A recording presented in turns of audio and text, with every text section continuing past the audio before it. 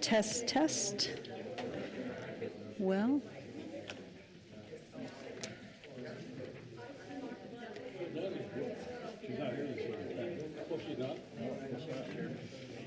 she's not, and I didn't know it. Would you?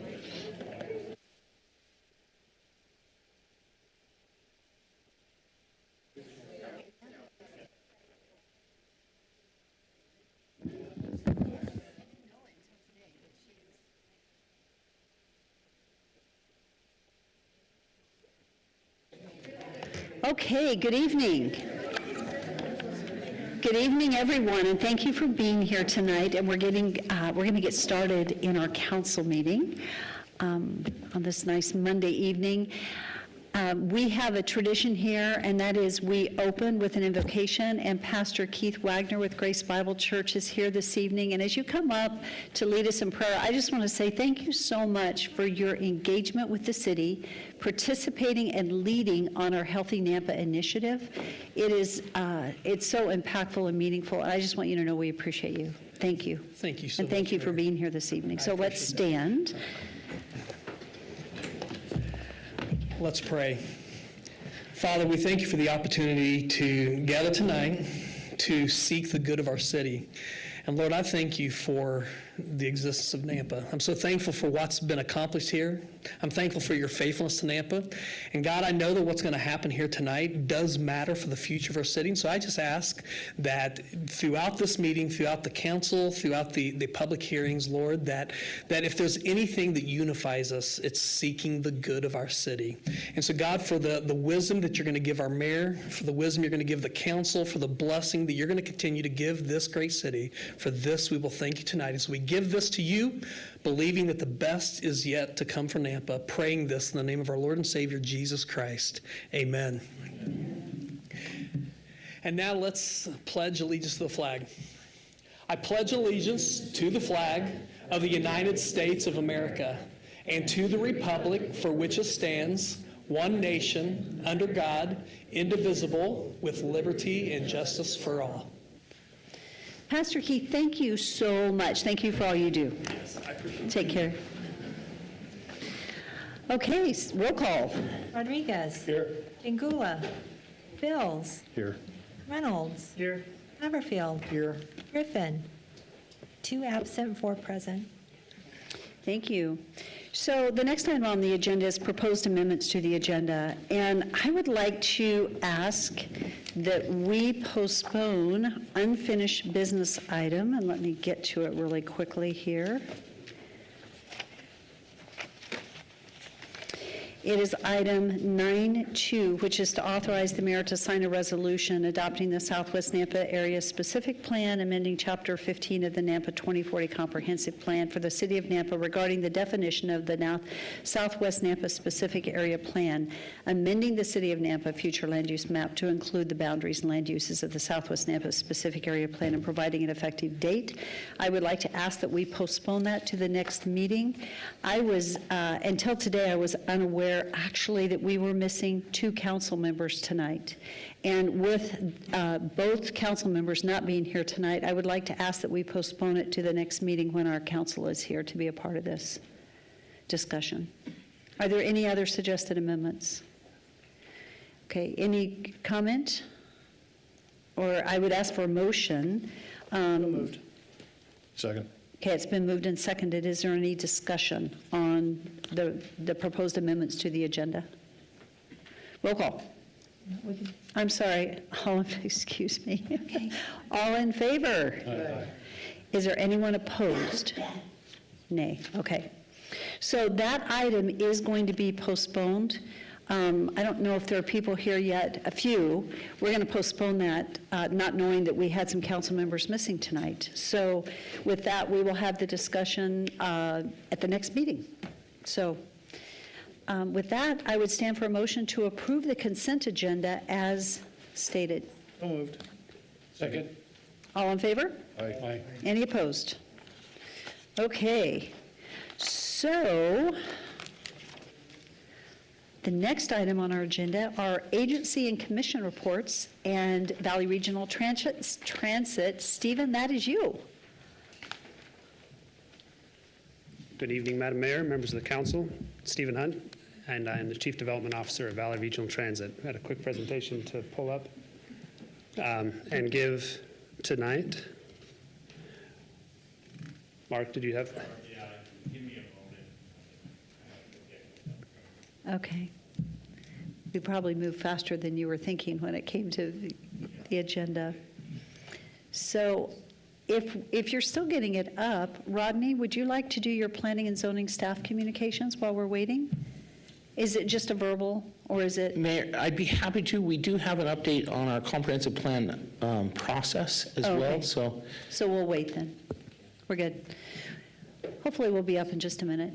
Stephen, thank you for being here tonight. My pleasure. And I will just say, and Stephen, you're probably going to share this, for City Council, as Stephen is here with Valley Regional Transit. First of all, Stephen, thank you and your team for the work that you do.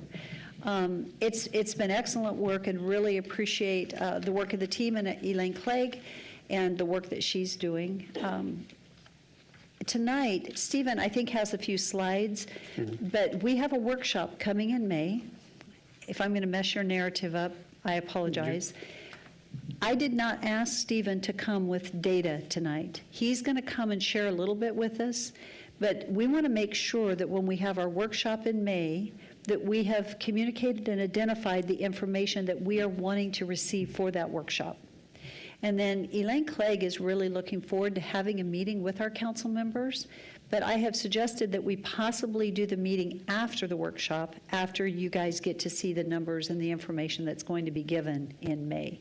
So just that's kind of the order and the direction that we're headed. So I think you're ready. I think I am. There we Thank you, go. Madam Mayor. So yeah, next slide. Tonight, as was mentioned, is really just an opportunity to highlight some of the progress we've made in FY24. We'll be looking at some of the ridership improvements that we've had, as well as getting ready for an in-depth discussion in May regarding FY26, and we'll even cover some of what happened in the first half of FY25. So the other thing that I want to make sure that we do tonight is get from you all any information you want us to bring and be prepared to speak to in May. Input on that tonight would be really helpful. So next slide.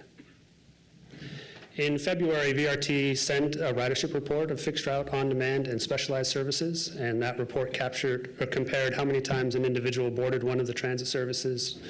That's ridership supported by VRT in FY23, comparing that to FY24. And that report showed an overall increase in the number of times an individual boarded a transit vehicle in FY24. And this was especially true on the fixed route services and the specialized services. And we'll get into those details in May and talk about some of the bright spots we see there. The one area that we saw a decline was on the on-demand services. The advantage the thing when we look at month-to-month ridership was we saw a big decline initially, but as the year wore on, we're on track to get that ridership back. We're continuing to work with our technology provider that does that on-demand service, and we are looking for opportunities to improve that as we go into FY25. Next slide. One of the increased riderships, one of the areas of increased use in FY24 that I wanted to highlight is due to our focus on efficiency and maximizing available resources. This is true both on the fixed route service, where we were able to reallocate some services to consolidate service through NAMPA, making sure that we're able to serve the region better. But it's especially true on the specialized services area as well, where we saw a significant increase in the Rides to Wellness program. This is trips to the hospital, and in coordinating with our partners for seniors and persons with disability in the Beyond Access program as well. And that just highlights the areas that we're continuing to look for efficiency and what we plan on doing in FY25 and beyond, or we're commingling services to get better use out of the existing services we provide.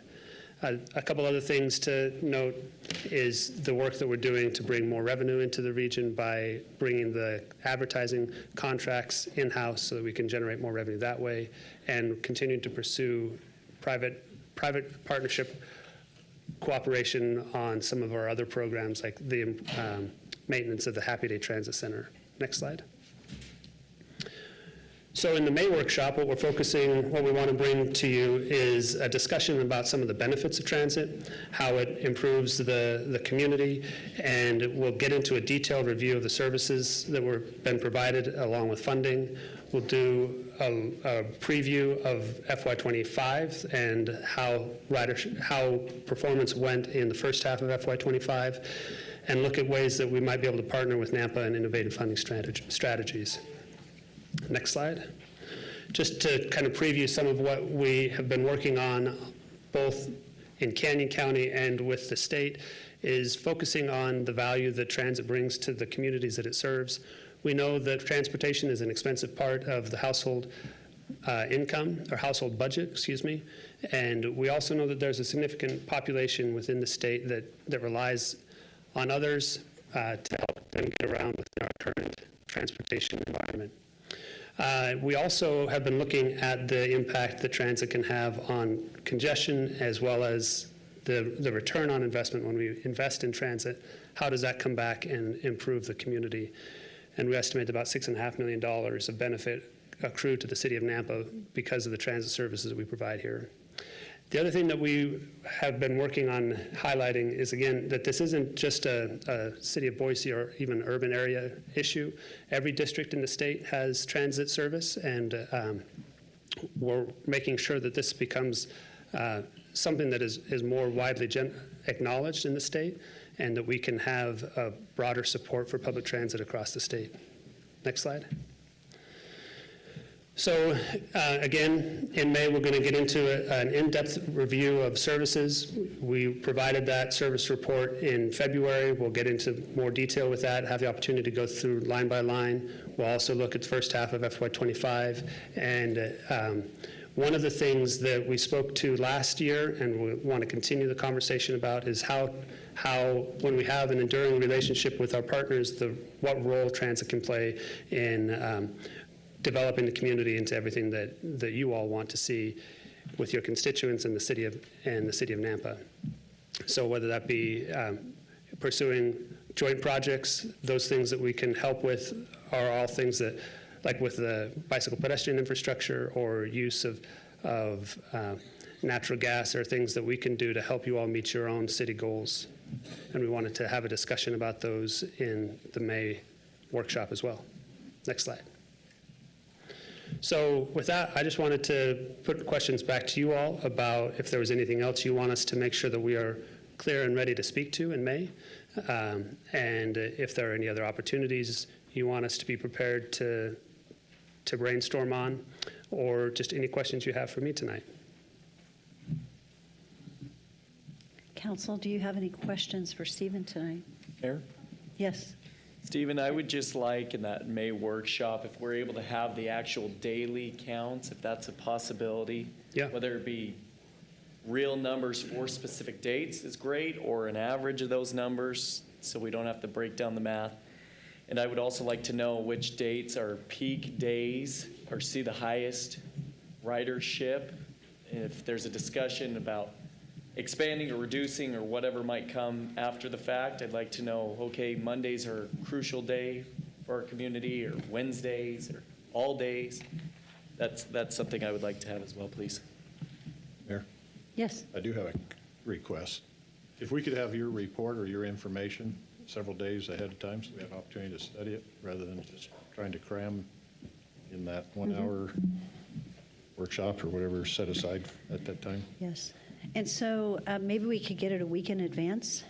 Sure. We do have a deadline probably on the Friday before the workshop anyway, but if we could have it on the Wednesday prior to that workshop, or the Thursday, that's a Thursday workshop. But yeah, that'd be great. Now I Thank have you. a question. Okay. Some of your riders are seniors, and some of them don't ride all the time. So I don't know that you can get an exact number of when the usual times are that they ride. It depends on when they receive your Social Security checks. So would that be accurate to show us, bless you, would that be accurate to show us the amount of ridership or those who are receiving disability? So I would just like to see the overall Because I don't know we can break it down any more than that unless you can. Madam Mayor, Councilmember Rodriguez, are you asking if we can get ridership trends throughout the month, like how it changes week to week within a I think month? that would be better because I was speaking with a senior the other day, and they said they received their Social Security check in the middle of the month, and that's when they ride. Some others receive the first, some the third week, and so a day by day, I don't know that that matters to me, but the whole month would, because it gives a whole scope of who's riding it. You see what I mean? Yes. And there's also same thing with the disability checks as well. So that only regarding the seniors, I don't know about the other folks that are riding. So would that be too much of a question, I mean, too much to ask for you?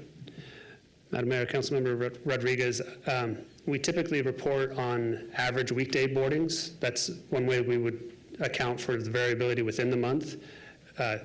Councilmember Griffin was asking about maybe even individual days within the week.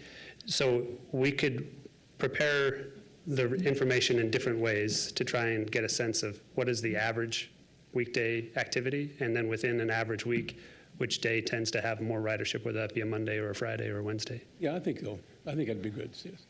Mayor, Yes. one other request. Can you bring information about federal programs like Go Beyond and how they factor into transit in our region and area as well, please?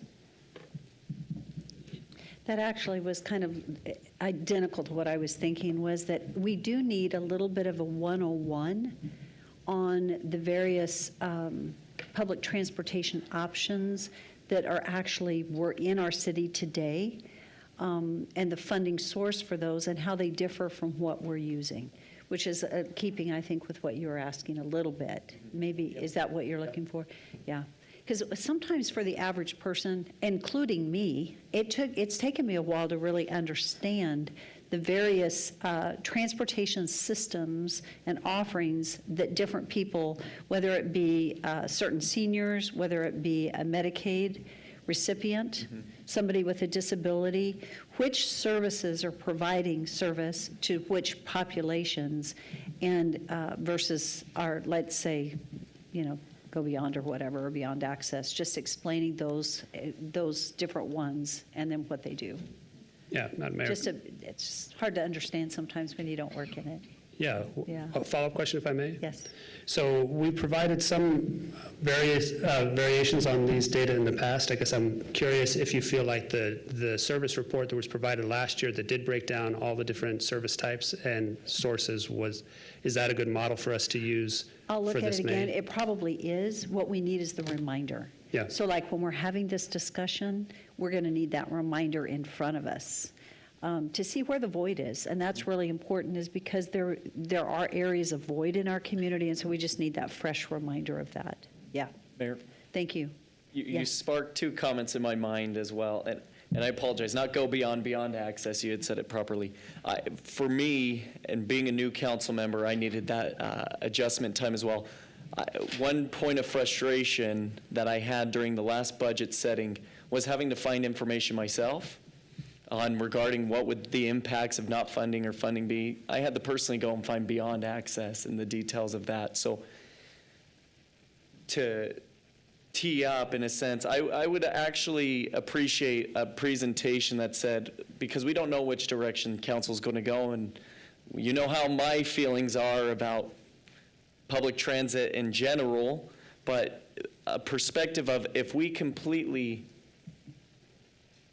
removed VRT's funding from our budget, the impact on the routes that we currently have, and if Beyond Access is still able to cover, that's something I would like to know. I would just like a full spectrum of every bit of detail regarding the funding. If we partially funded, if we fully funded, if this year we decided to give $6 million, what that could do for the city. Because I'm not necessarily saying I'm closed-minded to the whole idea, but a full picture of the effects of what zero funding looks like and fully funded, i.e. to get routes up and down every crossroad, would cost and do.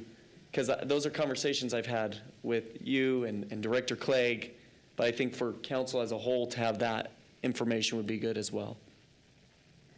Sorry, that's a big ask, so I apologize. The funding is what I'm concerned about and looking for fully funded, no funding, the impacts of go beyond access and so on. Not go beyond, beyond access. Beyond access. Madam Mayor, Yes. follow-up question. So we do have kind of various levels that we could speak to in terms of what would the impact be if there was no funding, let's say, from the city of Nampa? What would the impact be if for funding at the levels that we anticipate requesting, for example, which would be to maintain existing service levels? And then we also have growth plans, and so we could speak to what some of those growth plans are and what the share, Nampa's share of those would be in the future, if that's what you're asking for, That's Councilmember great. Griffin. Thank you. Yes, that is what I'm asking. Awesome. Are there any other questions? Stephen, thank you for being here. Thank Yeah. you for asking, because I know what your intent and our intent is, that we're prepared, we answer the questions that council has in advance so you can give consideration to it, because it's really important discussion. Excellent. Thank you for your Thank you, work. Madam Mayor, members of the council. Thank you. Okay, planning and zoning. Hey, Rodney. Thank you, Mayor and Council. Rodney Ashby, Planning and Zoning Director, for the record. We had 3 projects that we considered at Planning and Zoning this last week. The first one was a final plat, number 3, for Middlebury North subdivision.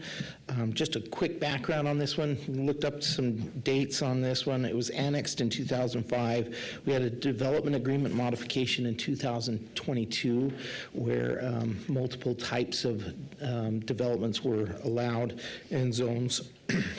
And then Phase 2 was done in June of 2024. So this one was approved by the Planning and Zoning, or recommended for approval by the Planning and Zoning Commission, and had it on your agenda tonight. The next one was a 1-year extension for preliminary plat approval for Trestle Creek subdivision. This is on the south side of Ustick, west of 11th Avenue North and east of Franklin Boulevard. And this was a preliminary plat for mixed-use commercial, multifamily, and single-family detached units with open space and amenities. And the Planning and Zoning Commission approved that extension, so that's a 1-year extension. And then the final one was the Murphy development. This is the one up off of Ustick. You've heard about this in the past. This one was kind of in tandem with our utilities that we're putting up there off of Ustick.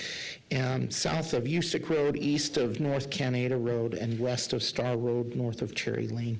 This was a couple of zones, GB zone, GB2 zone, and then I want to say the other one was RMH, yeah, so it's a higher density residential designation.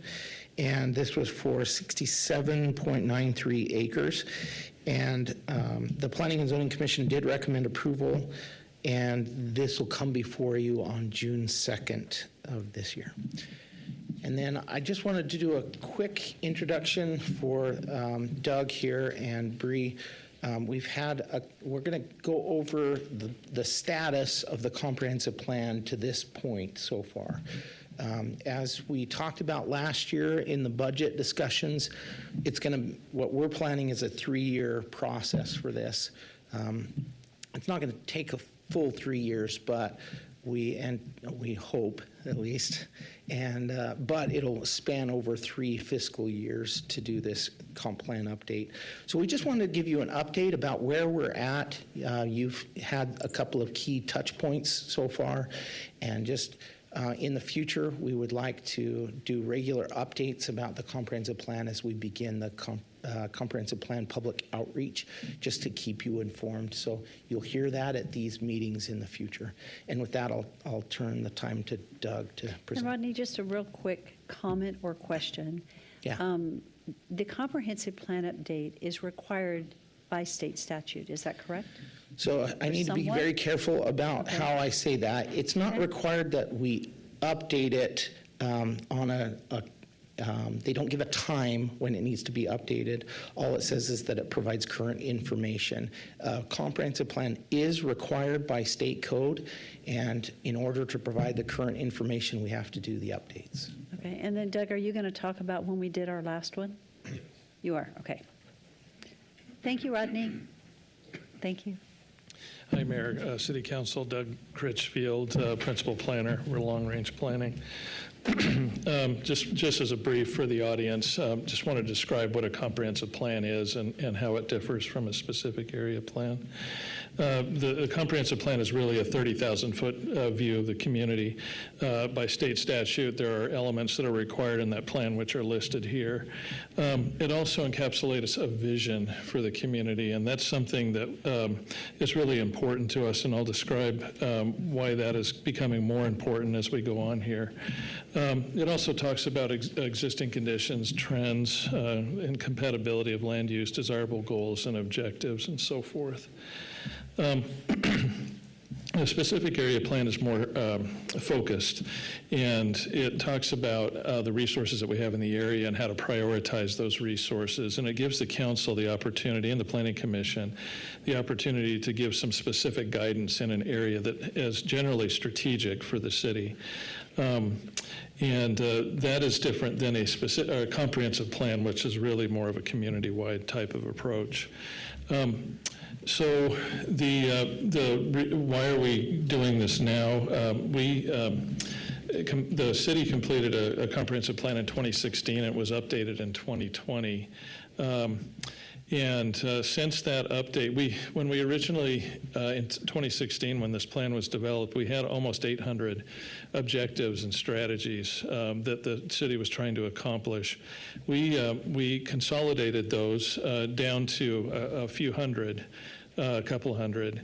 And over this 5-year period, we've completed now 95% of those strategies that were in that comprehensive plan.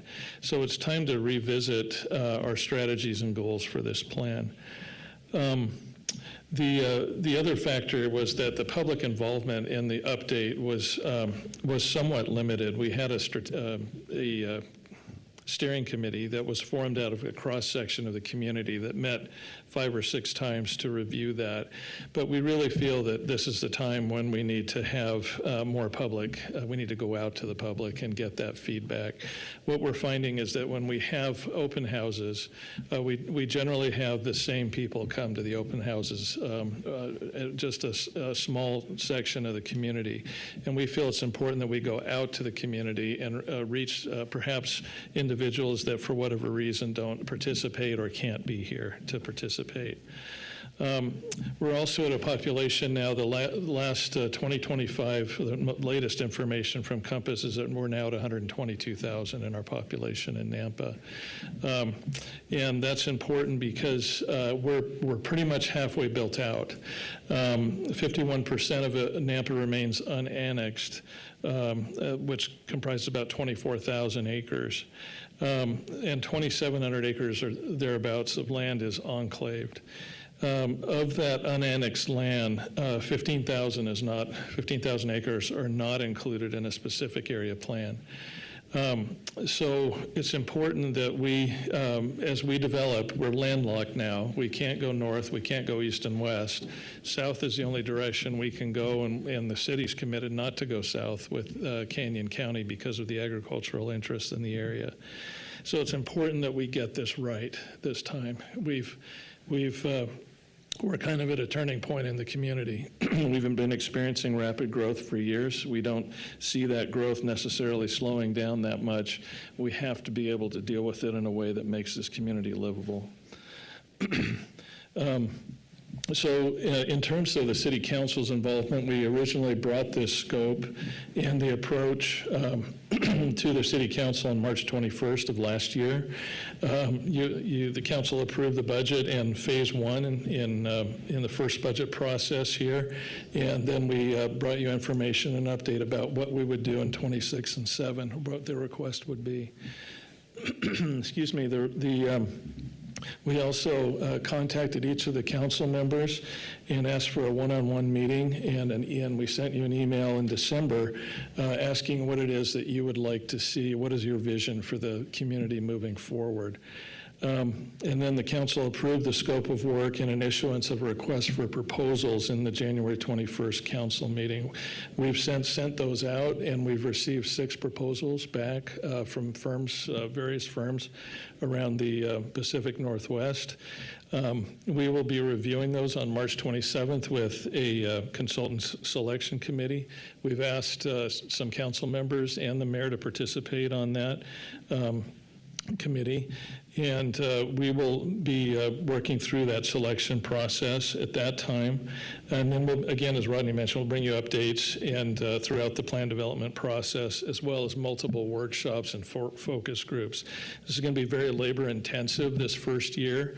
And we've selected so far to date about 60 different sites that we'll be visiting, doing some pop-up events on top of that as well. So our goal is to try and get at least 12 to 15,000 data points that we can in the community and bring that Did I back. hear you say 60? 60? 60, yes. That is awesome. Yeah. Thank So you. we'll be busy. Giving up my weekends for the summer, I guess. In terms of the overview and timeline, so that the primary work product is going to be the document and the website. The mayor's office and planning and zoning department will be leading this. By statute, this plan actually belongs to the Planning and Zoning Commission that's brought before the council for approval, so they will also be involved in the project, as well as a consultant team and steering committee. And we have, again, that 3-phased approach. Data gathering, the first phase. Second phase is doing the analytics and the vetting of what we heard. And the third phase is putting it all together. And if there's any questions, I'd be glad to take any. And if you don't have any now, please contact Bree or myself. Council, do you have any questions? Yes, Councilman Haverfield. Thank you. I was hoping that we were going to have a discussion on one item that got pulled tonight. So I'll ask a couple of questions of you that are related to the comp plan. In regard to the comp plan amendments, the area of impact is outside the current city limits. So we're talking about county property. I didn't see on the list of those that might be involved any of the Caney County Board of Commissioners. That is a bit of a concern to me. It was when I've got some feedback this last week in discussions with a few people that they weren't involved in the decision that we ultimately made as a council. But I won't go there at this point. But I will ask, because I do think it's important, if there is still a joint powers agreement between the county elected officials and this board of elected officials, why isn't that more important, I think, at this point, because we are the ultimate ones making the decision that we can't be unified in the vision that's being presented? Excuse me, Mayor and Council Member Haverfield. We've been working on the joint powers agreement for 3 years with the county. The county's gone through some transition in their leadership at the development services level. They've gone through an election. So it's just been a delayed process on the county side. We've been ready to go for quite a while on making these changes, excuse me. And one of those changes that we're proposing is that we align more the plans between the county and the city. And that's certainly on the front of the negotiation table that we're working through. In terms of the county's involvement, if the council so desires, as we organize this, we'll be working with you and the mayor's office on this. If you desire to bring the county more in on a participatory level, we'll need to discuss how that can be done and at what level we need to do that. All I know is that as we talk about expansion of our city limits into the county within our impact zone, when we're talking about properties that are either the densities of the properties that are being proposed, I think it's kind of a concern that I have that the Board of Commissioners aren't involved in that decision when they were a part of the decision to allow the area of impact to be increased with an understanding of the density that would be out in those areas. So that's all I'm asking is, as we move forward, I think it's very important, to me anyway, I don't know about the balance of the council, that if we have a joint powers agreement with the elected officials, it's not the planning staff over there, it's the elected officials, we're elected body as well, but we rely upon you, obviously, because, and we appreciate the work that you do. Not trying to say that we don't. I'm just saying that my concern lies with the idea that the elected officials at the county level are not a part of, or haven't been a part of the final approval process that we were asked to be providing an approval on. So that's where I do have some concern. So I'd like to make a comment, then I'd like to defer to Rodney, because I think you have the answer to some of this, unless, Doug, you guys, I'm sure, have talked. The city of Nampa cannot govern how the Canyon County Commissioners and their staff communicate. We went through, and Rodney, you can speak to this, we went through all of our processes. We had meetings with the commissioners, but what you're talking about is an internal organizational thing with Canyon County. It isn't something we can fix and that we can weigh into. That is something that they have to do. So the communication that takes place, they had an employee leave, a change. We did meet with them. And Rodney, can you share the information on that? Because we had a number of meetings. No, I know you don't want to get to the Southwest Area District Plan. No, but we That's not had, what we're talking about tonight. All I'm doing is I'm asking that the Board of Commissioners be involved at this point moving forward. well, so Rodney, go ahead and share though, because it all goes together. Please share that since we brought it up. Mayor and council, we have several slides ready to share about the Southwest Pacific Area Plan, but if the direction that I'm hearing from Councilman Haverfield is that we don't go that direction, I can just commit to, we will involve the commissioners and we will involve their staff and make sure that we very clearly, as part of the comp plan update, that we include those commissioners and strongly encourage their staff to communicate with them on a regular basis, and we will do everything we can to get them a part of this process. So I believe you had on the area-specific plan, was it 36 different communications back and forth? It's a lot.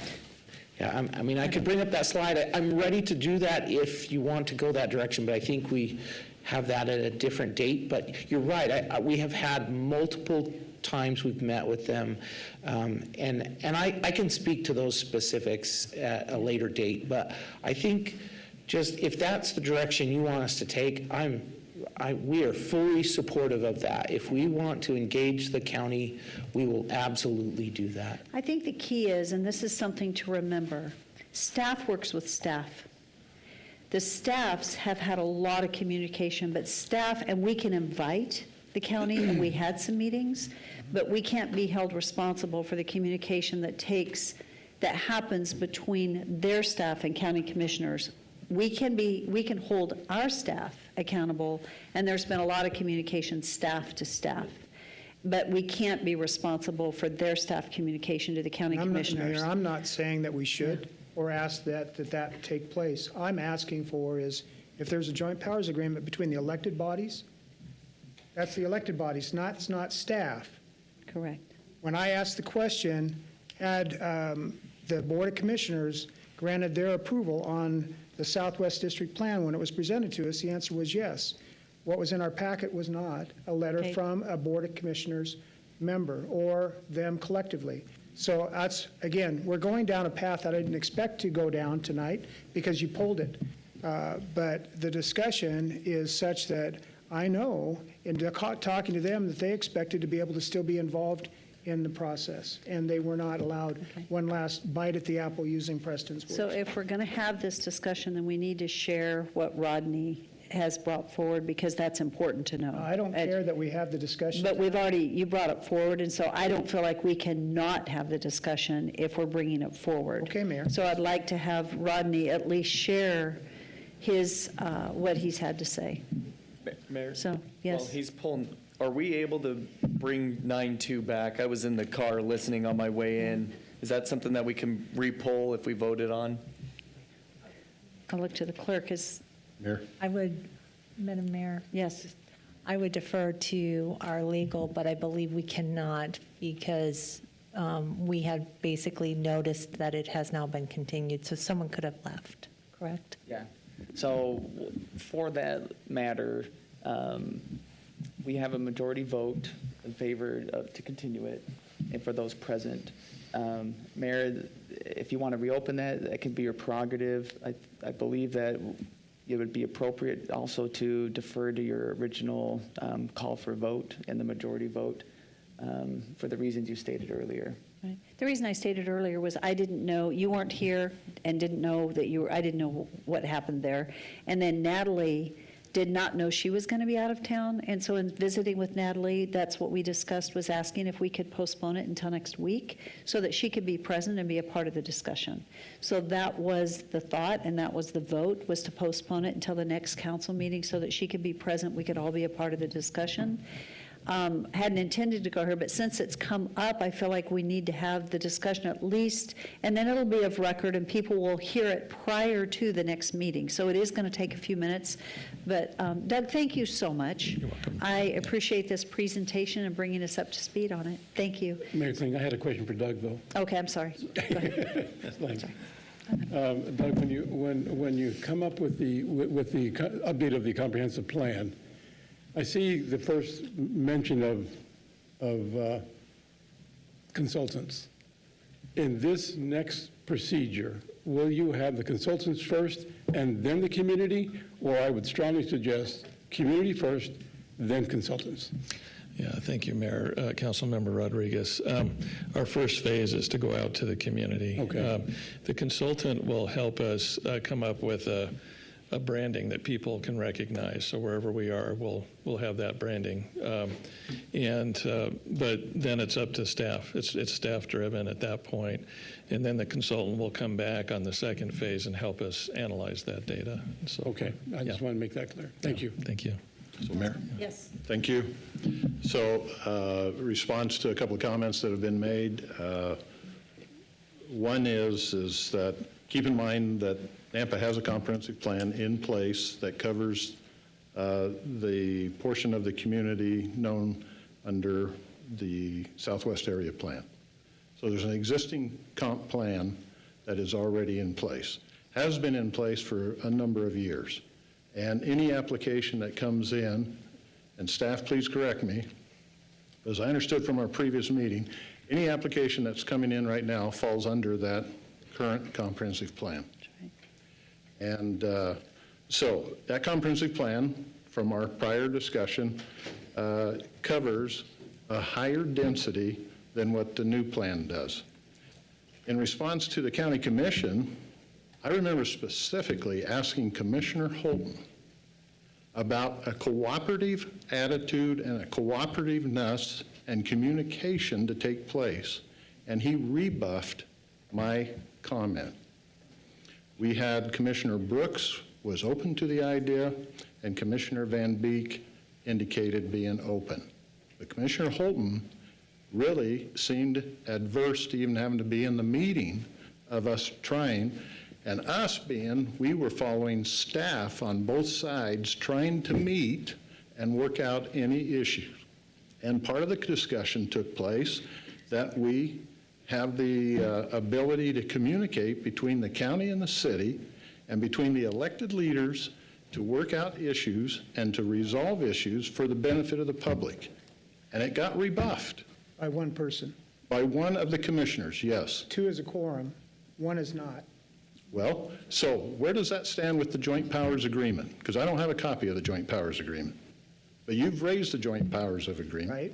Okay, so what does the Powers Agreement speak to? What does it tell us to do? It's between 2 elected bodies, county, city. That's the joint powers agreement. You can speak to our council as far as to get that definition, but that's basically what a joint powers agreement is between 2 elected bodies, not between 2 staff bodies. And Mayor, I'd be happy to just chime in on that point. And then if Rodney could speak to where we are with that process. That's what I'd be curious. Thank you. Yeah, because this topic has come up in the last few weeks, I was able to obtain a copy of this joint powers agreement. Some background on it. It is adopted in 1998 between Canyon County and Nampa. And in reading through it, the obligation really rests on Canyon County. There is no requirement for the city to confer, consult, or obtain any form of consent from the county.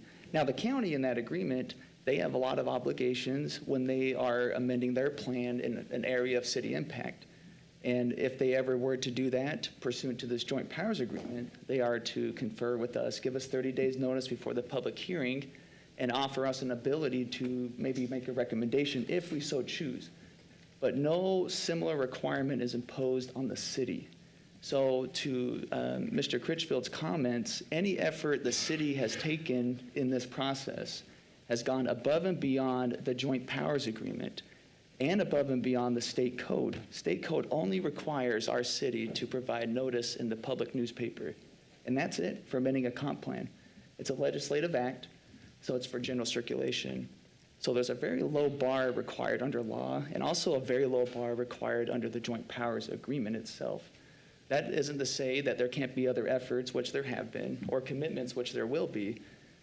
But to say that there's been a misalignment or not following or compliance, I don't know if that would reflect based off my review of this agreement and the facts I've been hearing tonight.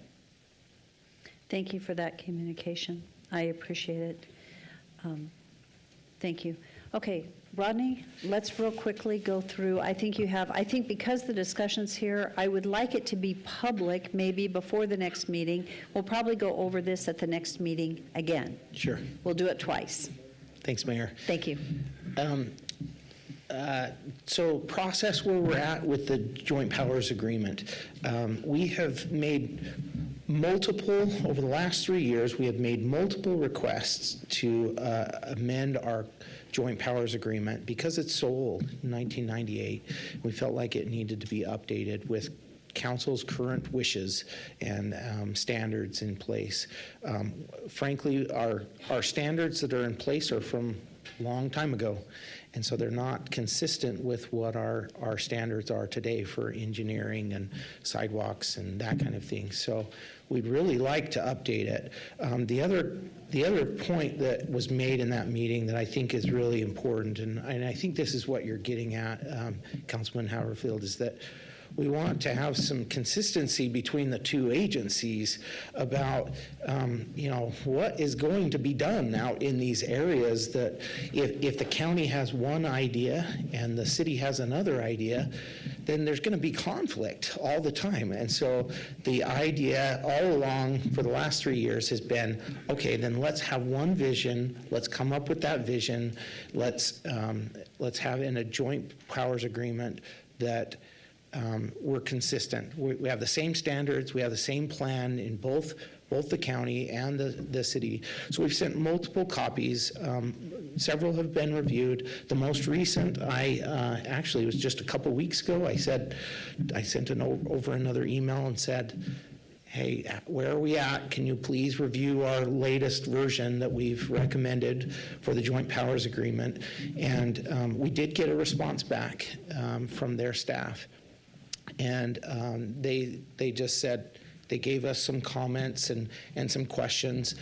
We met last week to just talk about how we would respond to those, and we are ready to move forward again. If they are willing to coordinate with us, then we are totally willing to coordinate with them.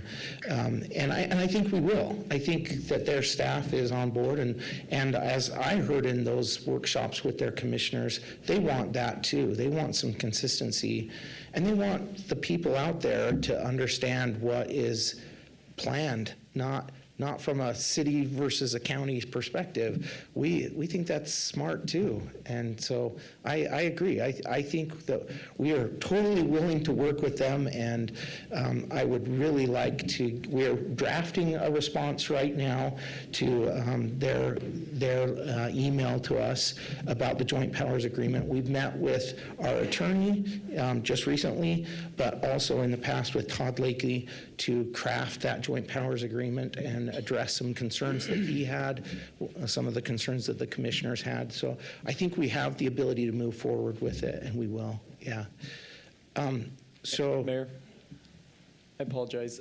Question, before we jump into the slide, I kind of would like to know, are we voting tonight? Because then I would prefer not to review the slides, because then we're going to have to re-review it when Natalie gets here. I totally agree with that. And that's fine, but if we have comments that are made publicly and people are thinking that is the case and it is not, it's important that we make sure it is correct. And so what I want to make sure, so our staff with the county, there is no ill intent in working with the county. In fact, we have worked diligently to move forward. And so I don't want the impression left after the conversation tonight that we as a city have not complied with something and not pursued it appropriately, because we have. According to the current joint powers of agreement, they're trying to work on a new joint powers, and there's been a lot of discussion that has taken place. If it didn't happen at the commissioner side, it's because the joint powers doesn't require it, but also we did have our meeting, and their staff really carries the responsibility of communicating to them. So I just want to make sure that that's clearly understood. I don't want the public to be thinking that we are not doing due diligence here at the City of Nampa, because we are. And I don't want to leave that insinuation. So I'm fine not going through this. I think, is this part of our packet? No, it's not. It's not. I think it might be good, since we've referenced it, to go ahead, if you don't mind. It'll be good Happy to to get it send it, out yeah. prior to the next council Sure. meeting. And Yeah. so if we just, well, that would be the minutes, but we'll talk about it, how to get it out there. Thank you, Mayor. And just Yeah. real quickly, I can just speak on a really high level. I think that's wise to wait until next time to share all this. Just to clarify, and I felt like I said something in the hearing that I understood, but if there was any misunderstanding at all about how I said it, let me be very clear that the direction, or the comment I'd like to make is that the county commissioners, we were told by their staff that they had been consulted. So if that's not true, we will do whatever we can in the future to make sure that that gets done. And if we're ready to move forward and work with them on the comp plan and just make sure that they are heavily involved. But I will share all of the details in an email to all of City Council. Mayor, I'm just going to make the point. I appreciate all you guys do. I hold you in the highest esteem. I brag on you guys all the time. I asked and got an answer when I asked the question, did the Board of Commissioners approve the Southwest Specific Area Plan?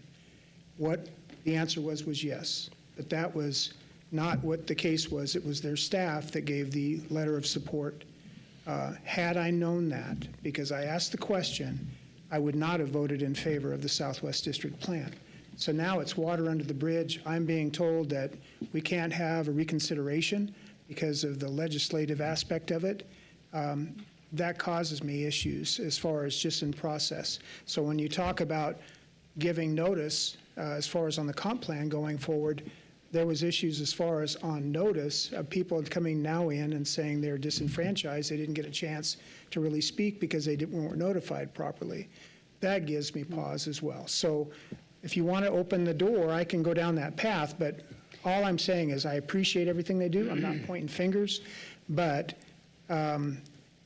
powers agreement is between elected officials. It's not between the bodies as far as the employees of staff for the Planning Commission. So that's where I have an issue. And that's what I was going to bring up if we had a chance to speak on it tonight. So I'll stop. I do, unfortunately, we brought up one more subject that I want to clarify, and I want our staff to be able to. We sent out over 900 letters. Rodney, can you communicate? Mayor, it's just under 900. Just under 900 letters on this area-specific plan. And what was reported at the hearing was that no one got communication. It could be because of where they're located, because they live in Canyon County, they're not even close to the plan, and they were testifying. They may have a Nampa address, but if we're saying no one was notified, which you just mentioned, people complained that they were notified. Well, but some, but that's okay, because they don't even live in that impact area. They're outside. No, I got a But- list of names. Okay, I'm But sorry. let's follow our decorum in the meeting, so no interrupting. I said I wouldn't. Rodney, would you share the stats, if we're going to bring them up, because I don't want misinformation, and then we're going to move on. Rodney, share that one, please. These are all the times that, in red, where we met with the county. Multiple times. I think the most critical one is actually on the very bottom where you can't see, unfortunately. It's under the little bar at the bottom. June 26th, City Council and Board of County Commissioners met in a joint workshop and talked about the plan. They made recommendations. Staff made changes to the plan as recommended. There was a lot of due diligence. This was actually only put together in the last couple of days, trying to get something ready. We have met many times with their staff, and I completely understand that perspective, that if commissioners weren't involved, then that is really difficult for us. Frankly, I just want to state that I have said many times with their staff that I wanted them to have a chance to go to the commissioners and get their approval of some kind. Unfortunately, that didn't happen. We got pushback on that, and I wouldn't say pushback, but just the comment was that this is a city plan, not a county plan, and so you guys take care of it, and then maybe we'll look at a resolution afterwards. I pushed back on that personally. My personal preference was to have the commissioners to see that plan. That didn't happen. That's hard. We're in this situation because that didn't happen. But that's all the times that we met with them. Here's the communication we received after I expressed my concern from the planning perspective. Hey, are you sure? You need to go to your commissioners. This is with a previous employee that was the director of development services. And I said, okay, we need some confirmation from you somehow. And and then the response back was, yeah, let me go meet with the commissioners, just make sure that they're comfortable with us sending a letter of approval. So she met with the commissioners, or told me that she met with the commissioners in a meeting with staff, and then stated that we would issue a letter. After that, she left she is no longer with the county, and so Jay, who is copied on this email, is the new Development Services Director, Jay Gibbons, and Planning and Zoning Director at Canyon County was Carl Anderson, who was also copied on this email, stated this email. And so we get this email, and we have to trust that this is the communication that we receive from the county. I wish there was a better way for us to get this, but this is the way it came across to us. And I think there's some key things in there that the Board of County Commissioners, during a joint meeting with Nampa City Council held on June 26th, they saw this plan. The Southwest Nampa Specific Area Plan meets the densities and growth expectations presented at the joint meeting and adopted in the city's comprehensive plan. It also complies with the conditions in the approval of the area of city impact boundary expansion. It's resolving any conflicts between the city and county's definitions of agriculture. We tried to respond to those comments. We did our very best to present a plan that was consistent with the comments we heard from the commissioners. So, individual property owner interviews. This is getting back to the question, well, how did we reach out to people?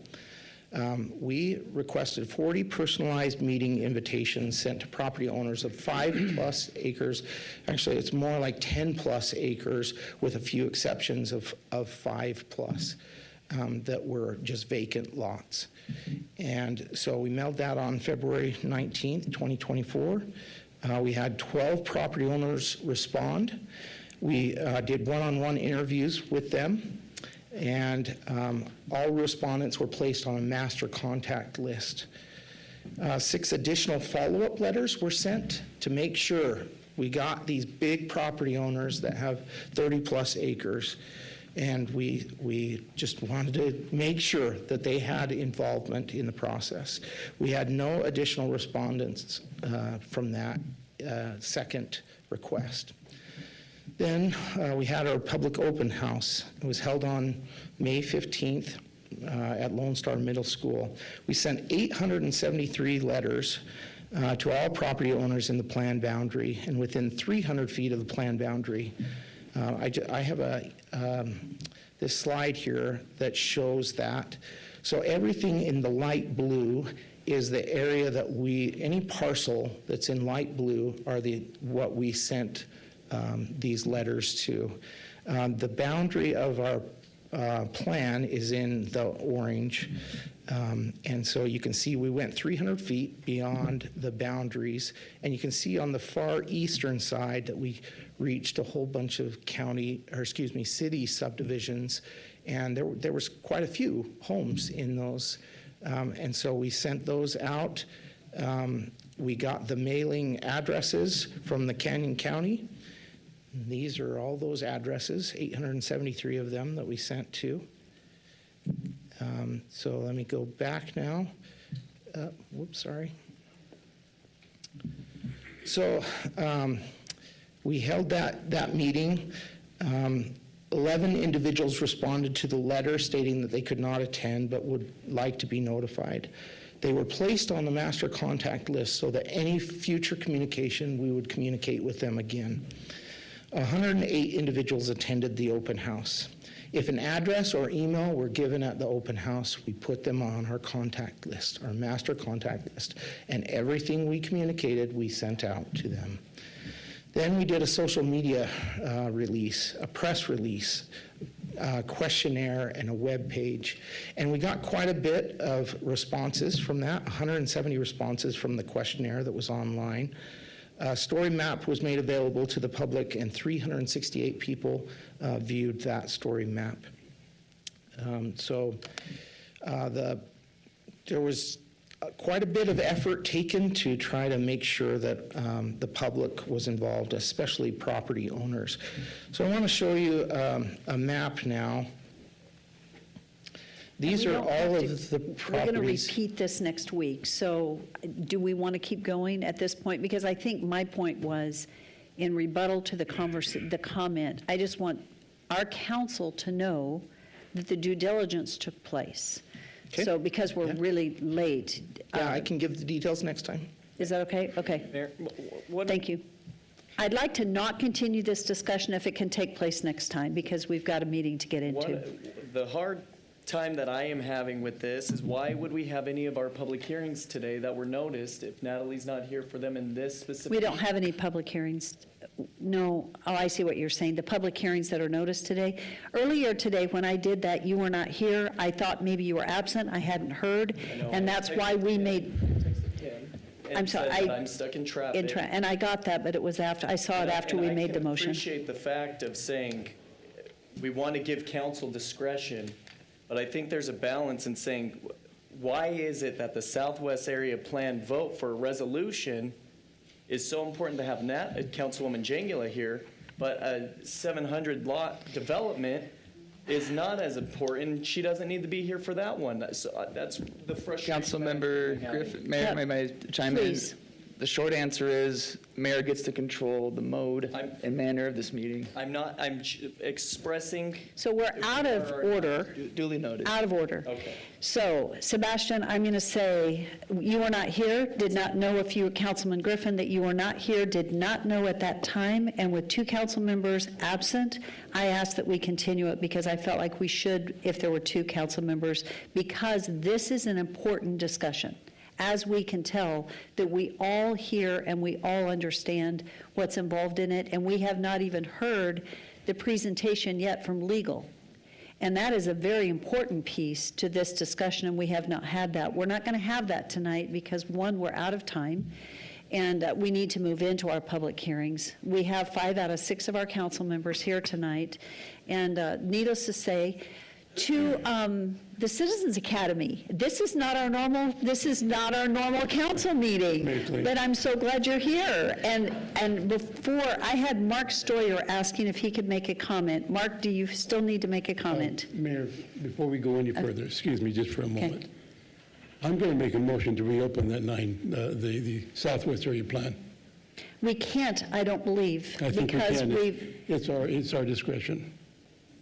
legal. To my earlier point, Mayor, Councilmember Rodriguez, the very nature of these meetings, Mayor, by investiture for powers and privileges, can control the agenda, and the mayor has the final call on that.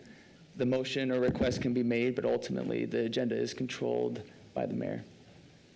It's already on the agenda, sir. We had a motion, and it was voted on. Thinking that Sebastian or Natalie weren't going to be here. Sebastian's here. We should continue that and move forward. That's the way I see it. Mayor, if I could respectfully add, our legal said that if the motion is brought forward, it's your discretion to take on that motion or not. He motioned to reopen it tonight. I will second that motion if you would like to have it voted on or discussed, but you do have the discretion to decide to allow that motion or not. I think out of respect for the public hearings that we have before us this evening, we have, I believe, 5 public hearings. This discussion is significantly, we have 4. We have one long one, and then we have 1, 2, 3, 4. We have 4 public hearings yet. So out of respect to those here for public hearing, if you want to reopen it at the conclusion of the public hearings, I would be willing to do so. It is an unfinished business item, but if it's after 10 o'clock tonight, we're not going to hear it. We don't make good decisions late, and I don't think it's wise to do. So out of respect to what is on the docket this evening, we're going to move forward with public hearings. I would stand for a motion if you choose to reopen it at the conclusion of public hearings, we will do so, but not at this time. So with that, I would like to move on to the next item. Nope, we're moving on to the next item, and that is new business. Actually, we'll leave the new business till after public hearings, but we have 2 important items this evening. And the first one is a proclamation. And I'm sorry that you guys have waited so long, but we have a proclamation, and this is a Vietnam Veterans Recognition Day. And as I read this proclamation, feel free to come forward. We have Dawn. Let's see, is it Fleshen? Fleshen and Brenda Maggard. Am I saying that correctly? Both here this evening. So I'll read this proclamation, and then Kim, I'll let you take a photo afterwards, but we do want to hear from you tonight. So, whereas the city of Nampa joins communities in the state of Idaho and across the country in observing the commemoration of the 50th anniversary of the Vietnam War.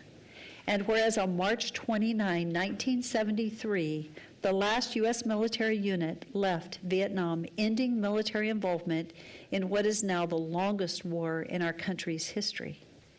And whereas by the end of the war, our veterans came home to a nation split by bitter divisions and faced painful treatment, unbefitting the bravery and dignity that they displayed in answering their country's call. Whereas on Vietnam Veterans Recognition Day, with proud and grateful hearts, the city of Nampa remembers and appreciates the patriotism, the selflessness, the personal sacrifice of the Vietnam veterans who answered the country's call to duty and risked their lives to fight for another nation's peace and democracy. And whereas we honor all the men and women who throughout history have served in our nation's armed forces. Now, therefore, I, Debbie Kling, Mayor of the City of Nampa, Idaho, do hereby proclaim March 29, 2025 in the City of Nampa as Vietnam Veterans Recognition Day. And I urge all citizens to recognize and acknowledge the honorable military service of our Vietnam War veterans. Thank you so much. Come on forward. Thank you so much for recognizing these. Thank you.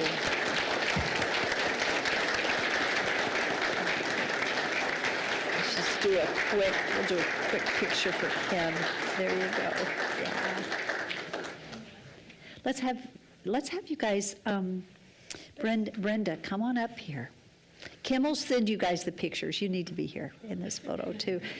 So do you. Do you want to come? Come on up here. Yeah. Two more of them in there, too. Okay, who else is here? Nancy, Harry. Okay, guys, come on up here. This is important. Yes, Council, would you come stand with us? And it's all of us here. Thank you so much.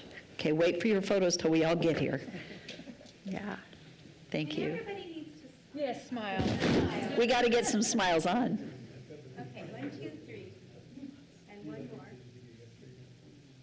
Okay. Thank you. Thank you. Would you like to share for just a second? Thank you so much.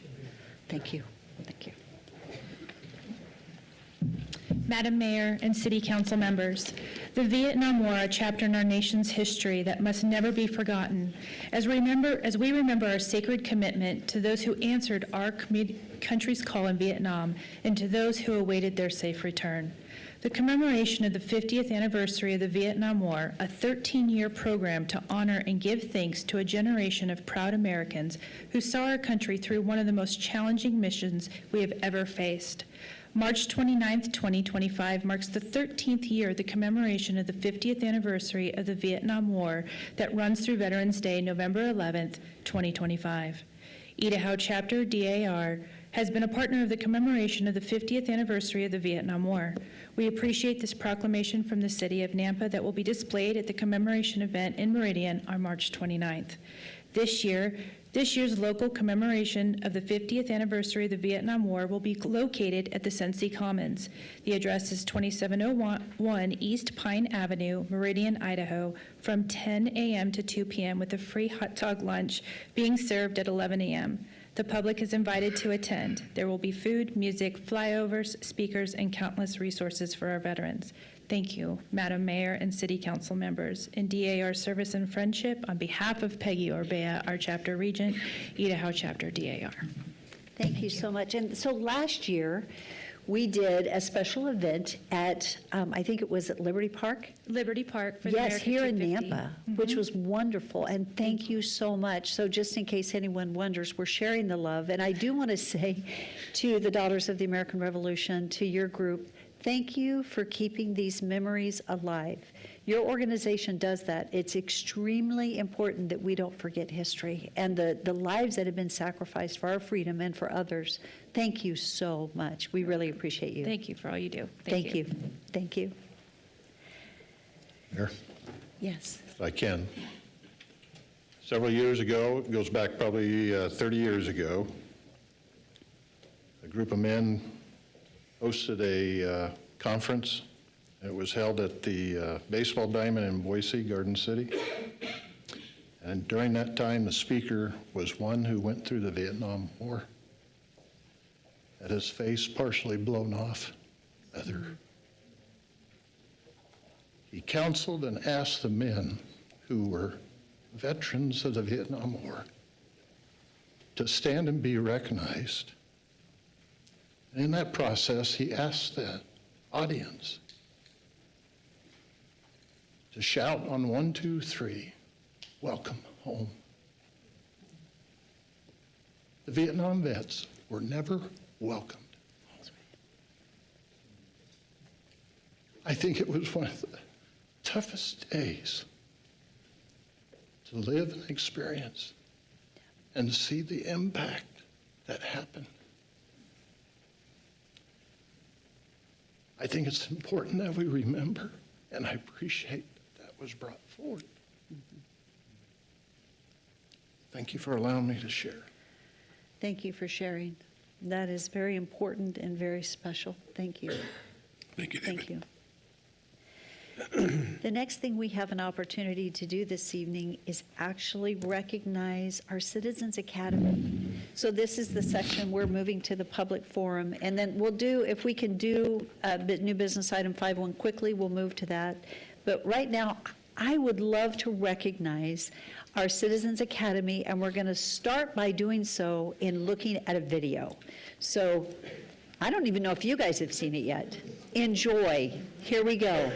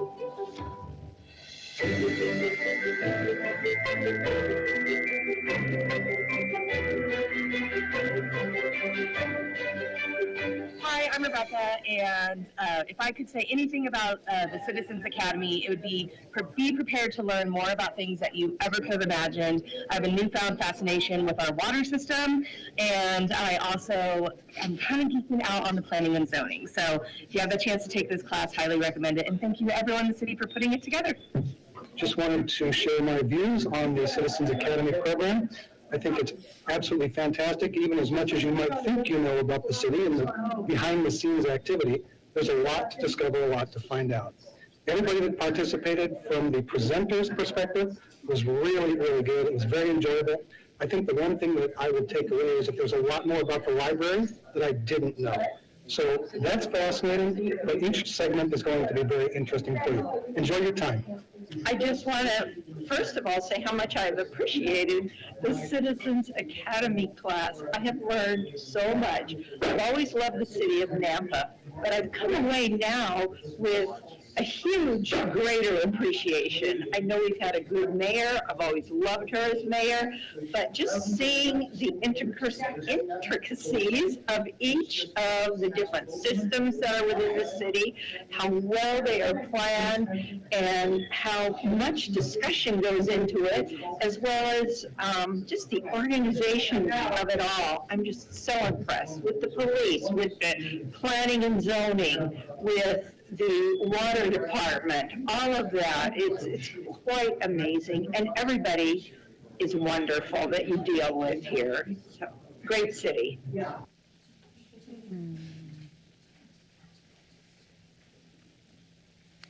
Wow.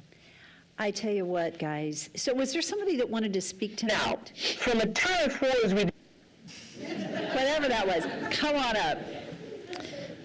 Thank you, Carrie. I told Amy I would speak, but... Thank you. I couldn't remember who. Thank you. So, Madam Mayor and Council, I'd just like to reiterate that the Academy was amazing.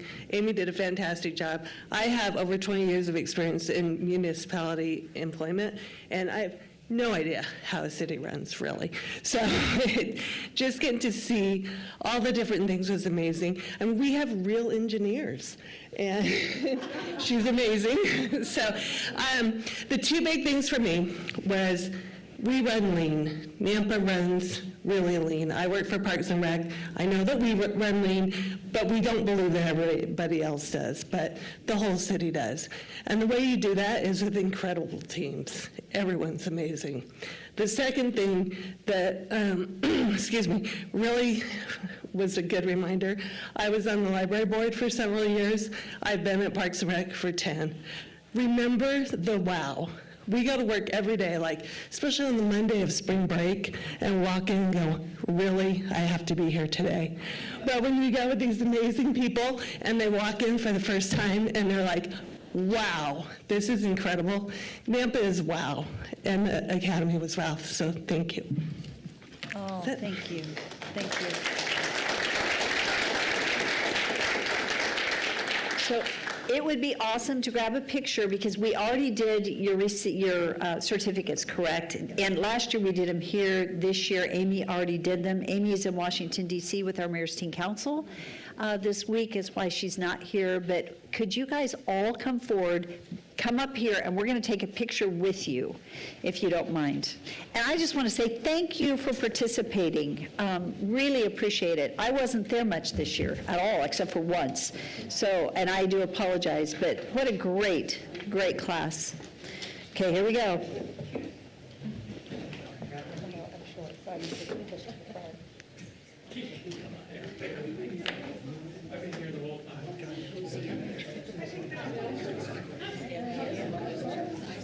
You need somebody really tall. Clay, can you help Kim with her photo? Take another one, because I think getting it up high and, yeah. There you go.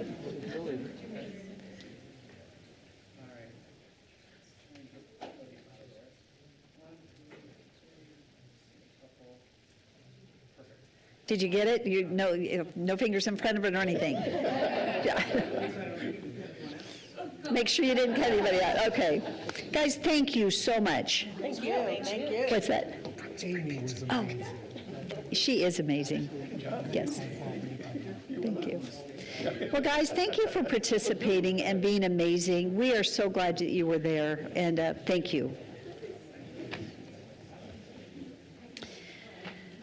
Okay, so Mark Stoyer, I forgot to go back to you. Can we hold it? Thank you. Okay, this is a public forum. Did we have anyone signed up? Madam Mayor, we do not have anyone signed up. Okay, I am going to move on. We're going to move on to the next portion of our agenda. So, hey, Jeff. Oh, yeah.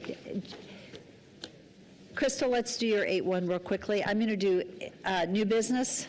This is an action item, 5-1 on the agenda. It's to authorize the mayor to sign an interagency agreement with the City of Meridian for the Eustic Road widening, Phyllis Canal to Oahe Storm Project. It's been approved by legal. It is approved in the budget. Are there any questions from Crystal? Do we need her to present? Mayor, just clarification, Meridian's going to be upfront with it, and then we're just going to do the work, basically. Crystal, come on up, please, if you would, to answer that question. And then, Councilman Rodriguez, would you repeat that for her? Thank you. I just want to confirm that Meridian's actually the one funding this. They're just asking us to do the work. I don't know that we have any funds to go to that, do we? Mayor, Councilman Rodriguez, none of the city of Nampa funds will come to it. This is for the City of Meridian's water line. We're putting it in as part of our project for a one dig policy, even for our partner cities. One more follow-up. Are we going to be able to use that water line in development? Mayor, Councilman Rodriguez, we are also putting our own water line on the south side, so we will not be using theirs. Okay. All right. Thank you, Mayor. Thank you. I'll make the motion to approve. Second. It's been moved and seconded to approve. Is there any discussion? Seeing none, roll call. Mills. Yes. Haverfield. Yes. Griffin. Yes. Reynolds. Yes. Rodriguez. Yes. All in favor, motion carries. So I was going to have Jeff Barnes share the video. Jeff, we'll do it next meeting. Well, you're not here next meeting, though, are you? Do it real quick. Come on up. This is way cool. We need something positive to see, and I'd love to hear from Jeff. This is cool. Mayor and City Councilman, Jeff Barnes, Director of Water Resources. We had an exciting week. As you know, we finished up our recycled water project at the plant, and as part of that, we have the largest environmental project in the region in which we are treating wastewater, and we are doing an additional treatment process on it to get it to what's called Class A. Class A looks like drinking water, and so we put a lot of money into, in the summers, we're going to use that Class A and we pump it back to Phyllis Canal. We discharge into Phyllis Canal. We use that for our irrigation system. So we did a test run on the pumps to the Phyllis Canal, and we also did an outfall there, that decorative outfall. It's kind of the front door of our water renewal plant. So if you'll go to the next slide, this is a picture of the water coming out of the facility, and you can see that's the Class A water. It looks, I'm so glad we did the fountain, because if if we hadn't have done that, you wouldn't have seen the clarity of the water as it goes into the Phillips Canal. And then the next one, that's a picture of 11 million gallons a day coming out, Class A water, and this is a demonstration test, and we had it on for about a half a day. The next picture. This is a picture from the side with the fountains, and you can see that Class A, that crystal clear water. So we're taking wastewater, crystal clear water, we're reusing it into our system, so it's something really we can be proud of as a city. So thank you, council, for all the work and everybody else's work. It's gone on for a decade or so for this. So, Mayor? Jeff, thank you. That is beautiful and exciting. Thank you. Thank you. Thank you. Good job, Jeff. Okay, we are now ready to step into our public hearings, and we're going to start with 8.1. So 8.1 is an action item. It is annexation and zoning to RS 8.5. This is single-family residential and a potential development agreement at 3106 South Stanford Street. This is a .29 acre parcel, and this is for Scott Graviet, representing the Carol J. Graviet Trust, and this is for connection to city water. Is our applicant here this evening? Thank you. Would you like to come forward and tell us any more than I've just read? And welcome. Give us your name and your address, if you would. You bet. Thank you, Madam Mayor and council members. Scott Gravier. My address is 3008 South Island Drive in the Bay Hill subdivision.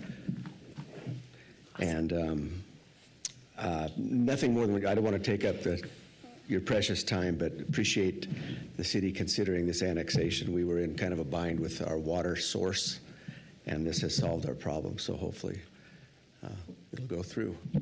Awesome.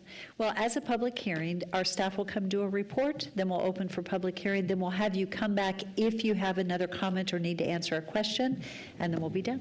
The only point of clarification, if I could, Madam Mayor, you mentioned something about future commercial development, or what was the term that you, potential development agreement?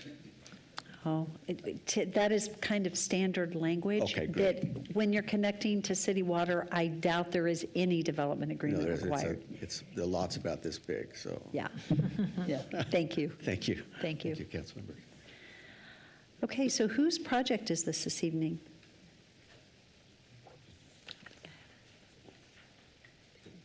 Oh, thank you. Good evening. Good evening, Terry. Good evening. Mayor and council members, my name is Terry Friend. I'm an associate planner with the City of Nampa. This is my debut performance. The requested action today is an annexation and zoning to RS 8.5 and a potential development agreement, probably not, for the 0.29 acre parcel addressed as 3106 South Stanford Street for Scott Gravier, representing the Carol Gravier Trust. The applicant is requesting annexation into the City of Nampa to be able to hook up to city water service. The property was previously served by a well through a shared well agreement, which terminated on November 1st, 2024. Working with our engineering department, the applicant has been allowed to hook up to city water in time to meet their need while awaiting the processing of this annexation application.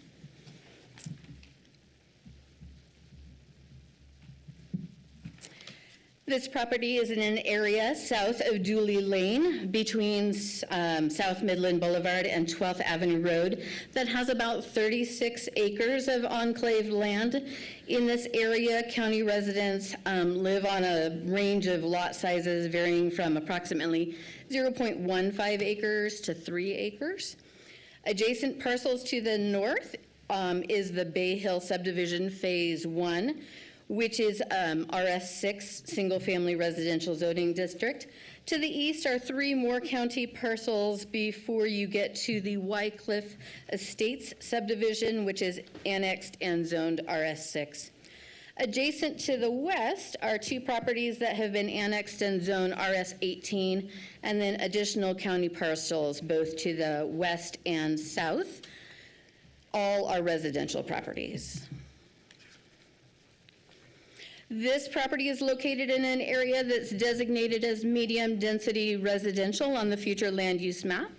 And it is, the RS 8.5 zoning that is requested is a zone that is allowed under the medium-density residential land use designation. There is an existing residence on this property. It aligns with others in the area with standard building construction, pitched roof, garage, yard areas with trees and landscaping. The existing structure does meet the required setbacks outlined in Chapter 10.8, and no further development is planned on the property at this time. City services are available nearby, specifically the domestic water, which the applicants need, is currently available for hookup. And as the utility map indicates, sewer and irrigation services are in the vicinity and will be more feasible to extend as more of these enclave properties request annexation. Annexation of this parcel is good progress towards that goal of having the services extended. The property is served by existing roadways, Dooley Lane and South Stanford Street. The applicant will be dedicating right-of-way along South Stanford Street as part of the annexation application. This slide shows the department correspondence received regarding the project. These are also in your packet. The Planning and Zoning Commission did hold its public hearing for this application on January 14th, and they voted to recommend approval with the conditions as outlined in the staff report. Staff finds that the property meets the requirements for annexation because the property owner has requested the annexation.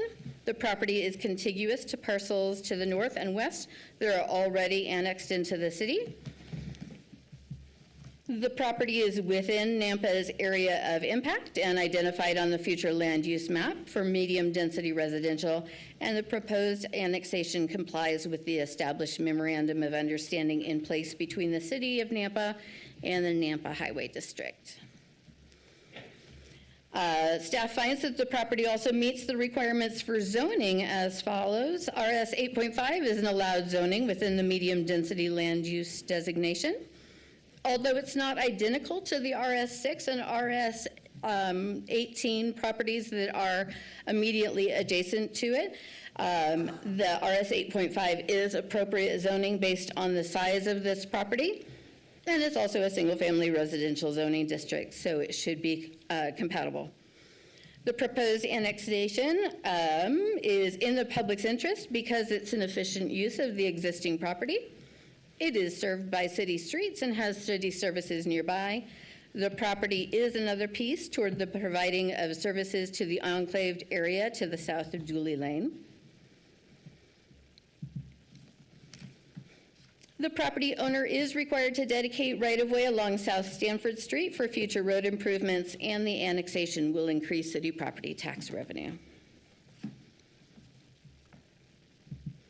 Based upon the analysis that was completed utilizing the conclusions of law, Nampa Comprehensive Plan and Nampa City Code, coupled with the Nampa Planning and Zoning Commission's recommendation for approval of the adopted findings and conditions listed in the staff report, the project appears to meet all the requirements. Staff can reasonably recommend to the council that the project be approved. Sorry. Go backwards here.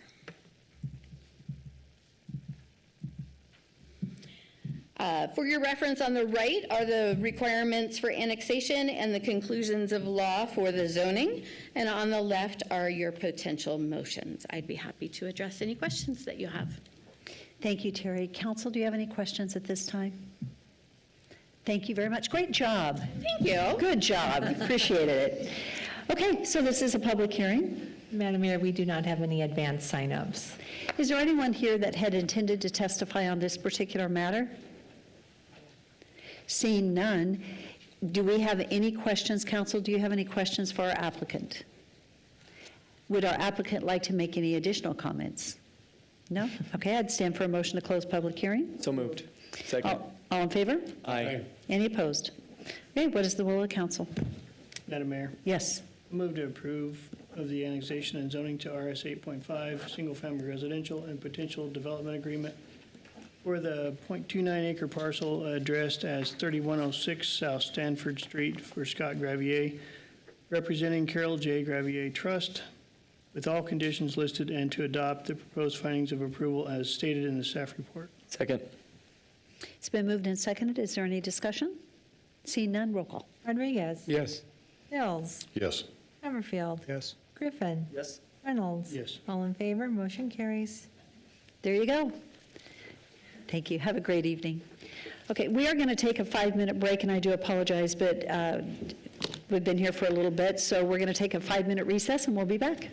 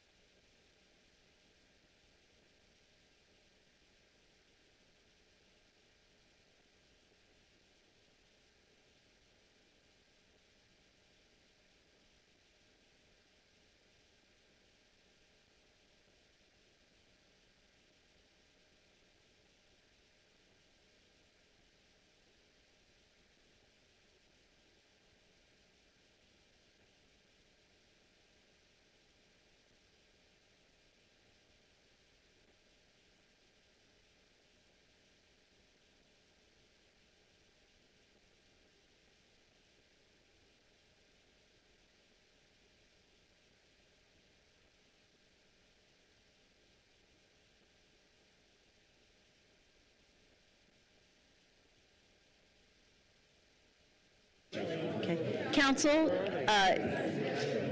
so for city council members, we are going to get started. I think we're missing a few.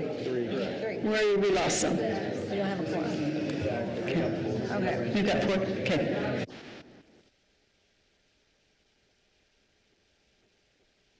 Okay, we are ready to move forward with 8.2 on the agenda. Thank you guys that are sticking with us tonight. We appreciate it. Okay, 8.2 is an action item.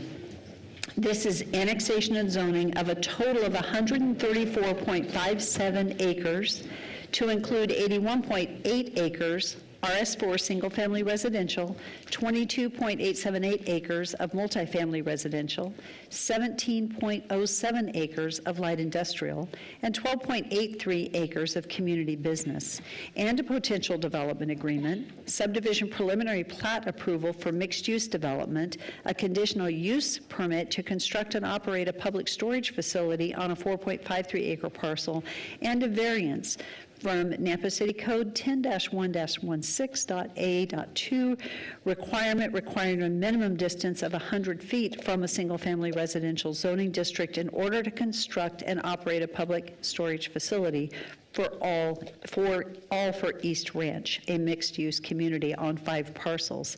This is located at 0000 Cherry Lane and 0 Middleton Road for John Bottles of Idaho Holdings LLC, representing Nampa 137 LLC. The original concept is 363 single-family detached dwelling lots with 43 common lots, 1 lot for 396 multifamily attached dwelling units, 1 lot for light industrial flex space development, 1 common lot, 3 commercial lots, which include 4.53 acres for a self-storage facility, and 8.3 acres for general commercial development with 1 common lot. Is our applicant here this evening? Who is speaking on behalf? Good evening. Thank you, Madam Mayor and Council. Jeff Bauer, 601 West Bannock in Boise, here tonight on behalf of the applicant for the East Ranch mixed-use project. With me from the applicant team are Mark Bottles and Emily Mueller, who are both available to answer any questions if I don't have the answers. We have reviewed the staff report for this project and all the conditions of approval, and we just want to get on the record that we agree with all of staff's analysis, and we also agree to all of the conditions of approval. We also want to thank staff for being great to work with on this project. We do have 4 applications before you tonight. The first is for annexation. The second is for zoning, and then the third and fourth deal with a storage facility. We're asking for a CUP and a variance there. So the East Ranch mixed-use project is located on 134 acres in the Nampa Area of Impact and Comp Plan area. You can see where the project is located on the slide here. To our north is Laster. To our south is Cherry, and on the west side is I-84 and Middleton. This is kind of a unique area of the city.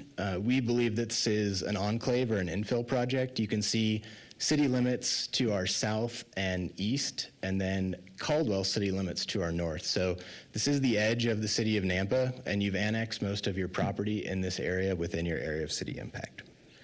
So dealing with the first application, which is annexation, we do meet all of the criteria for annexation. We are contiguous to the city limits. We do have utilities, water and sewer and Laster adjacent to the property.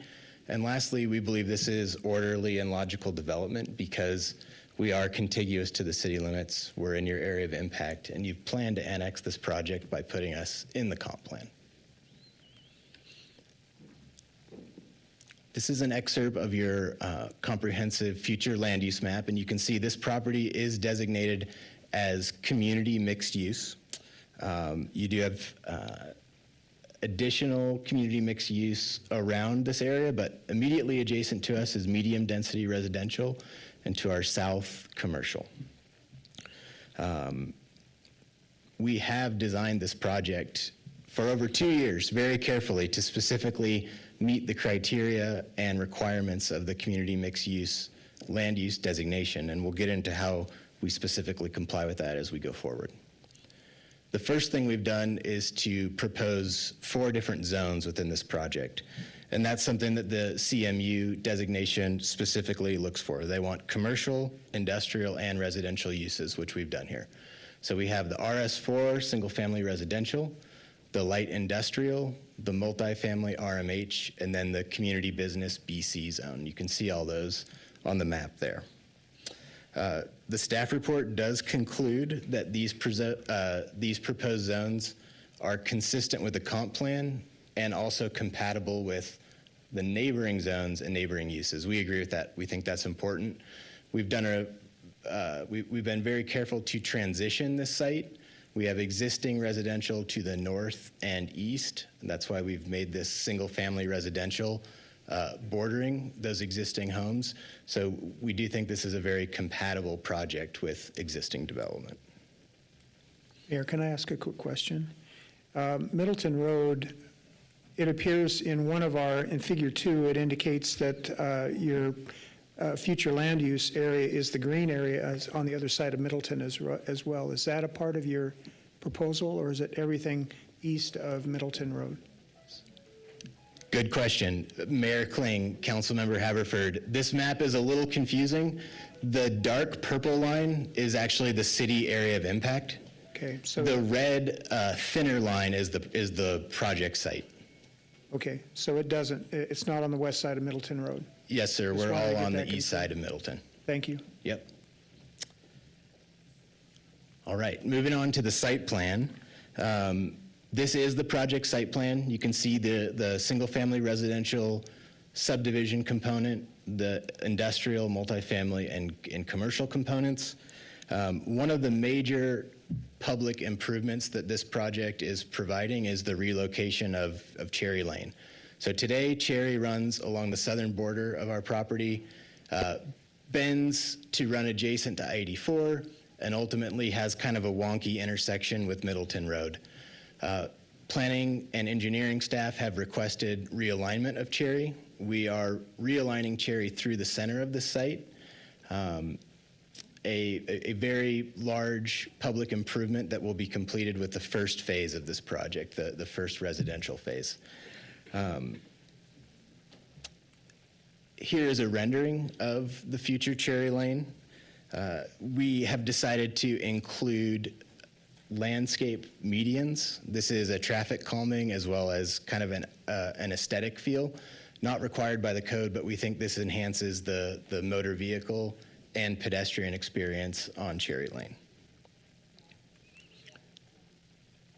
Now I'm going to touch on each of the 4 zones quickly. Again, as usual, interrupt me if you have questions. We're going to deal first with the RS4 zoning area. This is 81 acres of the 134 total acres. We're proposing 363 single-family dwellings, and the total density here is 4.43 units per acre. Again, we've used the RS4 zone here to try to act as a buffer between the existing Steel Falls subdivision to our east and the Monarch and Whitley subdivisions to our north. This is the first phase of the project. The single-family residential component will be the first portion of the site developed. The single-family component meets all of the required open space for the city. City code requires 15% qualified open space. We're at 21.25. We're offering significant pathway connectivity, over 4 miles of multi-use pathways in addition to 8 miles of detached sidewalks throughout the project. We have 7 amenity areas trying to touch on all aspects of our future residents. So not just playgrounds, but we have ball courts, seating areas, pathways, dog parks, et cetera. Trying to hit all of the multi-generational aspect. One thing that we've worked really hard on this project is to be a good neighbor. And our closest neighbor is the Steel subdivision to our east. We've had 3 neighborhood meetings with those folks where we listened to their feedback and we've redesigned the property accordingly. We've reduced the number of lots immediately adjacent to that subdivision, and we've also reduced the total density of this project by about 102 units from the original concept that we proposed at the first neighborhood meeting. One thing I want to highlight too is between these two projects is a large irrigation drain called the Solomon Drain. It's about 100 feet of right-of-way. So the rear lot line of our closest lot to the rear lot line of their closest lot is approximately 130 feet. So a good deal of separation. Turning to the light industrial zone, this is a 17-acre portion of the site adjacent to I-84. This is something that your comp plan specifically looks for, putting this light industrial next to transportation corridors. Our development agreement would max out the total square footage of the IL zone to 260 square feet. On the right-hand side, upper right-hand side of this slide is our proposed concept plan for this area. You can see the industrial buildings again running parallel to the highway. These would be flex space type buildings with demisable walls that allow businesses to grow as their business grows or as they bring on additional clients or product types. We found that this is a very high demand industrial product type in Nampa, these demisable wall spaces. Mayor, may I ask a question? Excuse me, is this in phase one still? Mayor Kling and Councilmember Rodriguez, no, sir. We think the industrial would probably be the fourth phase. Oh, okay. Did you have phase two, two phase twos, so I was wondering which one is which. So the BC zone would be in the upper left by the road, is that right? By Middleton Road? Good question. I'm going to go back a few slides just to put it in context, okay? I know it gets confusing. Okay.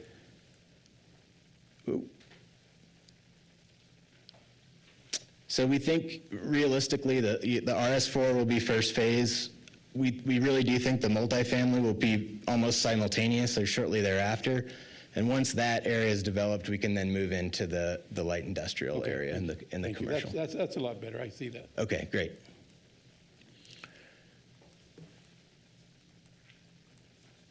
Okay, turning to the multifamily or RMH zone, this is 22.8 acres of the site, and per the DA, we are asking for a maximum total unit on that zone area of 396 units. These are some concept elevations, and a concept site plan, have a significant amenity area for the multifamily, separate from the single-family amenity area, pool, community space, and you can see some of the proposed unit elevations as well there.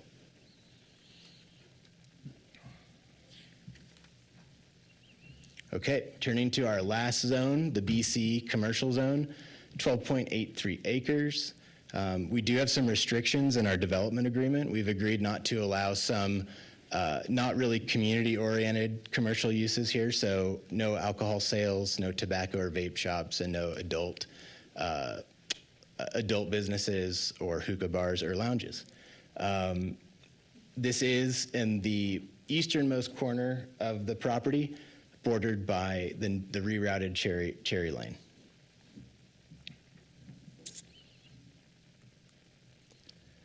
Storage presents the second two parts of this, or the third and fourth applications before you tonight, the conditional use permit and the variance. So we wanted to talk specifically about why we proposed self-storage here, and that is because we think it is a good transitional commercial use. So in speaking again with neighbors to our east, we think that these commercial businesses that will have fronting on Cherry will transition nicely with this self-storage into the residential. So you can see our site plan in the bottom right there. We have storage units running basically along the boundary to create a buffer. And then in the upper right, you can see our enhanced landscaping that will further buffer the existing residential from the storage. So we do think this is a nice transitional use. It does trigger a conditional use permit, so all storage uses in the city require a CUP. We think the staff report has gone through those criteria very well. Ultimately, we believe we meet all the criteria for a CUP, and most importantly, we think that this is beneficial to our neighbors for the reasons I just discussed. The second application that we are requesting relative to the storage is a variance. So you have to read this one close, but city code requires a 100-foot setback from a storage building to an RS zoning line. So not to a residence, but to a zoning line. So in this case, we're asking for 2 deviations from that 100-foot setback. We're asking for 25 feet on our northwestern boundary and 65 feet on our eastern boundary. And one thing I really want to highlight is that because of that Solomon drain, which we're bringing that RS zoning line out to the center line there, that we really have a significant distance between the closest home in Steel Falls and these storage units, approximately 110 feet. So although we are asking for a 65-foot setback, the setback to the actual lot is quite a bit more, almost double, 110 feet. So again, the criteria for a variance are lengthy. There's multiple requirements, but we think based on the staff report's analysis, we do meet all of those criteria. Again, happy to talk about any of those if there are any questions. Mayor, quick question. It appears that you're not really using a fortress style around the perimeter for screening purposes. It looks like your orientation is on a skew, on an angle. Is that correct? Mayor Kling and Councilmember Haverford, again, these are difficult to read at this distance, but the dark line you're seeing is the drive aisle. Right. And so east of that drive aisle is one strip of storage units as well. So that falls within that 110 feet in red? From the easternmost edge of a storage building to the rear lot line is 110 feet. Yeah, it doesn't appear to show that as far as on the graphic, but that's why I'm asking the question. So the fortress style approach is what you're looking at then along that boundary, and then 110 feet from the eastern edge or outside of it, which would be the canal side, correct? Correct. Right. Councilmember Haverford, that arrow just got a little fat. It should be tightened up a little bit to the east. You're correct. And it's Haverfield, not Ford. I'm sorry, Haverfield. All right, thank you. I apologize. Okay, so that concludes the specifics of each of the zones, and I'm kind of going to move into more general comments about the project if there are no additional questions. Great. So again, we have spent a lot of time designing this project to comport not just with the comp plan, but with the city's goals and needs, and specifically the housing needs analysis. We have reviewed the housing needs analysis as well as your guys' workshop from a couple weeks ago. We know that there's an existing deficiency of 2,400 units in the city and a need for 8,400 additional units by 2030. To come even and bring that housing to market, we know that the city has specifically looked to prioritize diverse housing. So with this project, we're trying to offer diverse housing with both multifamily and single family. And I think the other key component here is that those 2 types of housing are being offered, in a denser development close to commercial and close to industrial. And what that does is reduces miles traveled, reduces the need for costly extension of services, et cetera. All the reasons why planning staff has encouraged this more dense development in these mixed-use zones. Also want to highlight that the 2 zones we're proposing with this project, the RS4 and the RMH, are 2 of your more tax advantageous zones. Saw staff present this slide a couple weeks ago. RS4 being one of the best single-family zones for tax per acre, and then the RMH zone being your highest zoning district for taxes collected per acre.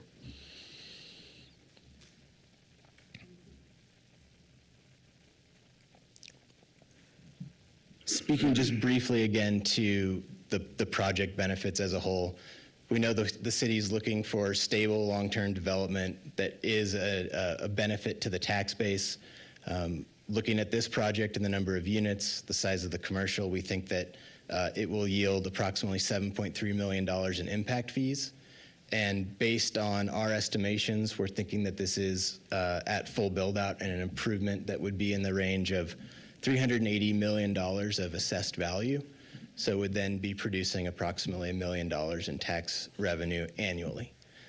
We are doing significant transportation improvements as well. The Cherry Road realignment. We're also going to be doing a signal or roundabout at Middleton and Laster.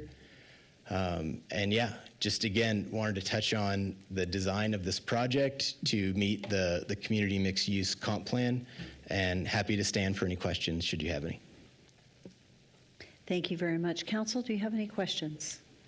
I just have one comment. The RS4, the reason why you say that it's most advantageous to the city of Nampa is because of density, correct? Mayor Kling, Councilmember Rodriguez, I would be speculating to some extent, but I believe the answer is yes. You have more improvements per acre. Right. That's what I wanted to point out. Thank you, And sir. he's pulling that from our planning and Yes. zoning workshop. Okay, just that came from I our remember staff. that. Okay, thank you. Councilman Bills. So the question then is, I couldn't distinguish, is the existing light from the angled road that does the S-curve up to Middleton, is that remaining? Mayor Kling, Councilmember Bills, yes, that is remaining, and I believe we will be adding an additional right-hand turn lane as well at that light. And so then, is that the road that on your layout? One sec. If you can go to your layout,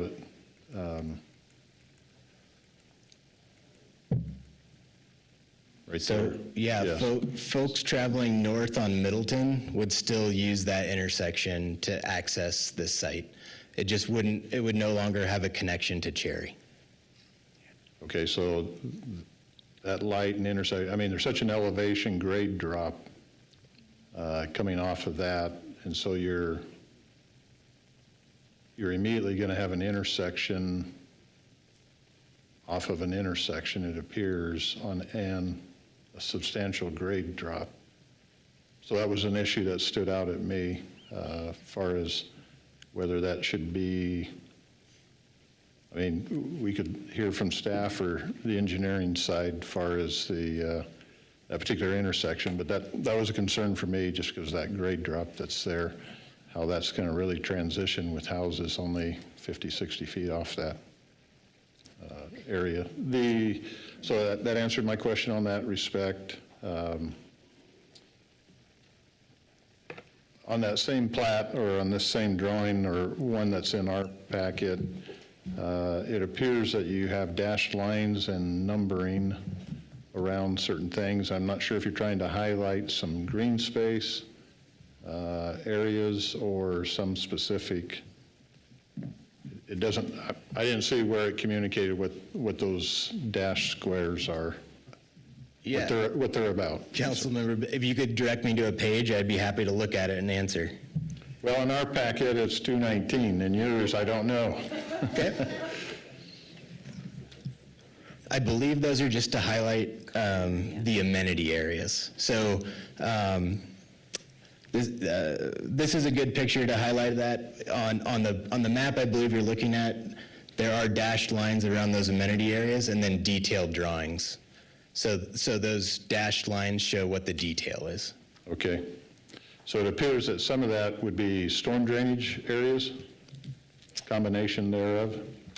There could be storm drainage areas in there, but we have gone through with staff to make sure that we're calculating qualified open space to only include the areas that do qualify. Okay.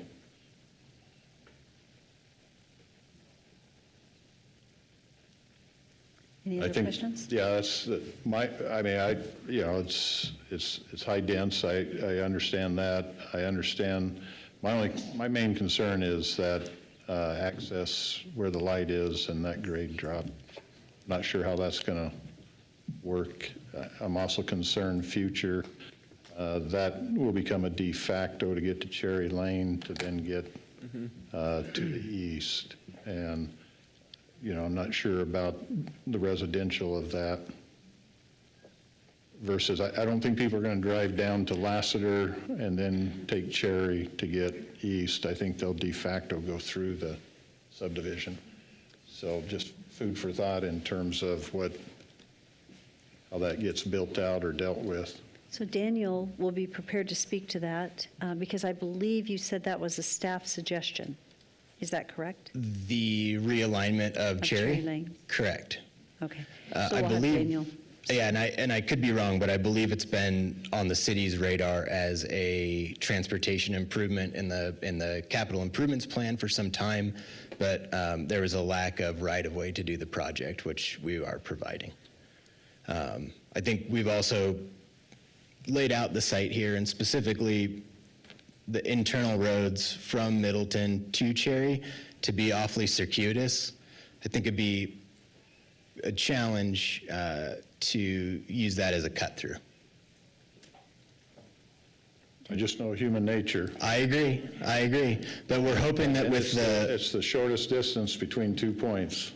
Yeah. Regardless of the zigzag. I mean, I looked at the zigzag, I thought about it as I studied. I agree with your approach. I'm just labeling and I'm just putting out there the concern that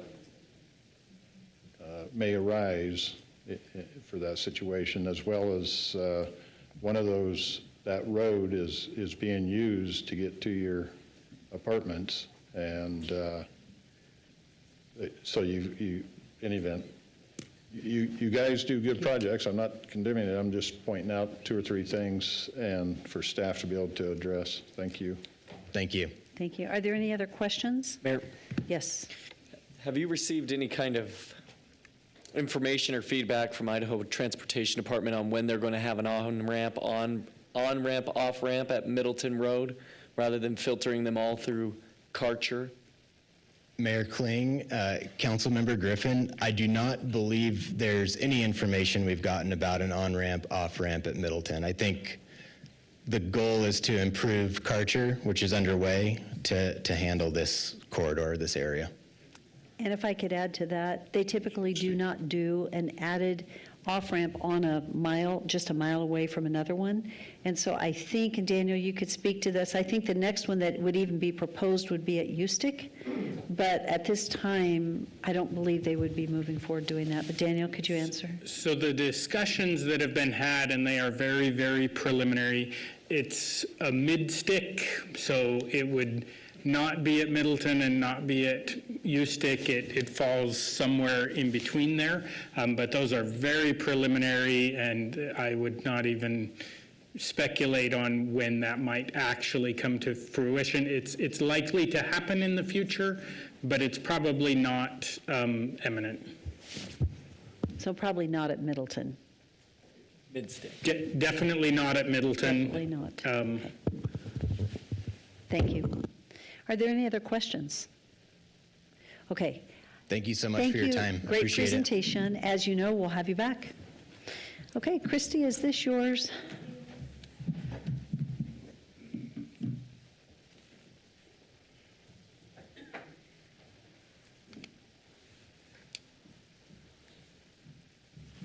Thank you, Mayor and Council. Christy Watkins, Principal Planner for the City of Nampa. You've heard the description of the project a couple times, so I'm not going to read through that again.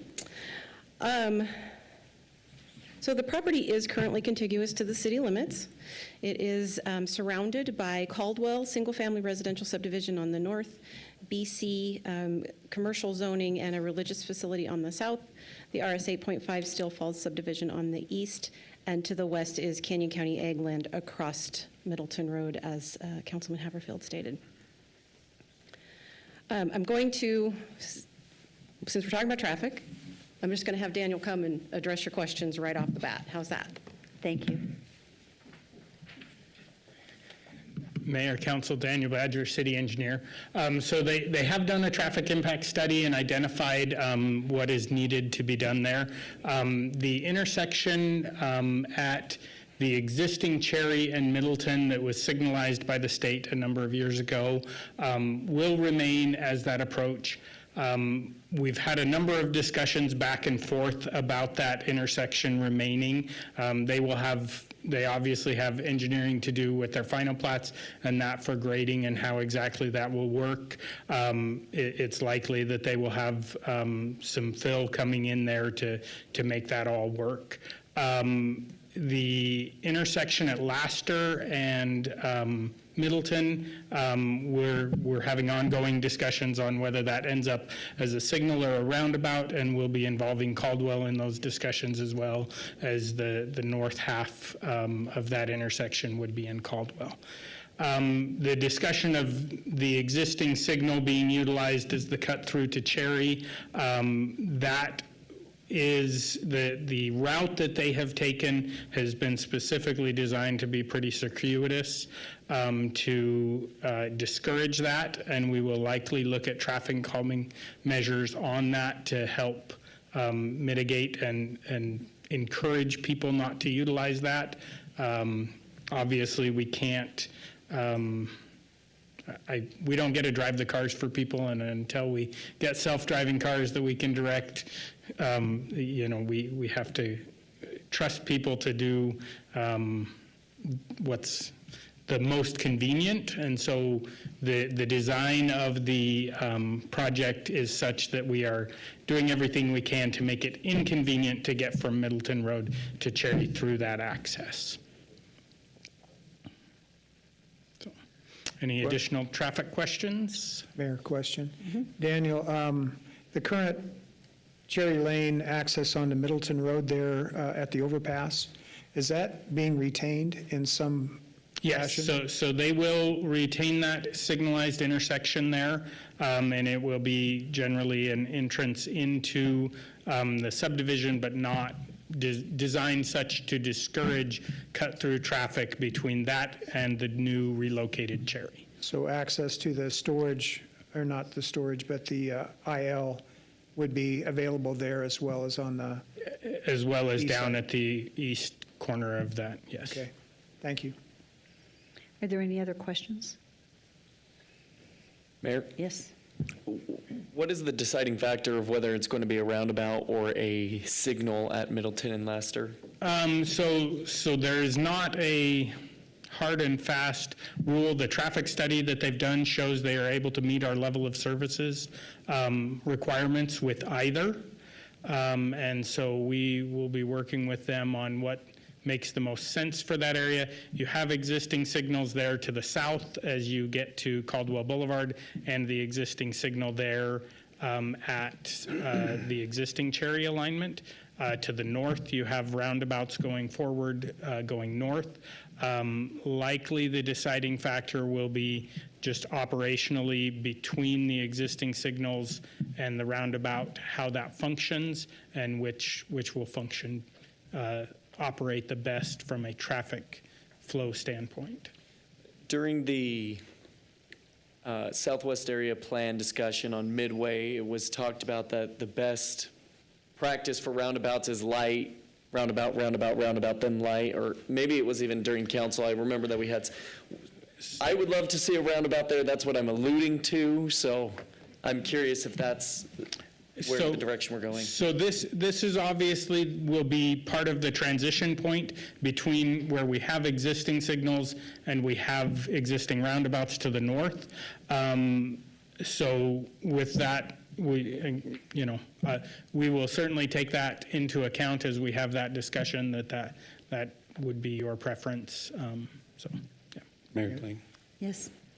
since we're talking about traffic, what about the Cartier overpass and that intersection, Marketplace and Midland? I mean, So- you're including more vehicles now? So one of the benefits of this project for that area is it provides a smoother transition and easier out onto Laster by bringing that out to Middleton via Laster, whereas currently you have that gooseneck there that comes out, and that's a challenging intersection to come out on Middleton. Councilman Bills alluded to the grade there, and then just the sight distance over the overpass can be challenging there.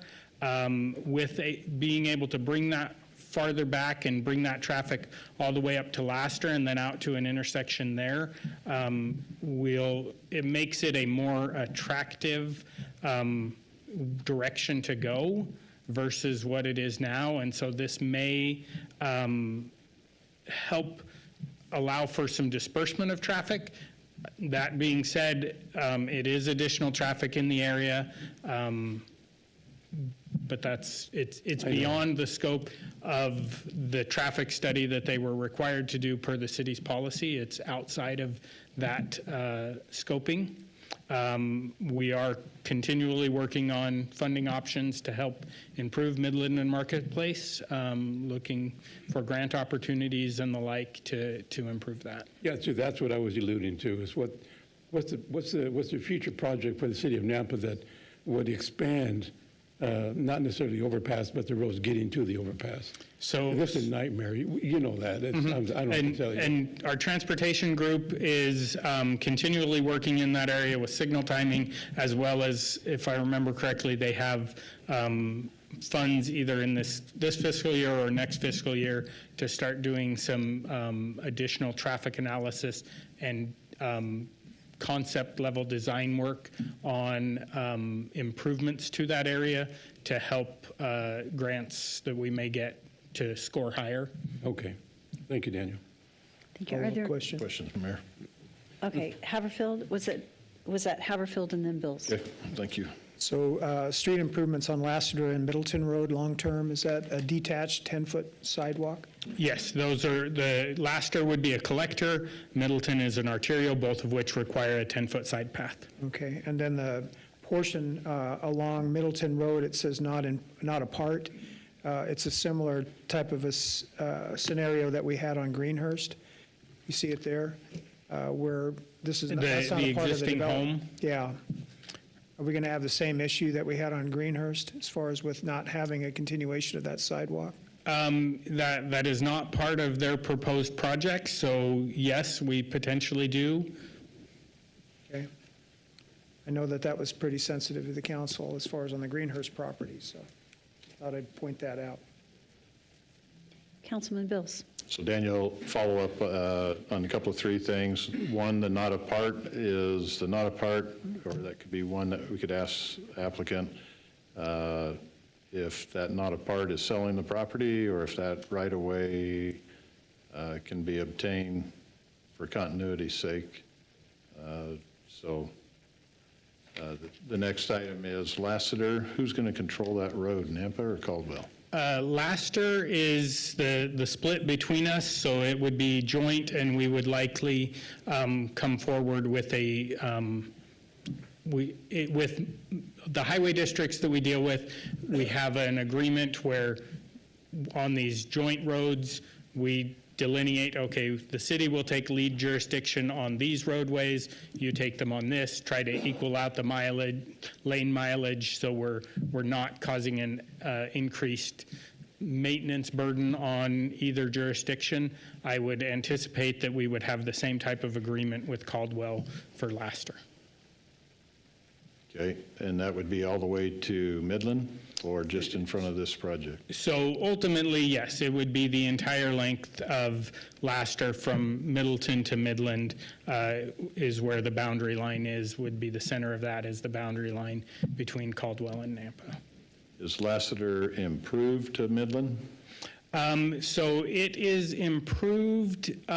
Currently, the only improvements on that are on the Caldwell side. The city, when Steel Falls went in, the council the developer requested and council approved to not install that frontage and do a payment in lieu of construction for that. So the city has funds in an account for that to be completed.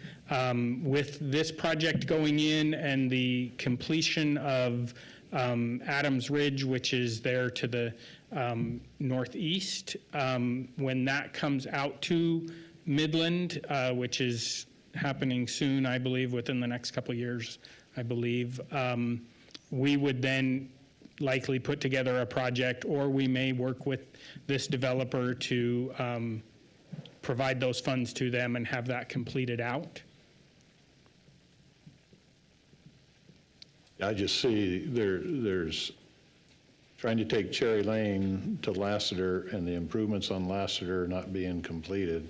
And they will be required, so the north half is completely built on that section of Lassiter, and then with their development, they will be required to do full build out of Lassiter as a collector, so curb, gutter, sidewalk and everything. So that portion there from the drain to Middleton Road would be fully completed with their development.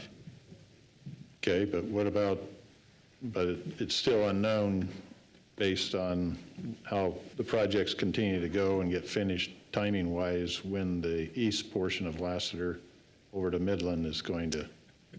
Correct. I do not have timing on when Adams Ridge, which is once again a Caldwell subdivision, and then the subdivision there to the south, Astaire, they have their first phase, final plats are in and approved for the commercial portion there at the intersection at Cherry and Midland.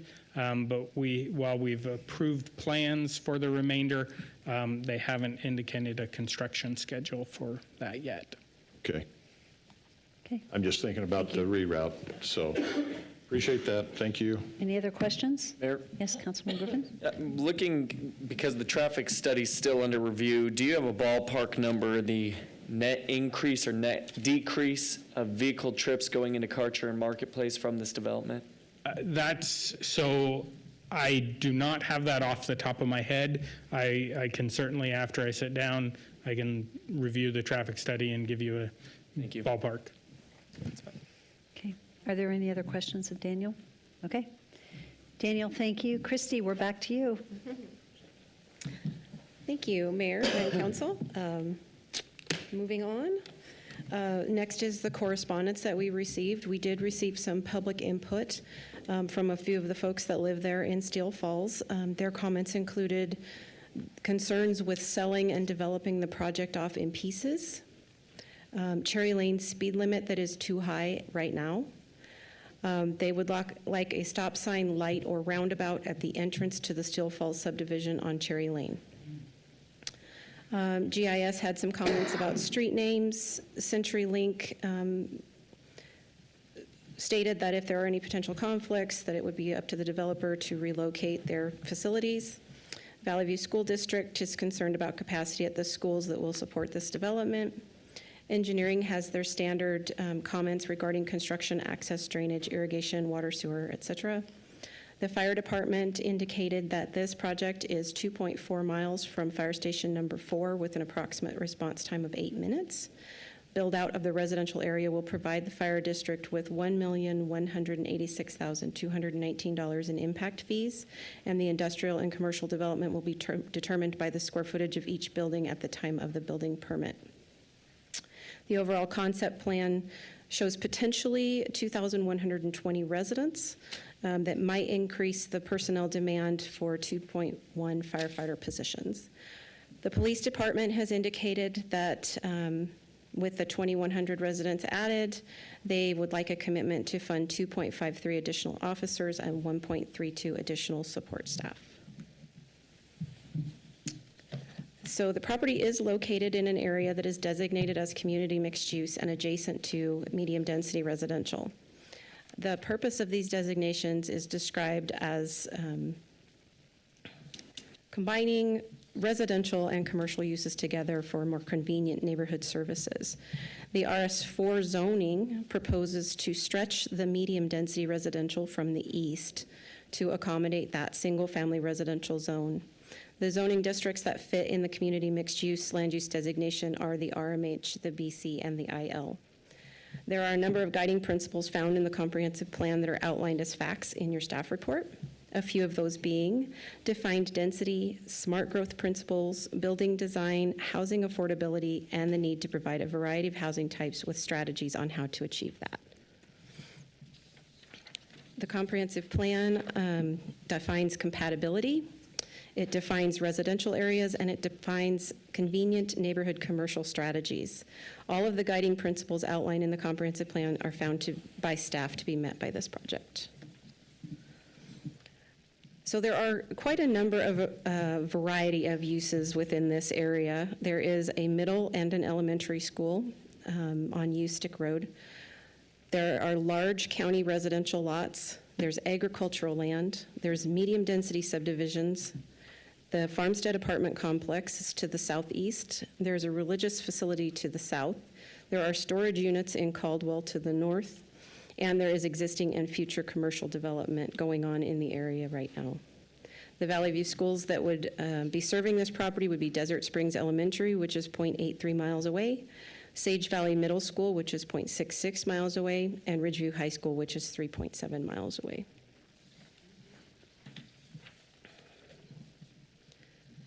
So the homes built in this development will match the area in standard building construction with pitched roofs, garages, and yard areas. The preliminary plat with the RS4 area will be reviewed in conjunction with Title 10, Chapter 8, Chapter 27, and Chapter 33 for zoning, subdivision standards, and landscaping. Structures located in the RMH, IL, and BC zoning districts will be subject to design review standards and will be reviewed for code compliance upon receipt of building permits. So just for your information along those lines, in the RMH, BC, and IL zones, the items that will be handled by city code are design review, landscaping, open space, parking, setbacks, signage, traffic impacts, installation of utilities, and the design of roadways and access points. So the RS4 preliminary plat portion contains the 363 single-family lots and the 3 BC zoned lots. The IL parcel and the RMH parcel are already created, so they do not need to be part of the plat itself. The single-family residential, there are 2 areas of single-family residential. The 39.28 acre portion has a density of 4.863, and the 42.52 acre portion has a density of 4.045, both of which falls within the 2.51 to 8 dwelling units per acre that is designated for the medium density residential designation. The RS4 lots, they are allowed to have a 4,000 square foot minimum lot size and an 8,000 square foot maximum lot size. The proposed lots are 4,139 square feet up to 6,465 square feet. A 25-foot landscape buffer is required along Laster Lane, Middleton Road, and Cherry Lane. 15% open space is required.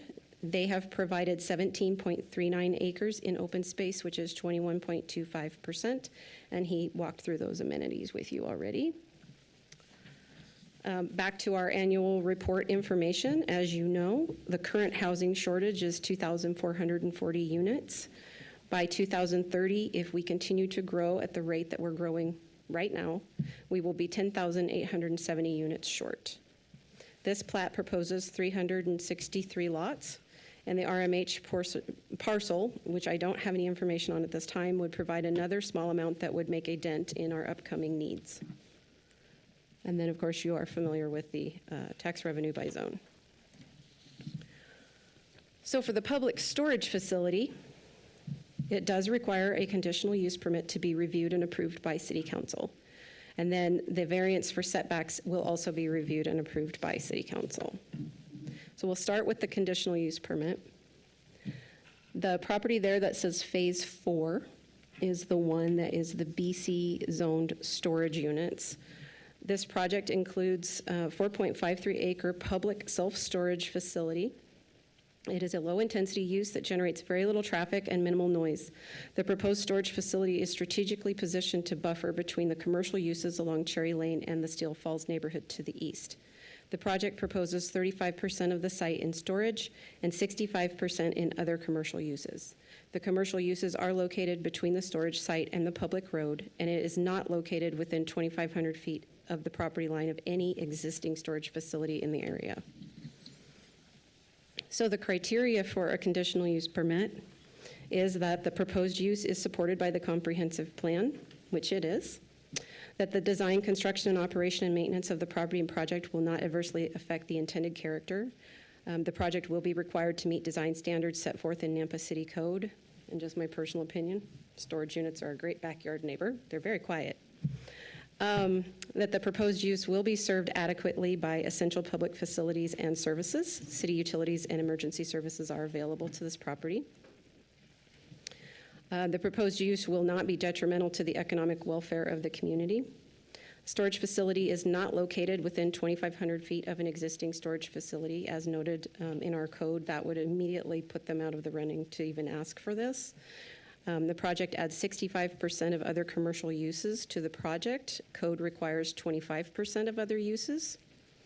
City code requires increased setbacks for storage facilities adjacent to RS zoning districts. This project will meet this setback requirement along the right-of-way. However, it is requesting a variance to the setbacks along the northwest boundary and the east side.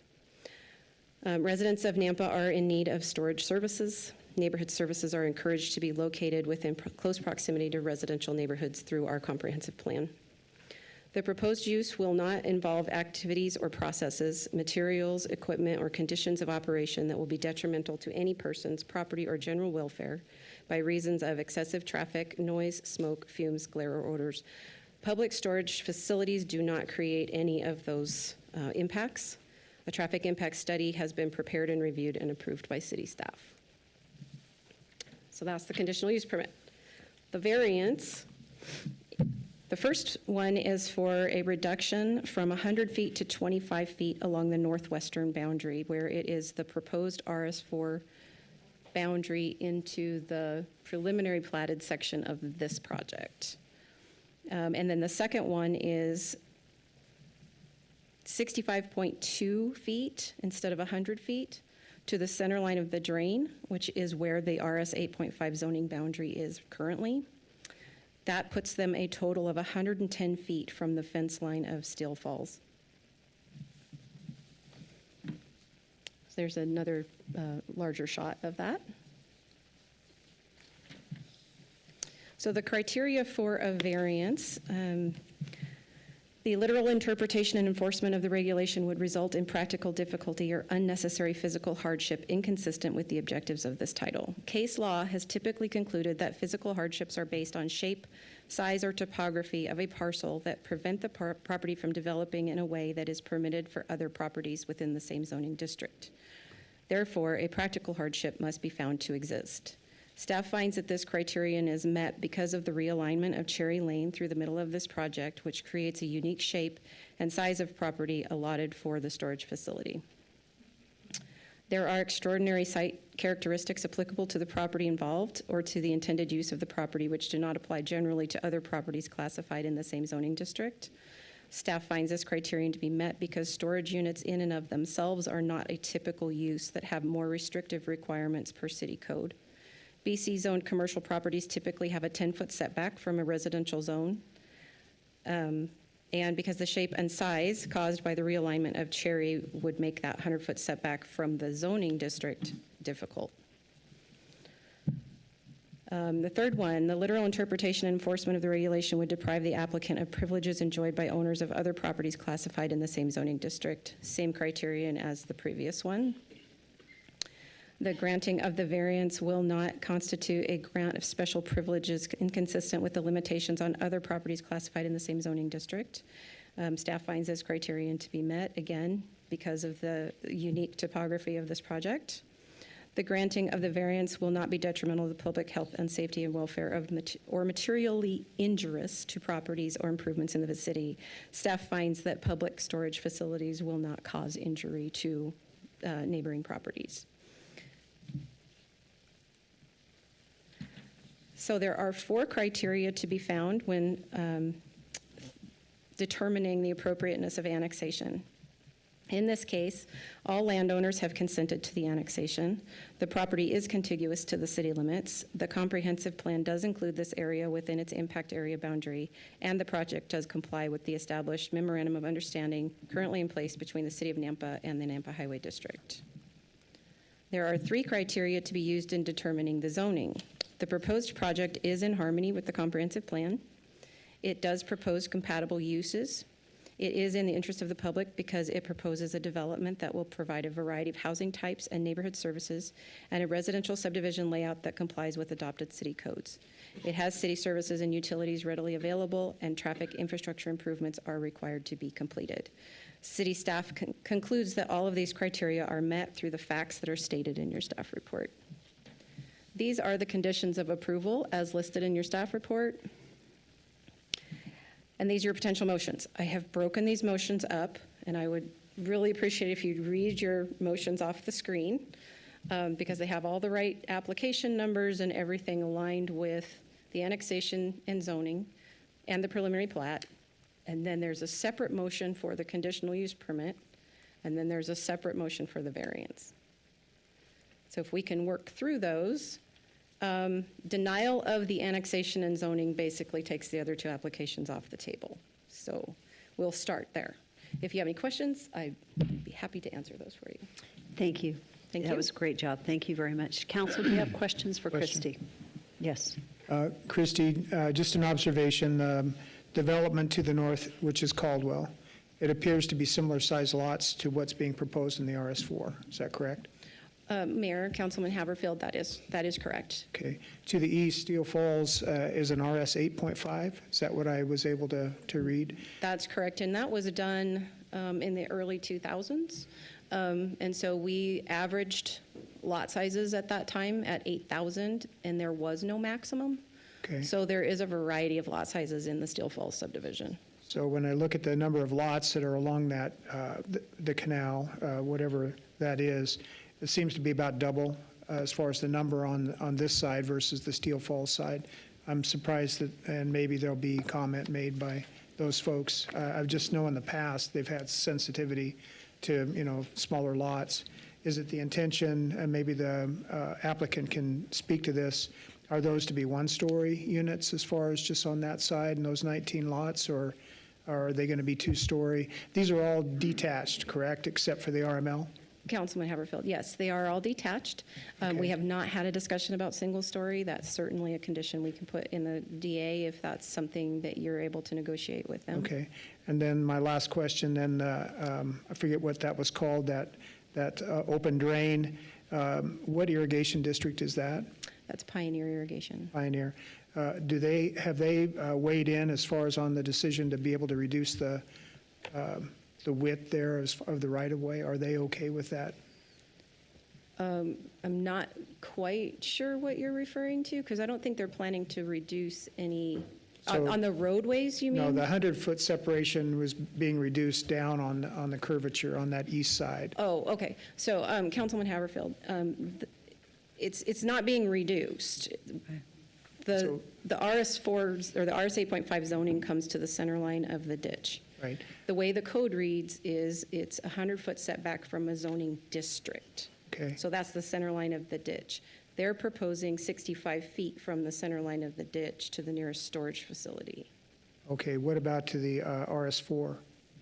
Is it to the rear property lines? 65? Yeah, so the RS4 zoning, it matches the preliminary plat boundary, and the nearest building there would be 25 feet away from the proposed RS4 lots. So the maintenance road for the ditch is basically what I'm asking about. They don't have any issue as far as being able to provide for the maintenance of that open feature? I don't believe so. I think it's fine. Mayor and Councilman Haverfield, from what I've reviewed of the plat, they are not proposing to encroach on the irrigation district's right-of-way for that with any of their improvements. It never turns out well for the applicant when you go against the irrigation district. Yeah, especially Pioneer, definitely not an easy one to work with. That's all the questions I had. Okay. Are there any other questions?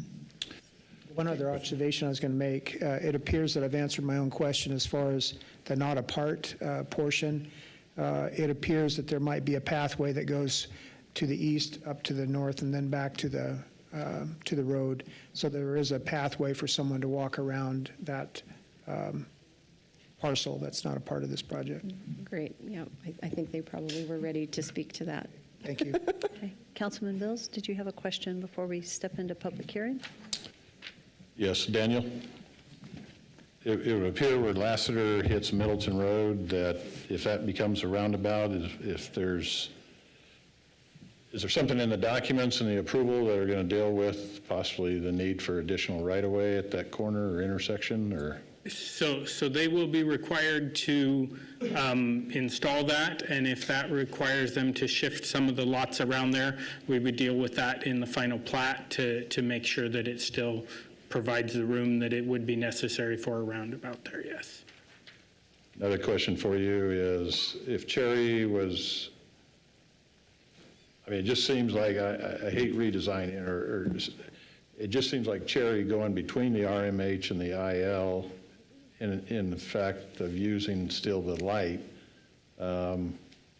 and not have a boulevard going through the rest of the subdivision. I know that's a choice of the applicant, but from a long-term maintenance and traffic pattern. So the alignment of Cherry was dictated by the city with our transportation master plan and our future street map. That was the location that the city adopted in our plans. And so that was not necessarily the applicant's choice. We do have some flexibility there on exactly how it runs, but bringing it up to the existing intersection there with the Caldwell subdivision puts it far enough away from the intersection there at Laster and Middleton that it can function properly. If we were to relocate that too far to the west, which is I think what I was hearing, we would likely end up with some traffic operation issues from the intersection there with Middleton and Laster. Well, again, the grades are such that it's going to be a difficult, and then to have an IL and an RMH there and to run the major transportation through the development of the residential side just seems odd that the city would not want to take that Cherry Lane Road and go between the RMH and IL and come out at an existing intersection that has a light, if that's going to be. But I'm just going based on habits of driving and all those issues. It's not, I don't have no data to share or anything that way. Councilman Bills, I can't speak 100% to the thought process with the master plan, but my recollection, the intersection there with the existing intersection, signalized intersection with Cherry and Middleton, the city's desire was to pull the majority of the traffic away from that intersection and take it up to Laster. We've had a number of discussions with the applicant, back and forth about eliminating that intersection entirely, with the moving the Cherry Lane up through there, the access then through to the industrial area and that. They desired to maintain that intersection. We looked at it and their traffic study evaluated it, and it still operates acceptably, and so ultimately we were okay with that. But I guess that's, hopefully I've answered your question. Okay. Yes, you have. Thank you. Okay. If there are no further questions, are there more questions? Yes. Daniel, did you by chance find that traffic number for me? So there is not a, once again, they did not, it's beyond the scope of their traffic study to look at Midland and Marketplace. We are aware that it is below our level of service currently. It's something that even if they were to look at, they would not be responsible to mitigate. Looking at the numbers for the intersection at Cherry and Midland, it appears that the number of vehicles that would be heading south, and this would be in 2034, so their build-out year, you would be looking at about 400 vehicles in the peak hour, both AM and PM. It's a little one way or the other on either way, but that's the number of vehicles in an hour we would be talking about. Thank you. Okay, we are ready to move into public hearing. And Shar, what do we have? Madam Mayor, our first speaker is Charles Mount. Good evening, Charles. As you come forward, if you could give us your name again and your address, please. Sure. I'm Charles Mount. I live at 17255 Solomon Drive. I am the president of the Steel Falls HOA. Great, thank you for So it's our joining. pleasure, Madam, to be with you and your council. We've had many, many meetings with the Bottles team, and I just want to say they've done a great job of walking us through their plans, making some adjustments. So we believe that the Bottles team has done the best given the density that you're looking for, but also the traffic issues. It's no secret that Cherry Lane will become a traffic item for you as well. We have a prayer that this new construction on Karcher works, because it's already a bottleneck just to get down. If you drive from our place, you want to go to Costco, you want to set some time aside to get through that traffic, that's for sure. I do want to get a clarification. There is no room in front of us to build a roundabout. The area on Cherry Lane between the entrance to Steel Falls and the farmstead is a very, very small area. It's also a school bus stop. So that area is very, very limited, and it's limited because one of the buildings for the farmstead apartments is stuck right close to the road. If you drive by, you'll see they have their balcony. No one's going to sit out there with that close as area on that. We do have a couple quick questions for you. You did talk about the 19 homes, which is what the Bottles talked about. Our preference, those would be one-story buildings, just so you know, because we're looking out across that. We do understand about the Solomon Drain. We understand the buffer zones and the area for that seems to be wide enough. I'm not an expert on your variance, but I guess if the variance works, it's okay to us.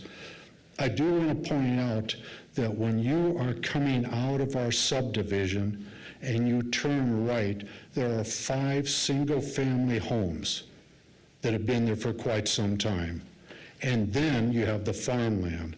At the end of those homes, if I'm going west out there, that's where the new diagonal of Cherry Lane will be. So if you look at this map that you've got, if you go down to the bottom, right where your arrow, move your arrow to the right, please. Okay, that area, there's 4, 5 single-family homes that make that. Then as you move to the left, as you're going to go west, then you've got the diagonal that will go up to Lassiter. And then you have a choice up at Lassiter. Until Lassiter is completed to Midland, the only choice you have is to turn left on Lassiter and then come down Middleton or wherever you want to go. That's what it looks like to us. The concern, Madam Mayor and Council, we have is when you come out of Cherry Lane, we're going to have traffic coming from the east, headed west, and vice versa. That's a very, very small area. We've talked with Daniel, we've talked about the traffic. We just want you, that can be a real bottleneck for a lot of people. Because a lot of those homes are going to come right down, turn east on Cherry, because where they want to go to is the overpass to 84, or they want to go to Target, Costco, and all the stores, plus the restaurants. I can tell you, my family and I, it's not that far of a drive. It's 1 mile to get from our house to Costco. But if you want to go to the restaurants, you just leave a lot of extra time, just during those peak hours from there. But I do want to thank the Bottles team, ma'am. I think they've done a great job of working on this. I think Daniel's done a good job of doing the traffic studies. You are creating a high density, but we understand that that will become the norm for Nampa is high density. If I can leave you with one thought, whenever we drive, ma'am, around your city, you've got a lot of, for lack of a better phrase, multifamily dwellings. They all look alike. To say they're monopoly houses, I'm being kind. If the East Ranch is done correctly, we believe this can be a showcase for Nampa. It won't look like anything else. It can actually look great. It could be a thing you could show off to people of how it could be done correctly. We just came from San Diego. All of California is monopolies, everywhere you go. We would like to see this be a true showcase for the city of Nampa and, of course, for the Bottles team. Thank you, ma'am. Mayor, I have a question. Charles, I didn't catch your last name. Is it Mount, M-O-U-N-T. I'm That's a what I had retired written Navy down. captain, and Thank you we've for been your here now service. 6 years. Thank you for your service. Yeah, just a In quick fact, by the way, I was in Vietnam during that time frame you're talking about. Wow. Just a quick question. As far as Steel Falls access, is it still restricted on to Lassiter? It is because of the volume that would come down, and they would make it Parnelli straight away. It's been already roped off there with chains. So is it the intention then of the property owners to keep that closed? Yes, ma'am. We would like, it is. Thank you. And that's truly for a safety reason on there as well. As you know, when the property was being built, there was a question about building sidewalks. It's not that big. The city said, sure, you can build sidewalks, but you got to make sure all the homes have huge parking areas in front of their garages. So the roads aren't that very big at all. Okay?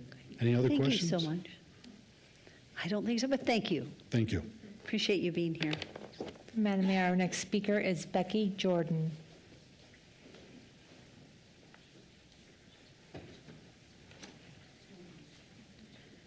Hi, I'm Becky Jordan, and my address is 17155 Solomon Drive, and our home is directly behind where the storage units are, and we have a concern with the variance and not sticking to the current city code, and we saw on one of the slides that it said even to 25 feet instead of from 100 to 25 feet. If I could say, the variance there is to residential that is not there yet. So if someone bought that lot, they would know that yours it'll be 110 feet total from the storage unit to the back of the lot. Back of the lot. Back of the lot, okay. Yeah, because our concern is changing the codes of the city right now.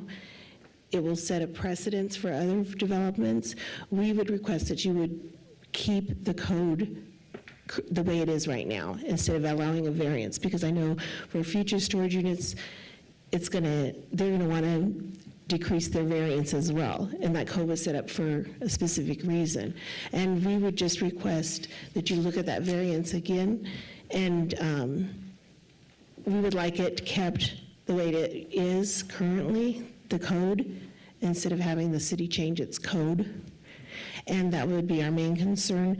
The other thing is with the traffic, we see a lot of the traffic there, the kids crossing the street constantly because they're going, and there needs to be like a sidewalk or a stop sign there, because the kids currently from the other neighborhoods come through and they come behind our house right now. Lots of children come behind the house, and they go across, and they cross where the apartments are. So there's a lot of children, and there's not a crosswalk there for them, and it's very dangerous. And the kids from when they stop for the school bus, a lot of them cross there as well. So they're familiar with that. So the kids are there's more apartments and houses, there's going to be more children that are going to want to be going to the shopping area. And there's a lot of children that walk. And I know teenagers are supposed to be responsible, but they're not. And with more traffic even, it's going to be more dangerous. So we would like to see if there's some way to get a stop sign with a sidewalk so that there's safe passage for those children and for adults and everyone going through there. So that's a very big concern for us. And I know they're rerouting Cherry because I know the reason they're rerouting Cherry, I know there's been several severe accidents where people's loss of life. So that's the reason they're rerouting that. S-curve is a very dangerous curve. So we understand the rerouting, but with that increased traffic is a concern. And we don't want one child's life lost because there's not a stop sign with a crosswalk for those children to cross those streets. And they're crossing, our children are a major concern. And I don't think somebody having to slow down to stop at a stop sign should stop that from happening. Madam Mayor, time. Thank you so much. Thank you for your testimony. Thank you for listening. Thank you. Mayor King, I just had a quick clarification. Okay. Becky? Yes. I missed it. Where did you want the stop sign at? Where Steel Falls and the apartments. Oh, right there. Okay. Right there is a At the perfect entrance. spot because that's where the bus stops are.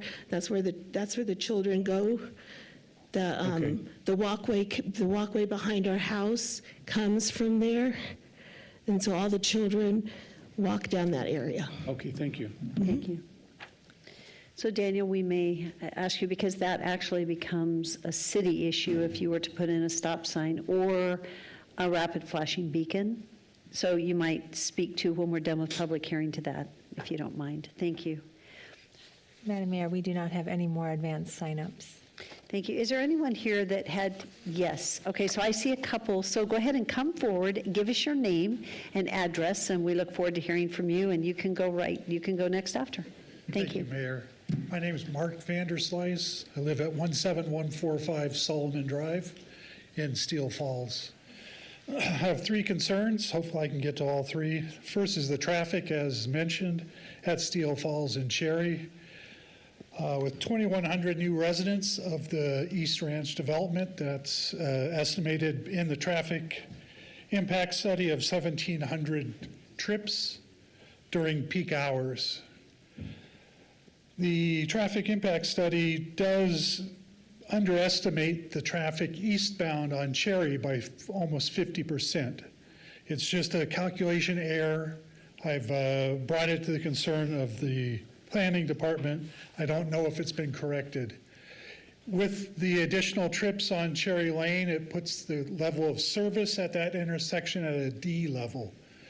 While no requirement for mitigation at a D level, only E and F, I do think it's reasonable to request a stop sign at Steel Falls and Cherry Lane for protection of the people exiting Farm Place and Steel Falls onto Cherry Lane trying to go east or west.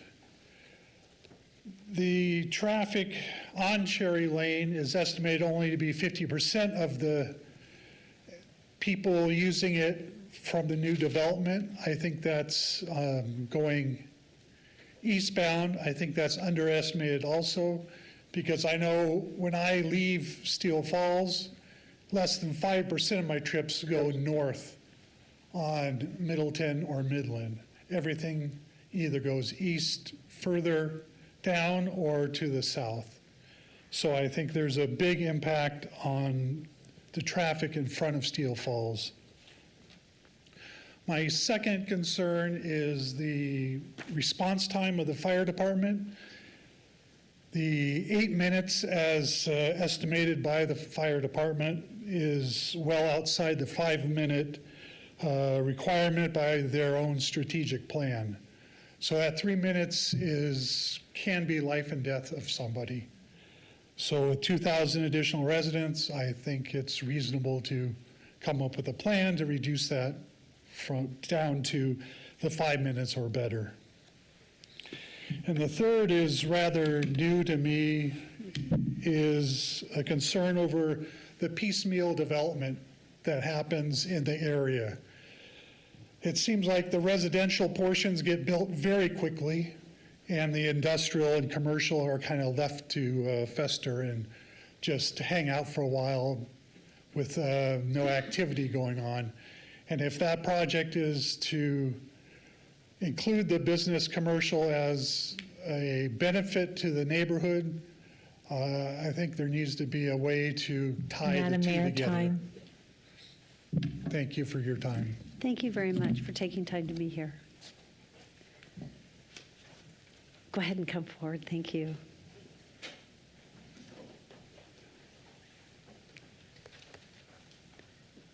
Mayor Queen, City Council, my name is Corey Doyle. I live at 17395 Solomon Drive.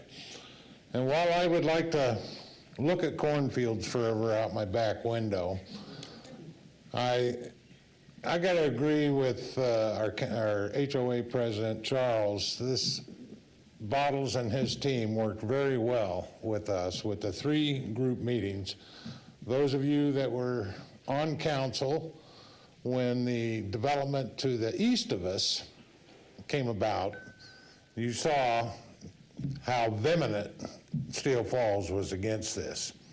I support this development. I would like to see single-family homes along the border with Steel Falls in those 19 lots, if it's practical. Regarding the 4-way stop at our entrance, that's not anything to do in their scope of work. Like you said, Mayor, it's a city thing. I would very much like to see it. Since the farmstead got hammered into us, you didn't even get a chance to weigh in on it, remember? And it was never even came to City Council. Yeah. And with their alignment to their entrance, we've got a battle there already.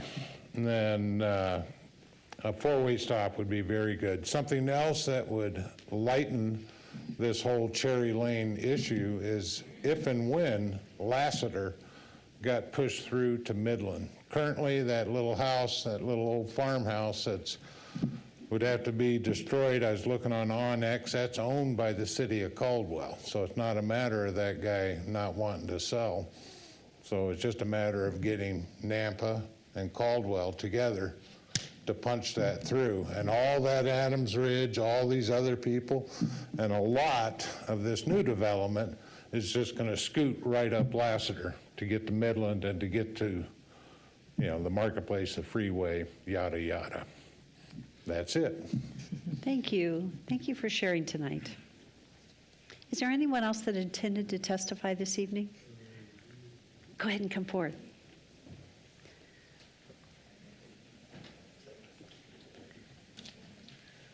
Hi, my name is John Rossini. I'm the Steel Falls Development in 10485 Michael Lane.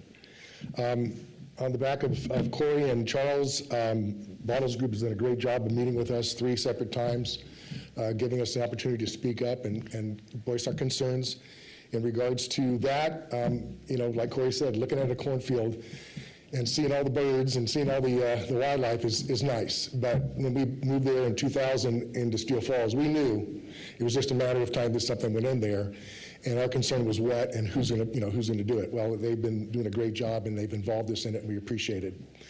Again, I'm going to bring up the 4-way stop right there at the Steel Falls entrance. I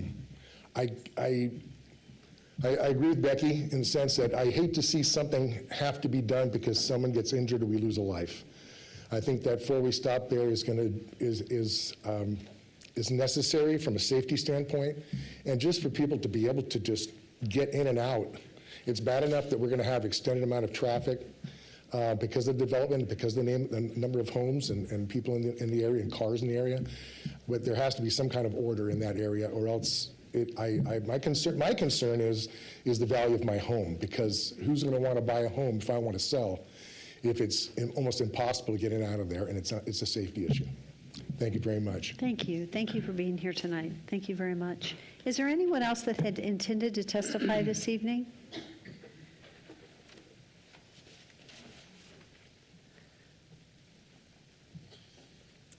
My name is Jill Hallows, 603 West Crimson Loop, Nampa, and I'm deferring my time to Cheryl Higley. Thank you.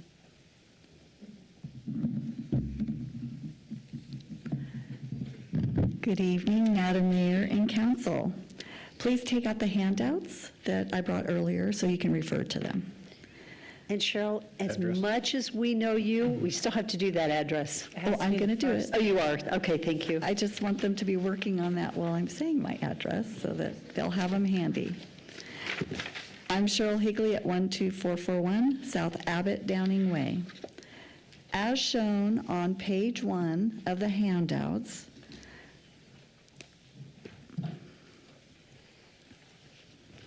sorry, I'm waiting for it to come up on the screen. Can you pause my time? Only if the mayor tells me. No, we'll just keep going. If there is something, thank you. You can keep talking while you're waiting. Okay. On February 20th, 2025, at the joint meeting for the City Council and the P&Z Commission, the Planning and Zoning Department 2024 Annual Report was presented. As shown on page 2 of the handouts, a page entitled Tax Revenue by Zone was included in the annual report and is also included in your packet on page 192, as you've seen shown earlier. This graph gives the appearance that the RMH zone, which is multifamily residential, was the most advantageous because it generated the most tax revenue per acre. However, there is a very crucial fact that is missing, and that is, what are the costs per acre associated with that zone? No data for costs was provided by the staff. Without this fact, the amount of tax revenue is meaningless. It would be like a business that has a tremendous amount of revenue, but if the expenses exceed the revenue, then the business is operating at a loss. And if it continues along that path, eventually it will go bankrupt. Now I would like to draw attention to a very informative Facebook post regarding this very topic, which is page 3 of the handouts. This post was by our county clerk, Rick Hogebaum, who was formerly Nampa's chief of staff. In his post, he cites the need for an updated report showing the revenue versus cost of service ratios for various classes of property. When ag land converts to rooftops, the costs for providing services exceed the revenue generated from residential taxes. On page 4 of the handouts is a chart from previous studies that were done in 2017 and 1997, and a comparison of the two based on the ratio of the expenditures divided by the revenues. A ratio greater than 1.0 means that for every dollar of revenue collected from a given land classification, more than $1 is spent on services for that land type. Similarly, a ratio below 1.0 means the amount spent on services is less than the tax revenues received. Let's take a look at the data for Canyon County. For the revenues for residential, it was, I'm just going to round the numbers, $316 million. The expenditures were $441 million. The 2017 ratio was 1.4. The 1997 ratio was 1.08. So you can see there was a significant increase between that 20 years. For commercial, the revenues were $158 million. The expenditures, $70 million. The 2017 ratio was 0.44. In 1997, the ratio was 0.79. So in that case, the ratio for commercial decreased. Agricultural, the revenues were 17, almost 18 million. The expenditures were 5 million. The 2017 ratio was 0.29, and the 1997 ratio was 0.54. The ratio of 1.4 for residential means that the city has a greater amount of expenditures than it is bringing in from revenues. The ratio of 0.44 for commercial means that the city has a lower amount of expenditures than it is bringing in from revenues. That is also the case with agricultural at a ratio of 0.29. The rapid growth from 1997 to 2017 caused the ratio for residential to worsen, and the growth since 2017 has been even greater yet, most likely worsening the ratio even further. This is why a new study is desperately needed. In Rick's Facebook post, he states, many communities have sprawled into a state of insolvency. The replacement costs on existing infrastructure far exceed budget capacity, necessitating bonds for replacement, let alone new capital. This is where a community descends into the death spiral, where ever-increasing debt that can't be adequately funded when bonds are rejected require the scaling back of services and the inevitable decline of the quality of life in said community. Everything from schools to the courthouse to the jail are affected, and it's possible to exacerbate the ability to provide essential mandated services while having no mechanism for funding costly new capital projects fueled by growth. Impact fees may help the growth increment, but they aren't in place for schools and not implemented for jails. What this means is that growth eventually creates a tipping point where expansion is needed. And who gets to fund that expansion? The community at large. We need to seriously question the cost of growth and ensure that it doesn't compromise our existing quality of life and proportionate cost of service model. Until mechanisms are in place to ensure responsible growth and long-term solvency, I'm afraid we're just intoxicated in a growth pattern with a false illusion that it'll all work out.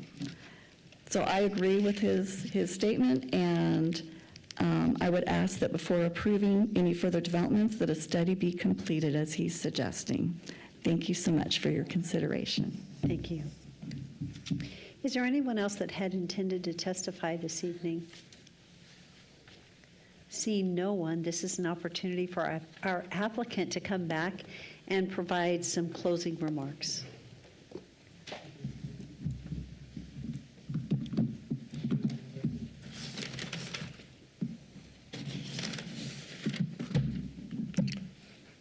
All right.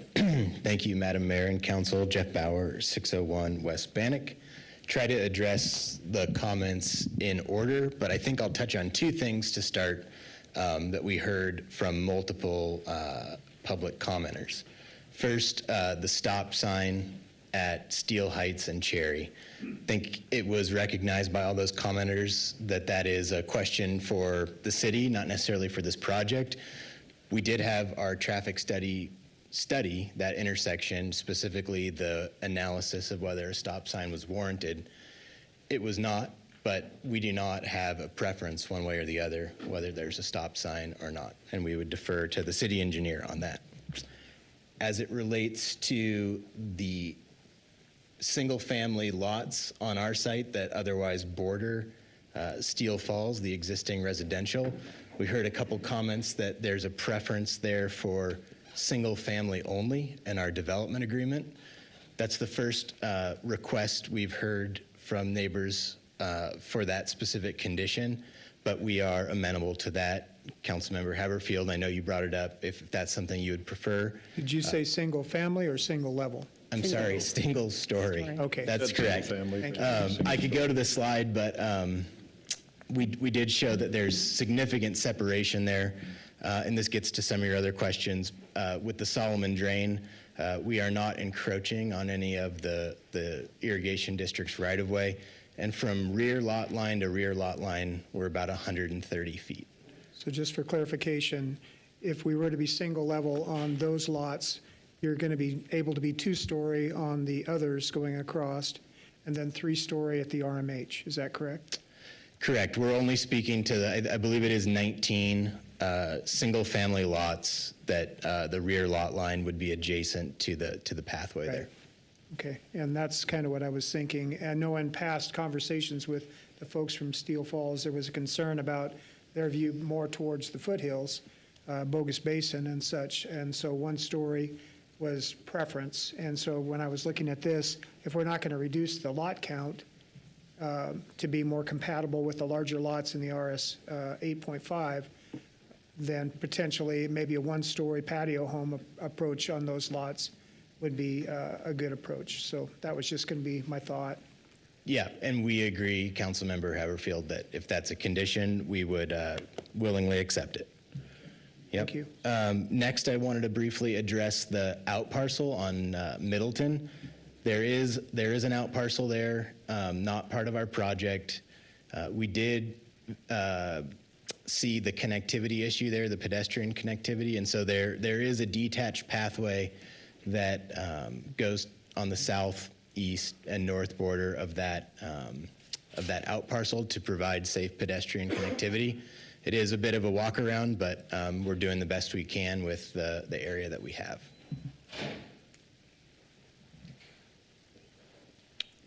I believe the city engineer answered Councilmember Griffin's questions about trip distribution. We didn't study Karcher, but our TIS, which uses the scoping memorandum from the city as well as Compass, shows that about 35% of our traffic will head south down Midland to Karcher.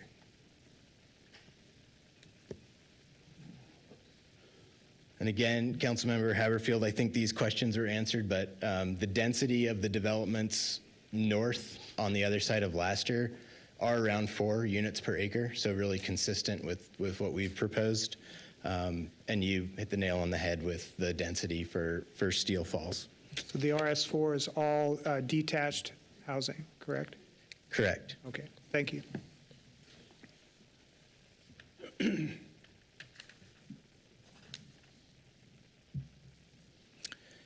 Again, a lot of questions on the Cherry alignment. We came to the city originally with a slightly different layout for the collector roads in this project, and this is what we arrived at between our engineer and the city engineer. This was the alignment that we've designed based on comments from the city. This is a great slide, actually, Council Member Bills, to answer your questions about the industrial traffic. So we don't anticipate there being any connectivity from that IL site into the single-family or multifamily areas. They would use the access off Cherry, there's a cul-de-sac there, as their primary access to get out to Karcher. And there's also an additional access at the north to hit the existing light and get onto Middleton. So there wouldn't be industrial traffic from our project on Cherry.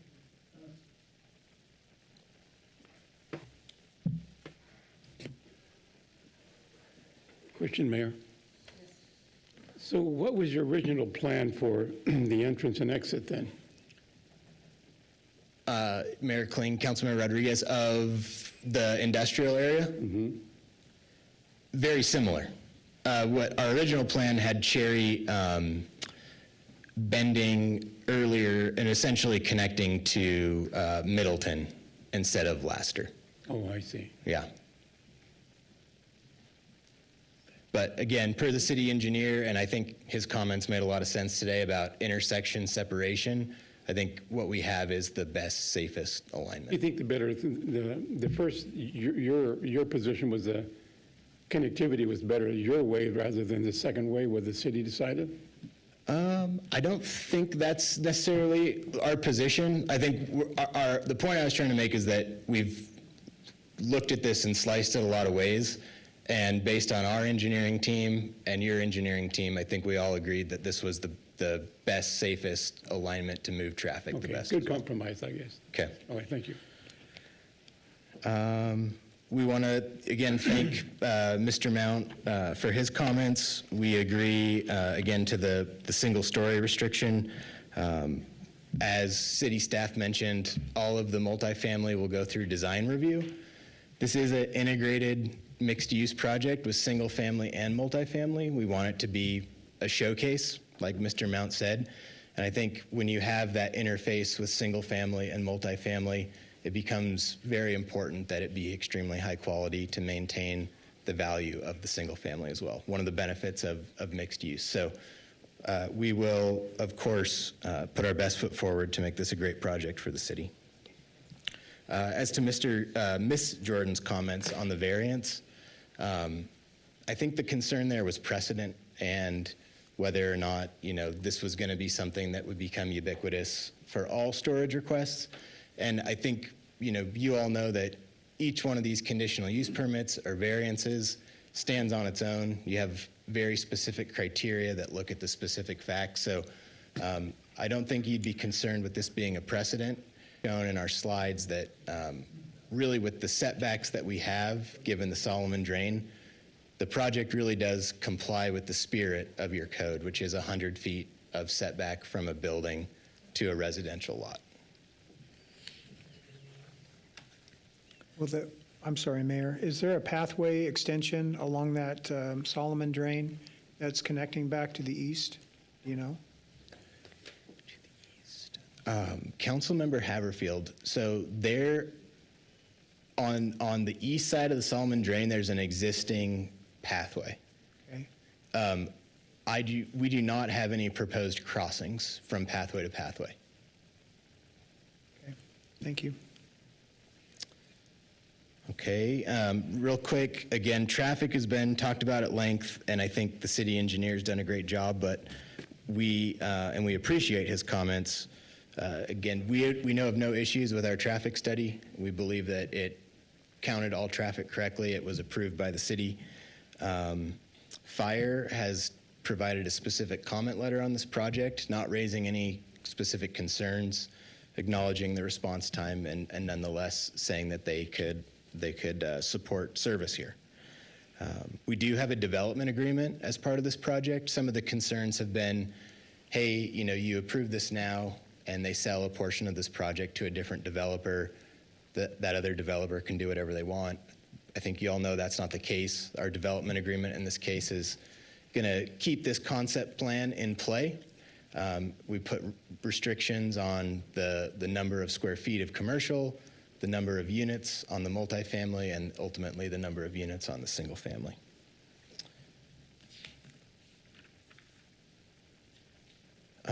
Ms. Hickey's comments were, I think, more generalized, not necessarily specific to this project. But I guess, in doing this line of work in a lot of jurisdictions, I can tell you that the overall, the trajectory of jurisdictions that are in growth mode is to seek out density. And the reason for that is it is less expensive to serve.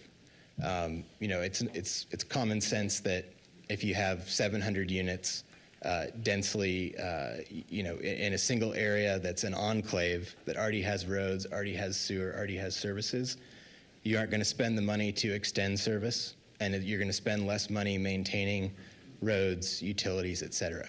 So your comp plan, recently revised, encourages density, particularly in this designation.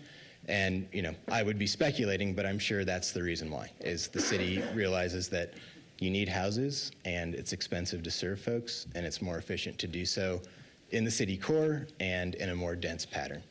That being said, this isn't a particularly dense development. Our multifamilies around 17, our single families around 4, for kind of a blended density of about 5.5. So again, we've tried to hit that sweet spot between what the city's asking for in the comp plan while still transitioning to the existing residential.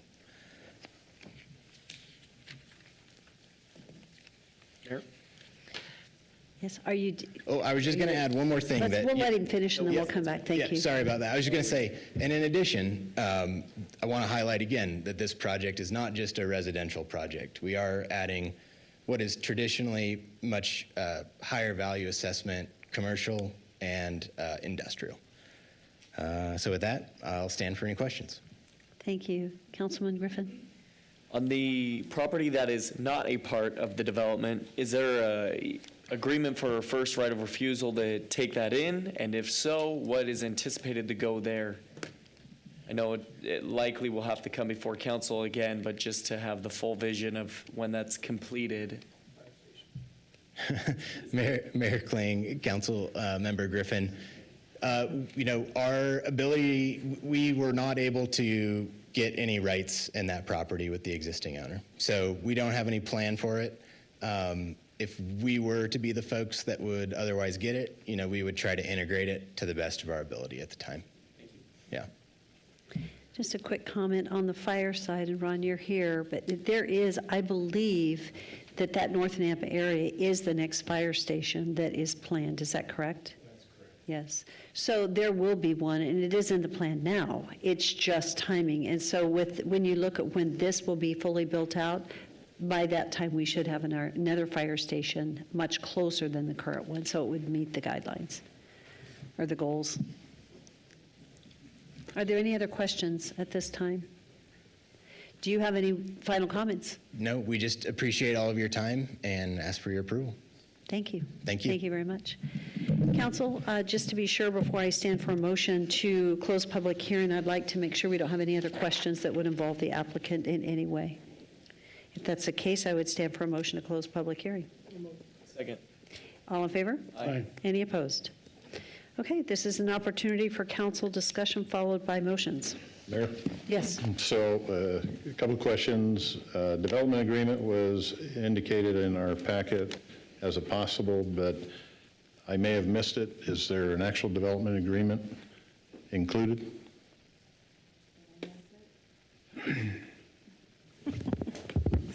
Councilman Bills, if it's not in your packet, then that was my error. I'm terribly sorry.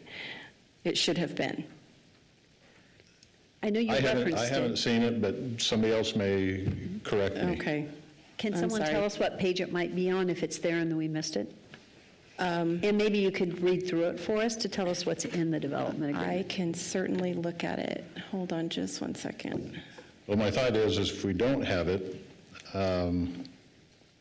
that we should potentially table the decision until we have a development agreement in front of us in order to understand the language as well as to be able to potentially add one or two items so that then when we approve it, we're approving the development and the development agreement that goes with it. Second. Let's see if she's got it and she can tell It us. wasn't a what's motion, in it was a suggestion. I thought you said that we might want a motion, so. Okay. I'll make that motion. Get either. Mayor, if I can, while we're waiting on that, I need to ask Daniel another couple of questions. So this is the development agreement here on the screen. Talks about the RMH having 396 units and the industrial flex space not to exceed 260,000 square feet. So those are the two pieces that are not included in the plat. So is this agreement in our packet and I missed it? It is not in your packet. Okay. Sorry, I totally missed that. I put it on the list of attachments and I didn't attach it, so that's on me. Talks about the realignment of Cherry Lane. Let's read through it so it's clear. When it talks about it, it says the owner in the city. Let's go back. I think owner in the city acknowledged the site does not, somewhere, no, number 3, owner shall complete construction of the realigned Cherry Lane in owner's first phase. Those are the important things just for us to catch. So let's look at 4. Let's just go from one to the next to make sure we're covering it. Well, in the development agreement, it should have the language specifying the single story on the particular lot and block or proposed lot and block. So that should be added to the development agreement. I think there should be some language in the development agreement that's going to deal with the elevation change off of Middleton Road and the existing light. I don't believe the layout is going to work out, and it's not the. So there's going to be a density question there. If I understood correctly, the main access to the IL is coming off of the dead-end Cherry Lane, the remnant part, whatever that's going to be named. And there indicates a stub piece into the IL off of that entry from Middleton. Again, I think there's going to be some difficulty there. And I also believe the development agreement should have some future planning or language that allows for staff and to deal with the plat issue when it comes to that time that deals with the entry into Lassiter. I think traffic from previous experience on projects will use the first entry into the project, not the second one that is considered Cherry Lane. They'll route through and pick up that 4-way just inside the development and move to the south. I think there's just going to need to be some pre-planning on some of that traffic. I know what traffic studies, I've helped buy them, pay for them, and all that, but the reality is we all have our behaviors, and the quickest point that I can get somewhere, or when I get out of the high school and get from point A to point B, we're going to see. So I just want something in there that we don't get down road and say, well, the development agreement and this preliminary plat was all there and approved, so we get to stay with. There needs to be some language in there that talks about as this thing migrates and traffic, that we're able to deal with those 2 or 3 issues, or that staff has enough latitude known in the development agreement that there's language there to be able to deal with the issues. So with that, I'm looking to Daniel because Crystal's not here. So when we look at that, I don't know which pieces of that are already part of staff review that you're doing versus what needs to be in a development agreement. Do you, Rodney and Daniel, feel like you have the clarity from what Councilman Bills said to deal with that issue? So, Mayor, Councilman Bills, we oftentimes, when we get into the final design and their engineers start doing the actual engineering for grading and that type of stuff, there is oftentimes changes that are required based on that. And so the way that the city's development agreements are written, they require substantial conformance with that, and so staff typically looks at the changes that are required for that to determine whether it's in substantial conformance. We typically look at lot counts, lot sizes, if a road needs to shift somewhere, but generally it's, the same or similar layout with a similar lot count, and that we have interpreted that as being in substantial conformance. And so that latitude, I haven't seen an issue where those types of issues have necessitated us coming back before council, that they've been so drastic that they've required us to come back to council to adjust that. If that's your concern, that you think that there will be that level of change that staff might not feel is within substantial conformance and would have to come back to you, and your goal would be that to provide staff some additional latitude, I would recommend a condition in the development agreement that if, as design proceeds, there are changes that are required for grading to the roadway network, that staff has the authorization to make those decisions on what is necessary. You might put some bookends on there of provided that it doesn't, it's not increasing the lot count, it's not doing those types of things. That would be my suggestion, if I'm capturing your intent correctly. Well, you are, and I guess my concern is that, potentially this project would get picked up by somebody else or certain phases, pending how it physically gets built out and done. I think there should be clarity, so if there is an assignment of that development agreement, that it's very clear of some of the expectations. Again, the entry off of Middleton Road is narrow in the sense. The reality is it'll be necessary to have it wide. If the stub piece that's shown on the drawing is in fact going to go to the IL, there's not adequate room there for truck traffic into the ILL. My opinion, these are all my opinions. It's not demands, it's just concerns. And I just feel like some of those issues should be raised inside that development agreement. And for clarity, just going back to what we experienced last year, reassignment of a development agreement, 10 years old, and then it didn't pick up the current standards, the current issues. And then it's like, well, we have a development agreement, but we didn't have enough future foresight on what we could do or can't do. And this is a large enough project, and it's a good project. I just want to make sure that we avoid those issues that will come about in 3 to 4, 5, 7 years, whatever it takes before this all comes to fruition. Councilman Bills, you have a development agreement coming before you here on the next few agendas. I don't know when it's scheduled for, that you specifically requested to have put as a business item when it came back so that you guys could look at it before you approve the ordinance.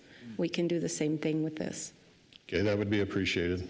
Okay. I forgot we did that on another one. Yeah. So that would be well that we have that so that there's just that clarity. Yeah, that's not a problem. Mayor?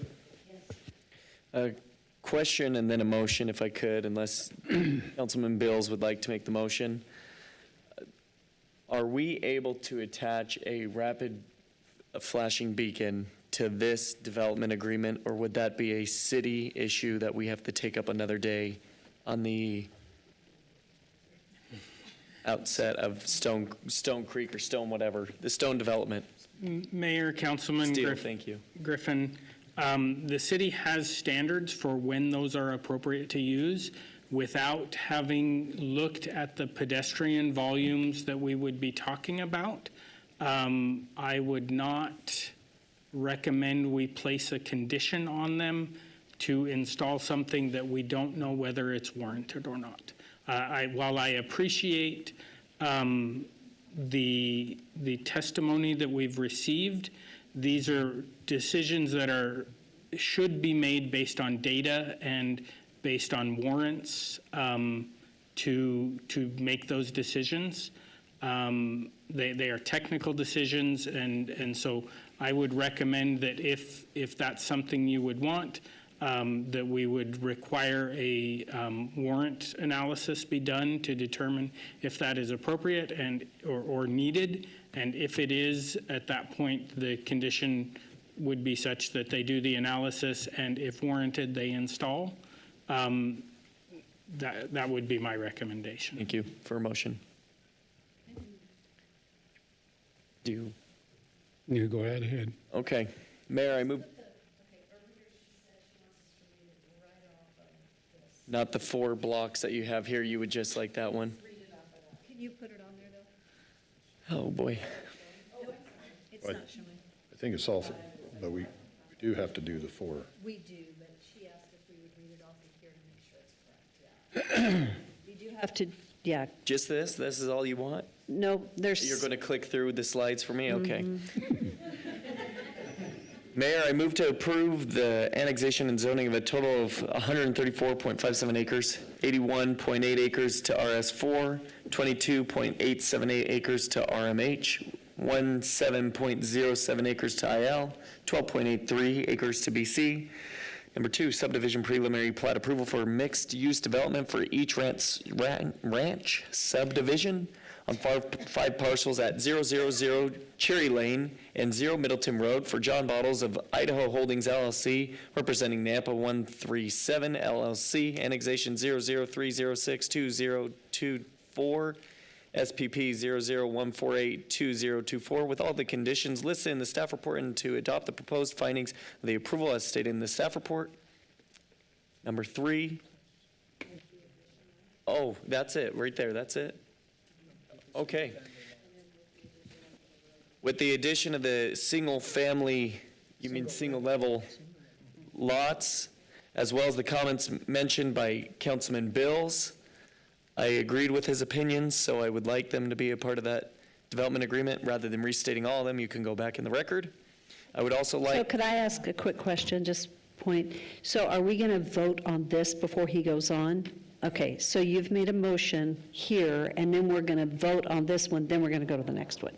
Second the motion. So we've seconded the motion. It's been moved and seconded. Is there any discussion? Madam Mayor? Yes? I'm sorry, could I get some more clarification on what you're adding?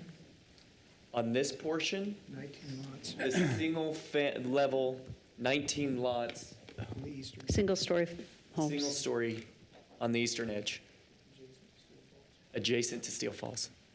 And then he mentioned David Bill's comments, and I think, Rodney, you've got these. They've got them. Yes, I wrote those down, and then do you want the warrant analysis That's what I was... for the RRFB? Yeah, I would like it to be warranted, and if it is found, to be added.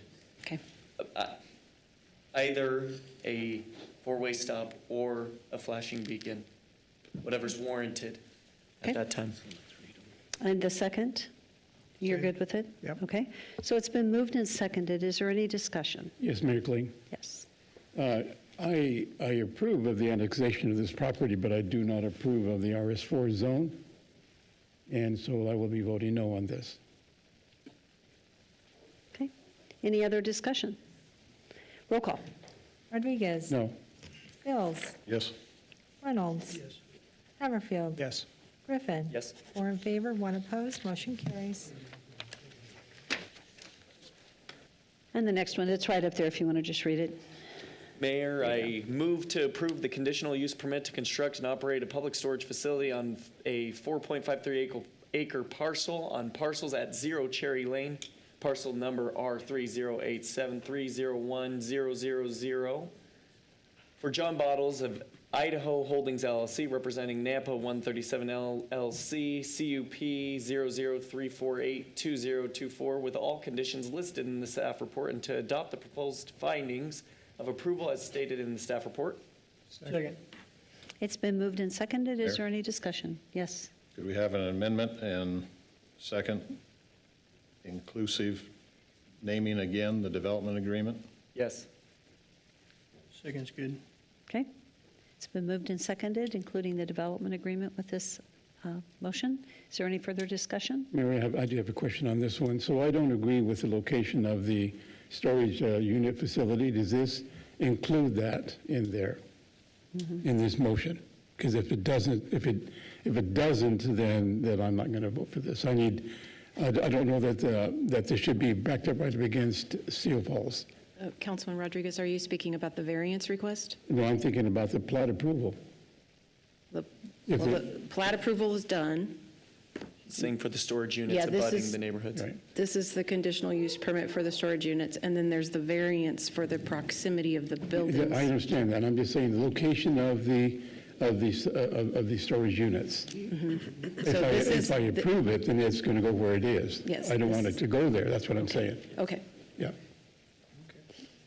Yeah, it's for that parcel, so yes. So it is for that parcel. Yes. Okay. Are we ready? Any other discussion? Roll call. Rodriguez? No. Bills? Yes. Haverfield? Yes. Reynolds? Yes. Griffin? Yes. 4 in favor, 1 opposed, motion carries. Okay. The next one. Mayor, I move to approve the variance from NCC 10-1-16A2 requiring a minimum distance of 100 feet from RS zoning district in order to construct and operate a public storage facility on parcels at 0 Cherry Lane. Do I have to read the number, legal? Read it per the screen. Go for it. Parcels R3087301000 for John Bottles of Idaho Holdings LLC, representing Nampa 137 LLC, variance 00163-2024, with all conditions listed in the staff report, and to adopt the proposed findings of approval as stated in the staff report. Second. Again, in accordance with? With the addition of a development agreement attached. Second's good. It's been moved and seconded. Is there any further discussion or any discussion? Roll call. Rodriguez? Yes. Oops, sorry. Bills? Yes. Haverfield? Yes. Reynolds? Yes. Griffin? Yes. All in favor, motion carries. Is that it? There's one more. There's one more? That's it. That's it? I think that's it. Christie? Okay, we did it. Okay, thank you for guiding us through. I think we're done. And I just want to say this is a really nice, and I appreciate Charles Mount. Thank you for your comments. Thank you for your service, but I so agree with what you're saying. We need some nice developments in Nampa. Thank you to the Bottles team for bringing that to our community, and thank you for all the communication that you had with the Still Falls people. We really appreciate it. Thank you. Thank you. And thank you to those. We're going to take a 5-minute break, and for some of you are here waiting for these last two, I apologize it's so long. We'll take a quick break and we'll be right back. Thank you for your patience. Thank you. Okay.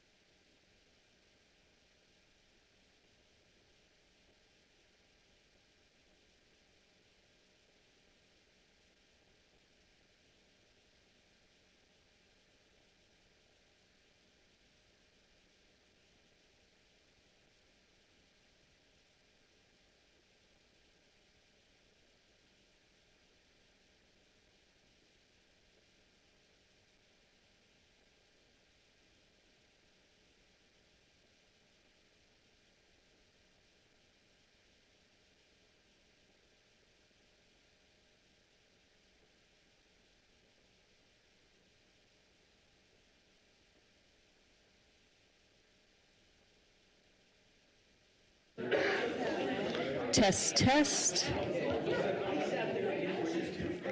Test, test. So, I think we're ready to get started again. So for city council members, if they could make their way back in. City council members, hello, city council members, come on in, let's get going. Okay, so we are ready to step into our next public hearing.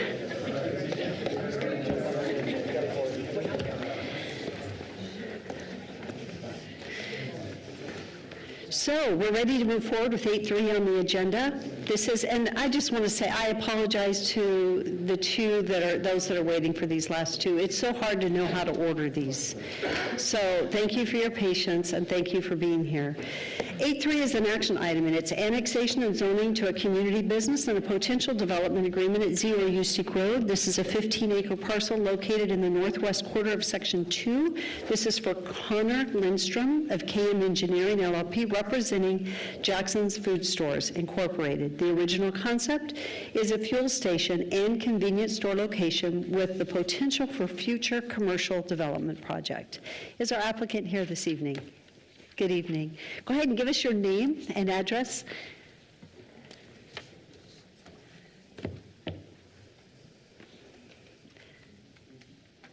Good evening, Mayor, members of the council. My name is Scott Stamm. My business address is 3450 East Commercial Court, Meridian, Idaho, 83642. I am the store development manager and in-house architect for Jackson's Food Stores. This is kind of a two-part presentation. I'll just provide some introductory comments and just brief background of the project and then hand it off to KM Engineering for the finer details.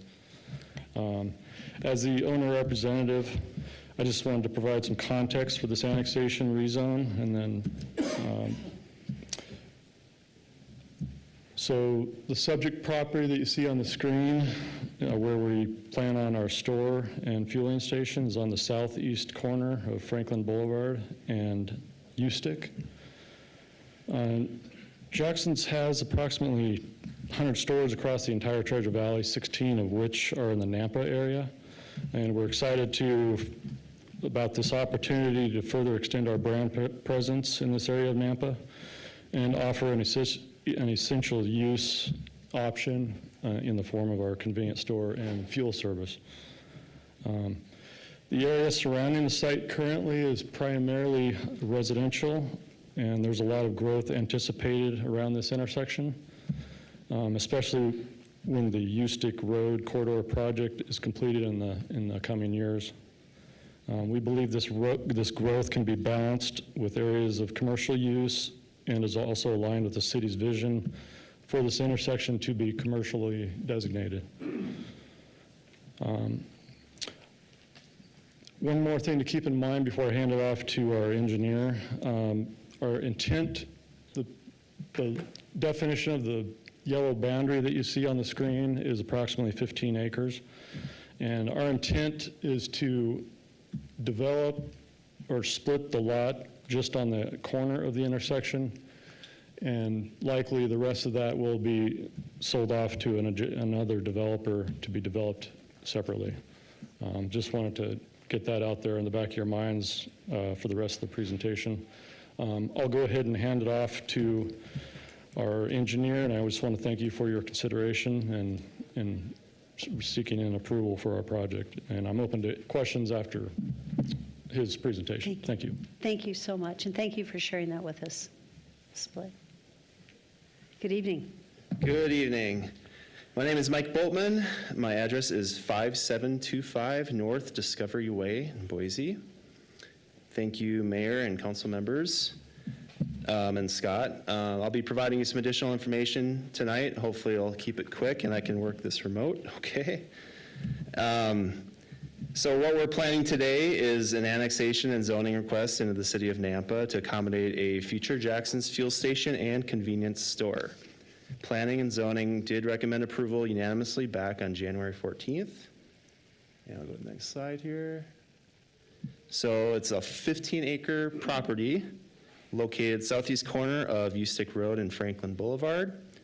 To the west is Astoria Park and North Point subdivision, and there are single-family residences to our north and east, along with agricultural land to the south. The agricultural property currently resides in unincorporated Canyon County, but it is adjacent to Nampa city limits to the west and south. So as part of the annexation request into the city of Nampa, we are requesting that the entire 15 acres be zoned as community business, which is the BC zoning district.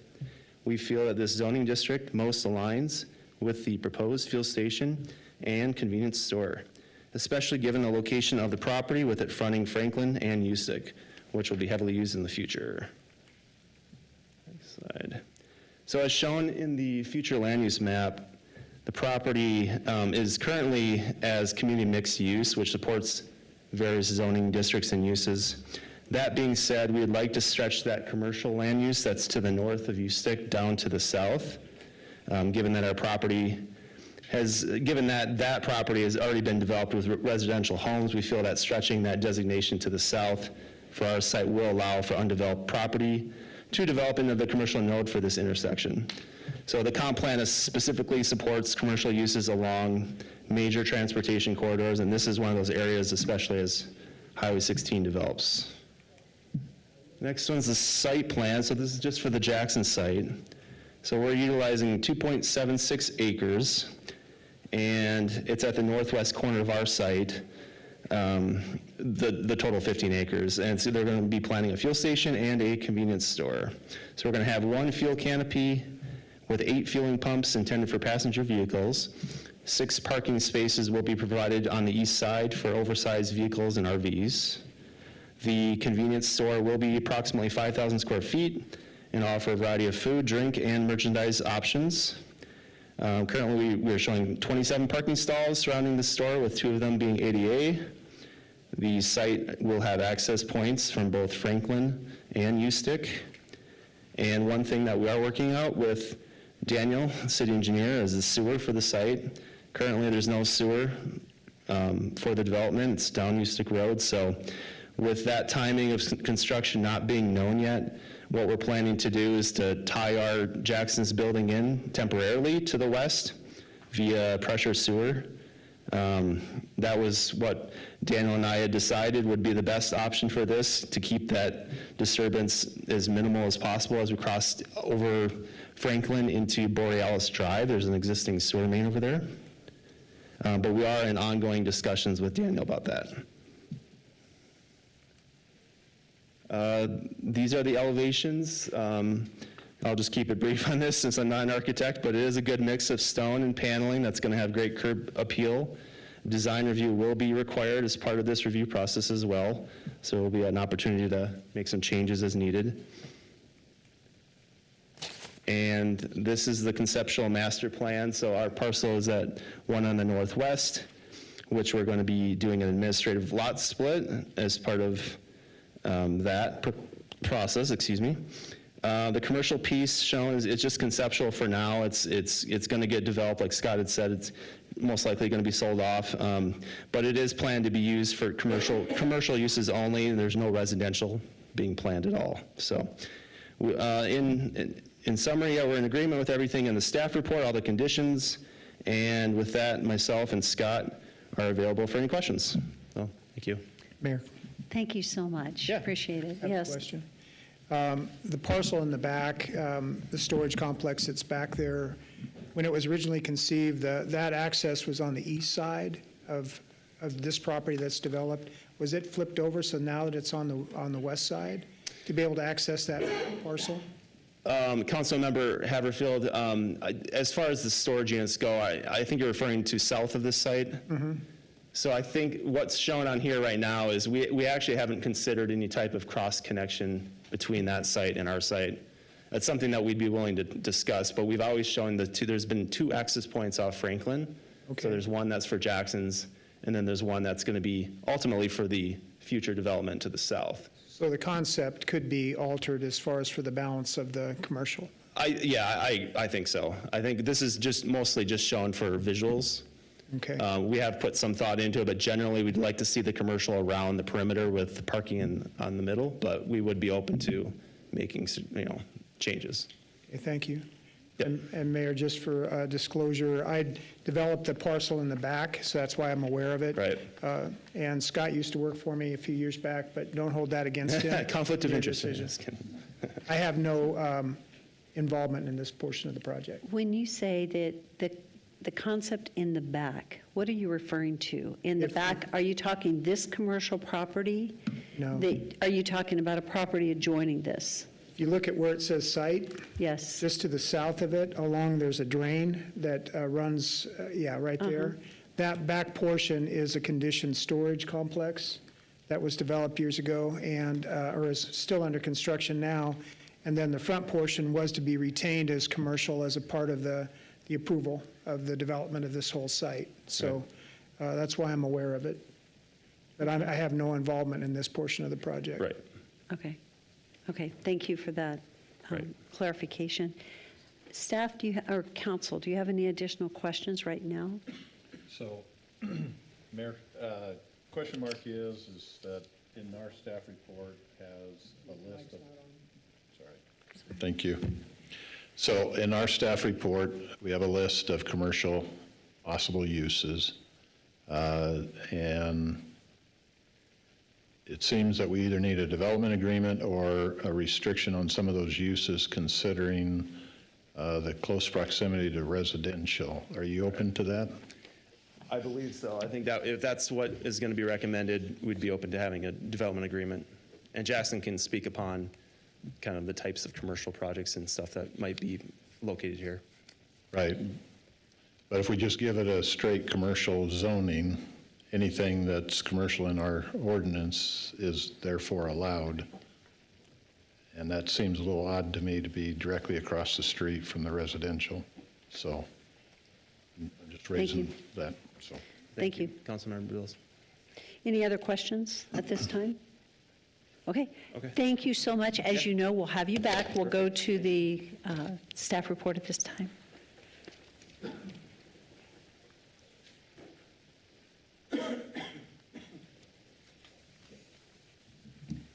Thank you, Mayor and Council.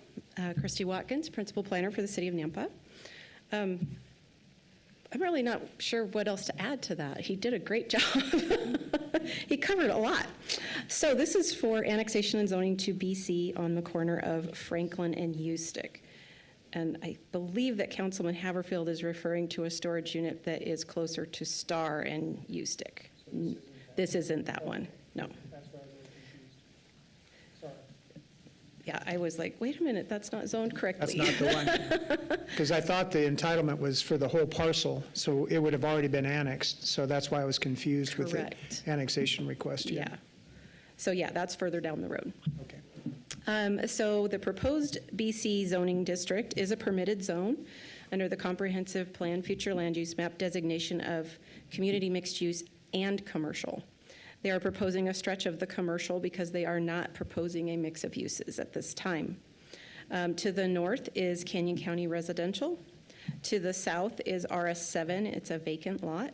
To the east is Canyon County Residential. To the west is RS6, it's the Astoria Park subdivision. North Nampa in this area consists mainly of Nampa and Canyon County residential properties with some properties to the east that have been zoned for light industrial, community business, and multifamily residential, but they have yet to be developed. The property is located within the mixed-use designation, but it does allow for a stretch of that commercial to the south. The comprehensive plan defines compatibility in design and uses, and staff finds that this project meets the principles outlined in the plan. There are city utilities in the area. So you'll see on this map where the yellow arrow is, where the yellow arrow is, that's where the sewer stops. So it's a good 1,600 feet west of the Ustick and Franklin intersection. As you know, one of the major projects that is coming online here shortly is for us to extend that sewer out to the east. They will be required to dedicate right-of-way along North Franklin and Ustick. A traffic impact study is likely to be required with this project as the uses are determined, and it will be required at the time of building permit submittal. The developer shall adhere to currently adopted standard road sections, which include installation of 10-foot wide side pathway along both arterial roads. Nampa is in need of some commercial services that are convenient access to the residents in this area. This project will be subject to Title 10, Chapter 16, and it will require design review for all new structures going in or any fences that might be proposed. The only correspondence we received was from engineering regarding utilities and right-of-way dedication and the potential for a traffic impact study. There are 4 criteria when determining the appropriateness of annexation. One is that all landowners have consented to this annexation request, that the property is contiguous to the city limits on the south and the west sides. The property is included in the City of Nampa impact area that is outlined in the comprehensive plan, and the property complies with the agreement between the City of Nampa and the Nampa Highway District. There are 3 criteria for determining the appropriateness of zoning. The proposed use is in harmony with the comprehensive plan. The project proposes a set of uses that are found to be compatible with adjacent properties, and the proposed annexation and zoning is in the public interest because it allows for future commercial services in an area of Nampa that is lacking commercial services for its residents. It has city services and utilities somewhat available when they are brought across Franklin Road, and it is required to dedicate right-of-way to the city for future infrastructure improvements. These are the conditions of approval that are stated in your staff report. These are your potential motions, and I'll stand for any questions. Christy, thank you. Council, do you have any questions? See none, we'll step into public hearing. Thanks. Madam Mayor, we do have one person that signed up, and that is Warren Hergio. Good evening, and thank you for giving us your name and address. Good evening. My name is Warren Radjo. I live at 7799 Ustick Road. So it's the property just to the east of this proposed site or this development. So the purpose of me being here tonight is to do my best to voice 5 concerns that I have that I feel like we need to have a development agreement that addresses these concerns. So not knowing what's going to go on the property as far as the commercial businesses, along that eastern and southern border, I'd like to see a 20-foot landscape buffer around the property, just so that it limits commercial construction or concrete buildings just being right on the border. So I'd also like to encourage the city to think about how it invites the neighborhood, the neighborhoods that are coming into the area. So Trestle Creek has been approved just to the east of my property. And then the RS7 area behind to the south, that will eventually be residential. And then I'm squeezed in the middle of 2 developments, so it's a 6-acre farm. And last I checked, there's not a lot of people looking to buy a 6-acre farm sandwiched between 2 large developments. So depending on, what happens in this area, that could potentially be residential in the future. So I want to encourage the council to think about, in the development agreement, I believe that there needs to be more walkways than parking spaces. It needs to invite the surrounding neighborhoods to be able to access from a pedestrian standpoint into it versus being a gigantic parking lot. 15 acres is a lot of land. That's a lot of concrete and a lot of asphalt. So if it's got a proper vision behind it, I think it could service the area quite nicely to where it invites the surrounding neighborhoods that are coming into the area.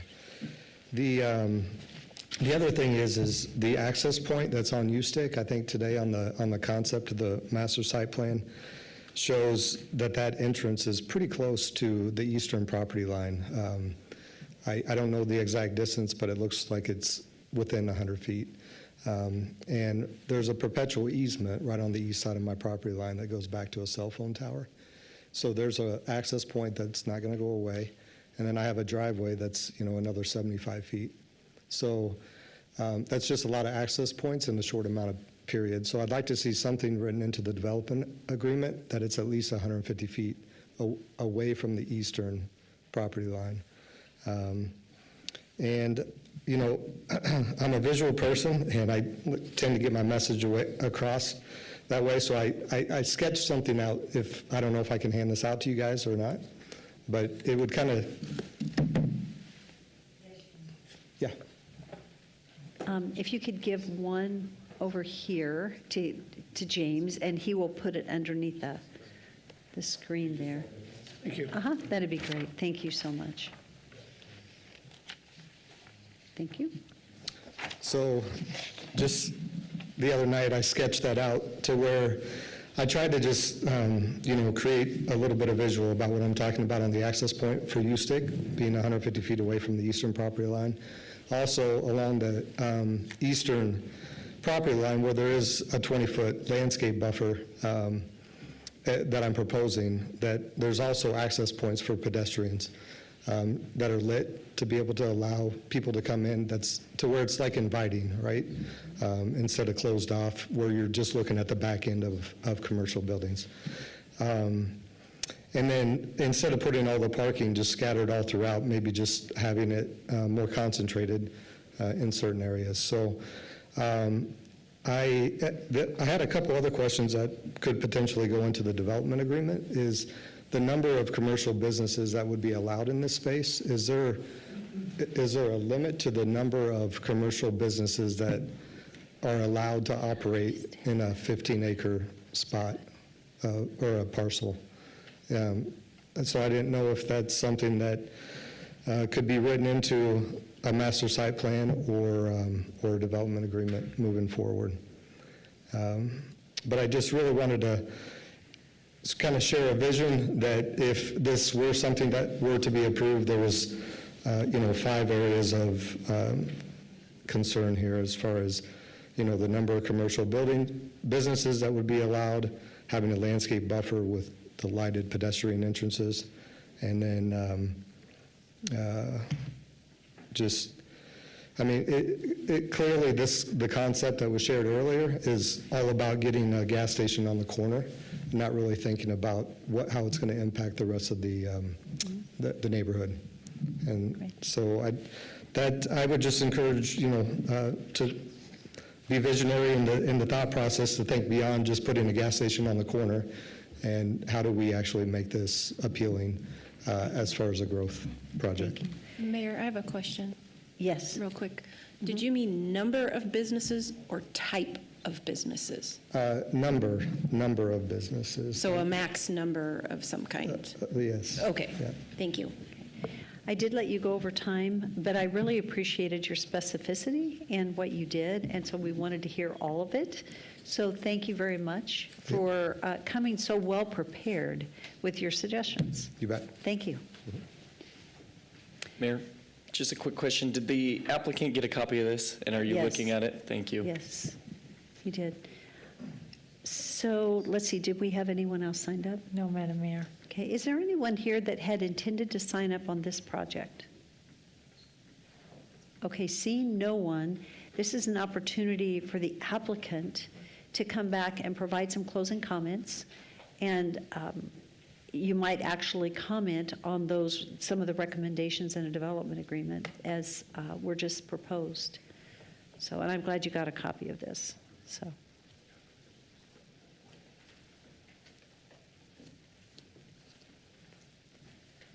Thank you again, Mayor and council members. To answer some of Warren's questions here, so based on this exhibit that we have here, the 20-foot landscape buffer is something that we can definitely discuss. Currently, it's 10 feet.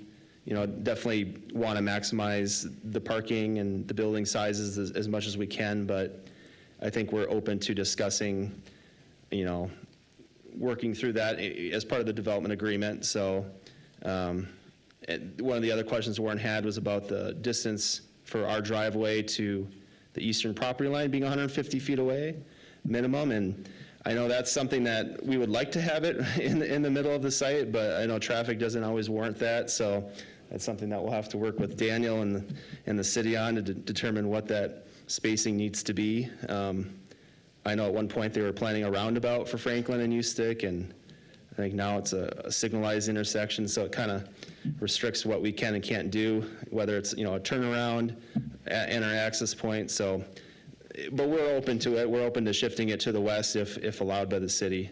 That was just kind of the best spot for it, to get it far enough from that intersection. Whether, for maximum number of commercial businesses, I'm not sure what that max number would be. I know there's a minimum, building size that we can have. So I'm guessing we don't want to have 50 different commercial buildings on the site. So, and definitely would encourage more foot traffic. That's something that Jackson's is going to be open to. And whoever, if they end up selling the property to the east, promoting more pedestrian-friendly walkways and connections through the site to make it safer.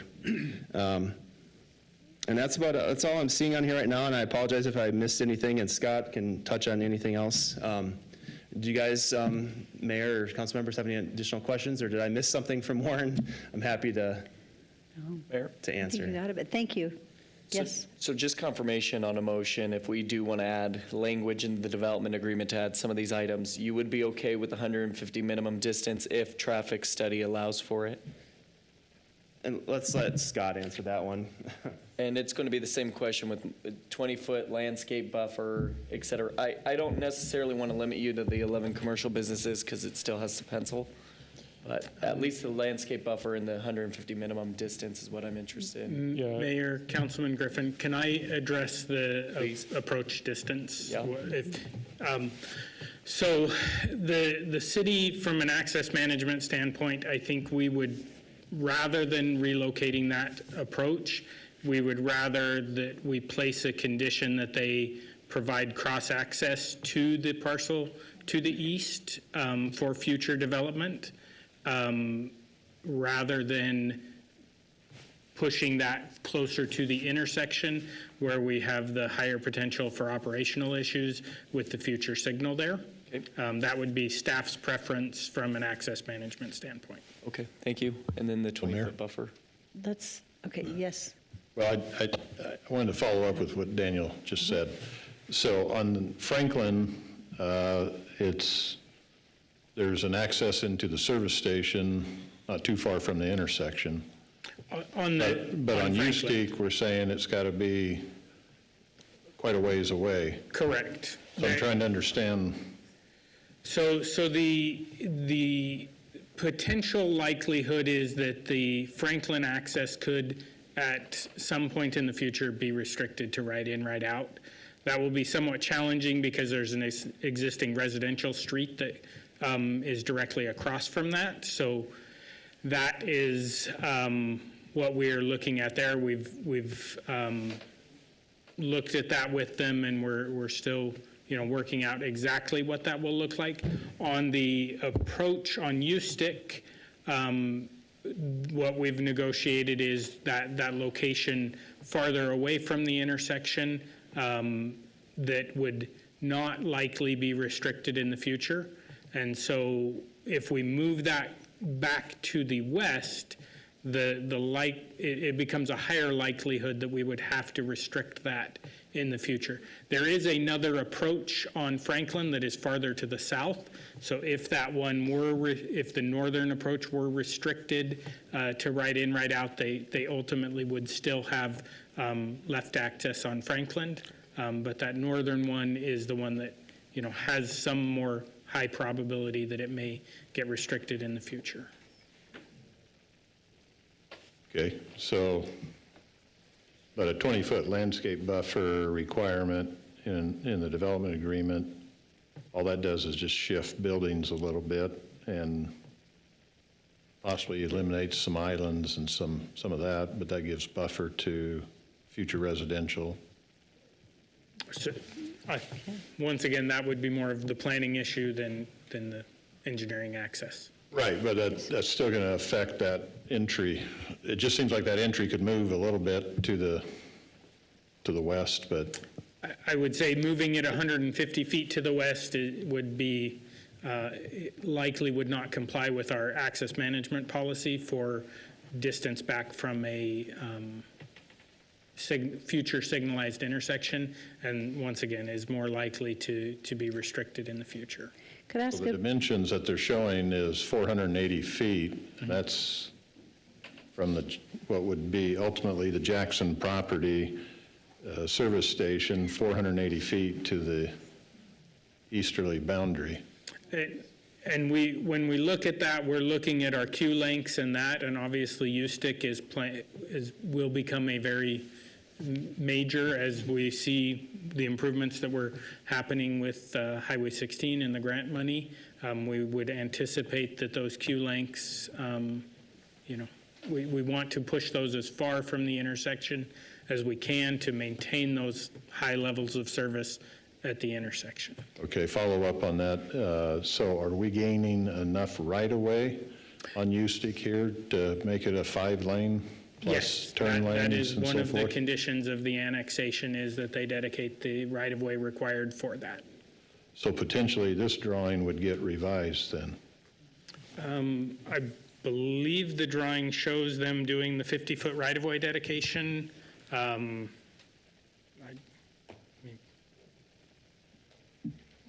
Seems like to get turn lanes and double lanes, and I just want to make sure that 100 is going to be enough, and that's counting on that we're getting the 50 off the north, that we need to make sure.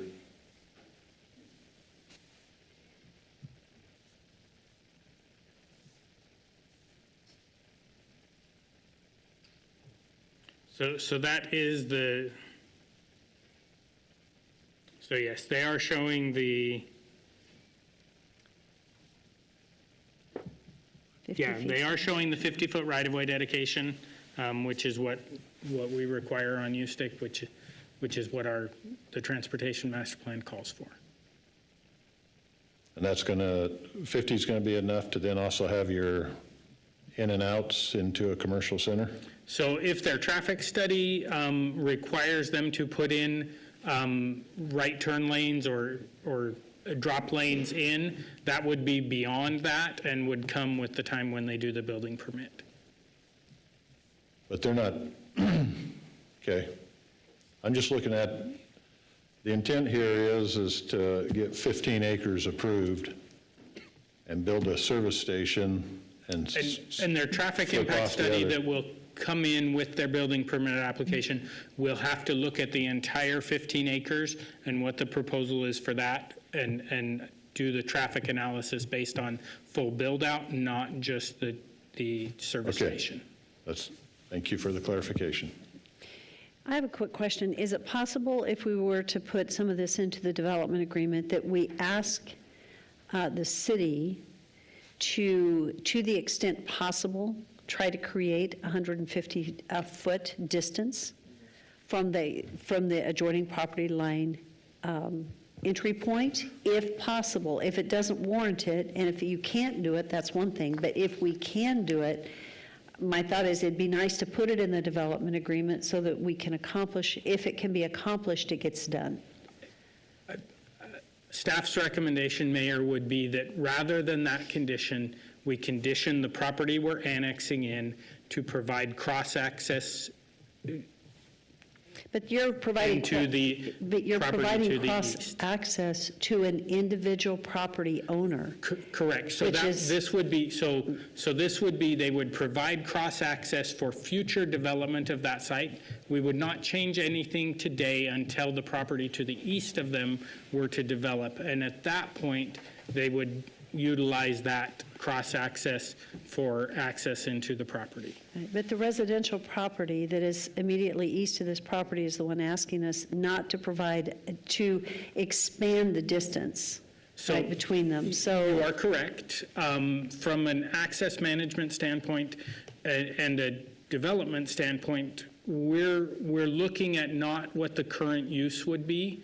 We're looking at what that future use would be and how those access points would line up. The property to the east is a relatively narrow parcel, and so from the policy standpoint and my experience in development and as the engineer for the city, I would recommend that we require this development to provide a cross-access agreement to be utilized in the future when that property to the east were to redevelop. That's my recommendation. In the meantime, though, you would not put an access onto Ustick any closer than 100 feet from an existing access point. Is that correct? So we would likely, it depends on what type of access points they are. So there are times where we have to accept something that is not ideal or not exactly what we would want, with the knowledge that in the future, when that property were to redevelop, that the issue or the non-standard where it doesn't meet our standard will be resolved at that future time. We have to do that regularly just because of if they were all 40-acre parcels and that's all we had to deal with, we'd always meet the standard. But where we have these parcels that are cut up in smaller ways, we have to make the best of it until we're able to, get a final developed resolution. Thank you. Council, do you have, I think it's late. We're in the questions for you comment. You were done with your presentation, right? Or do you still have, or are we just? I think I still needed to address the 20-foot buffer. The 20-foot buffer, okay. So Go for it, yes. Go ahead and finish, and then we'll see if there's other questions. Madam Thank Mayor, you. Council. The concept plan that I'm looking at, I really like the design he came up with, and I generally don't have a problem with it personally, but it's kind of a challenging one, hard one for me to answer personally, because obviously this has implications with our executive group, as well as if we do sell this off to an adjacent developer, we're making decisions on their behalf. I mean, 20 feet seems somewhat excessive, but we can also explore enhanced vegetation, and I think we would have a screen in the form of a fence along the property too that I think might be able to be taken into account. But I just don't want to make a decision outside of my lane, so to speak, which would impact this development. Well, Which is a good comment. I will say if we put a development agreement, restrictions on it, they will be restricted. It is what it is. Mm-hmm. You won't get to decide. But we'll be mindful, as far as the council, will be mindful because understanding that you're going to more than likely split that off. You don't want to be too restrictive. However, we do have a responsibility to protect those adjoining properties. Sure. And so that's where that 20-foot landscape buffer very likely will come in.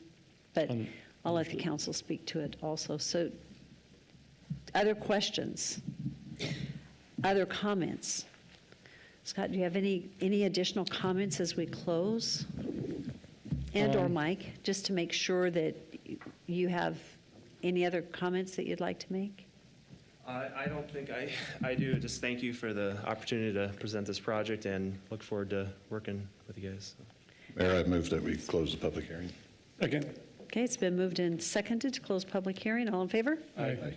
Any opposed? Thank you. Okay, this is an A opportunity. couple of comments. I think 15-foot landscape buffer would be a minimum, both on the east and south side, and that should be a condition put in the development agreement.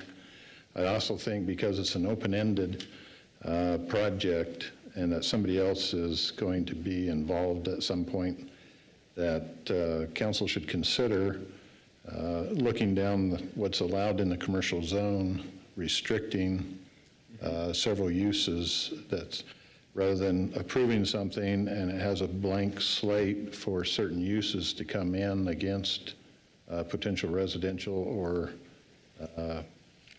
I think may not fit the next door neighborhood atmosphere. Do you have a list? Well, I was working down on it, and I failed to prepare a list before this evening. I'll work not to have that mistake in the future, but It's all right. Mayor? Yes. Would you like the same list that we showed for the other project? Yes. Prohibited uses?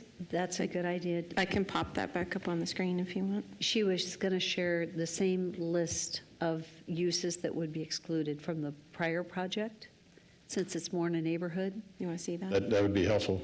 Okay, Yes. let me see if I can find it again. Thank you.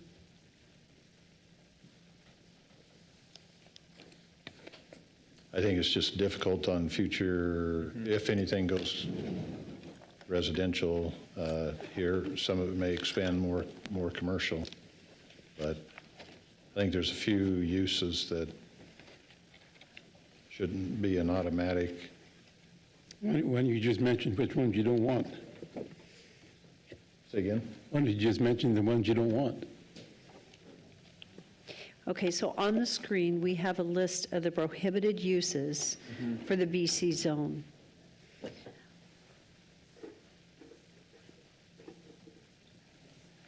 I think those are good. I don't think you would need to have a bed and breakfast in there. Not that anybody may try, but so from there, I think it's the homeless shelter.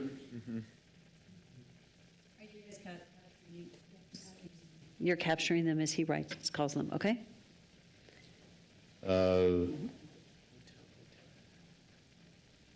Trying to go down, I apologize. I No, don't that's have fine. this prepared It's- for you, and I'm taking your time. That's okay, it's good to do, I so think thank they you. had, they had the tobacco shop, the vape shop. Hotel, motel?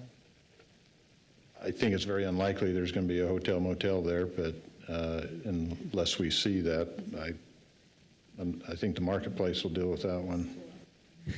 I think the issue of daycare is going to be a question mark at that location. But sometimes they want to put something like that into a commercial center. Yeah. I would suggest that we leave the daycare opportunity there, if you don't mind. Yep. Okay.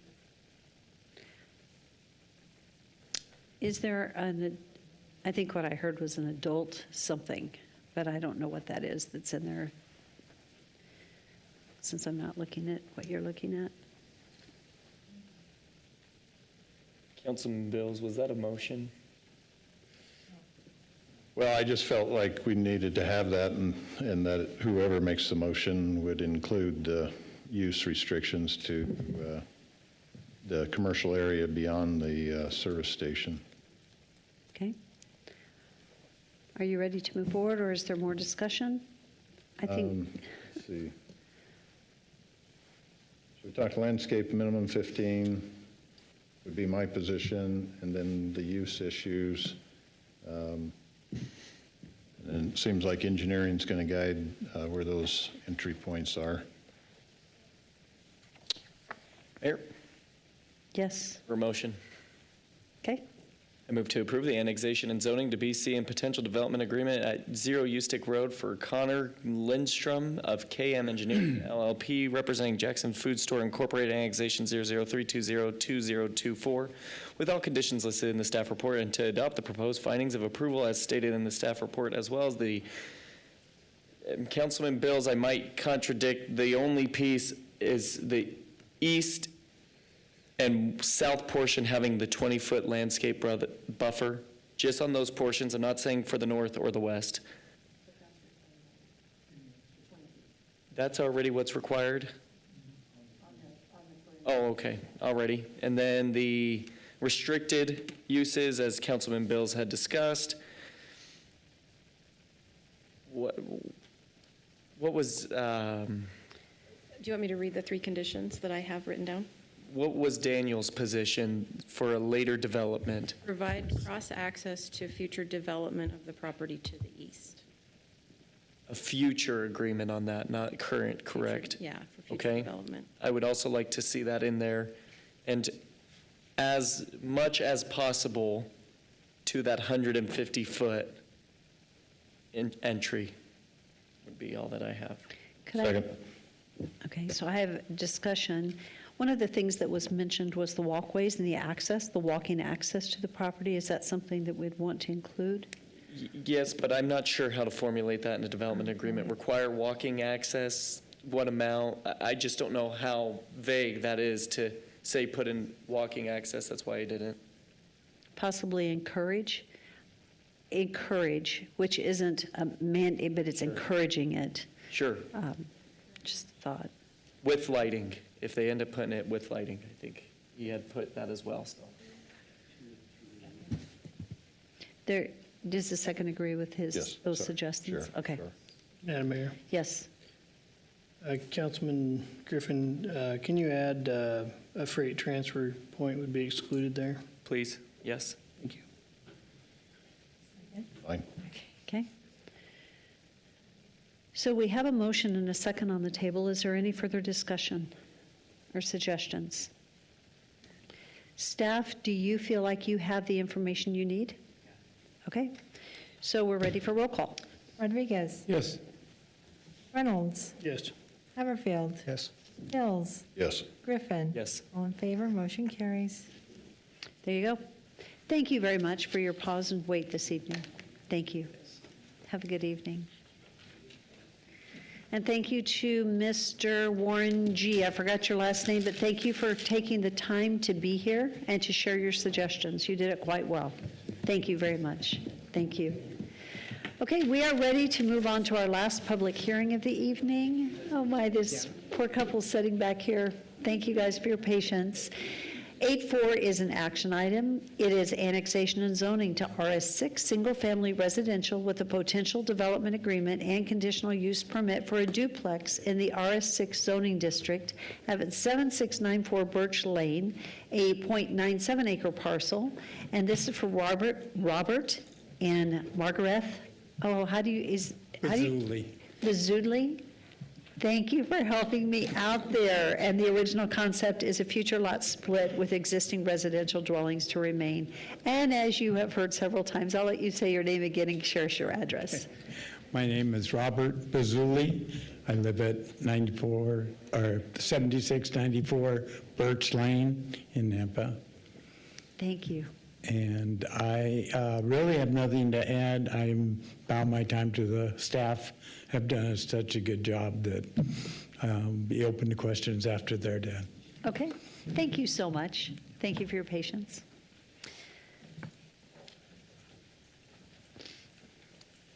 Mayor and Council, Rodney Ashby, Planning Director.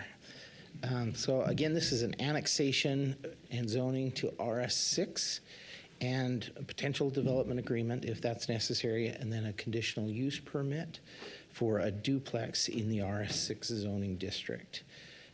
There's a lot that is related here that I'll kind of walk through here, but just original concept is future lot split with the existing residential dwellings to remain. So no additional dwelling units than what is there, but I need to kind of walk through the situation here. So the applicant purchased this property with the shop, and let me show you that shop. There's the shop, converted to a duplex. The shop has a county permit, but the conversion to a duplex is not permitted in the county. They didn't. The people who owned this property before the current owner did not get a permit for that conversion. So that's the situation. We have a single-family home with the red dot, and then the yellow arrow shows where the duplex is. So three units on one property. The sewer and water is a single well and septic for the entire parcel.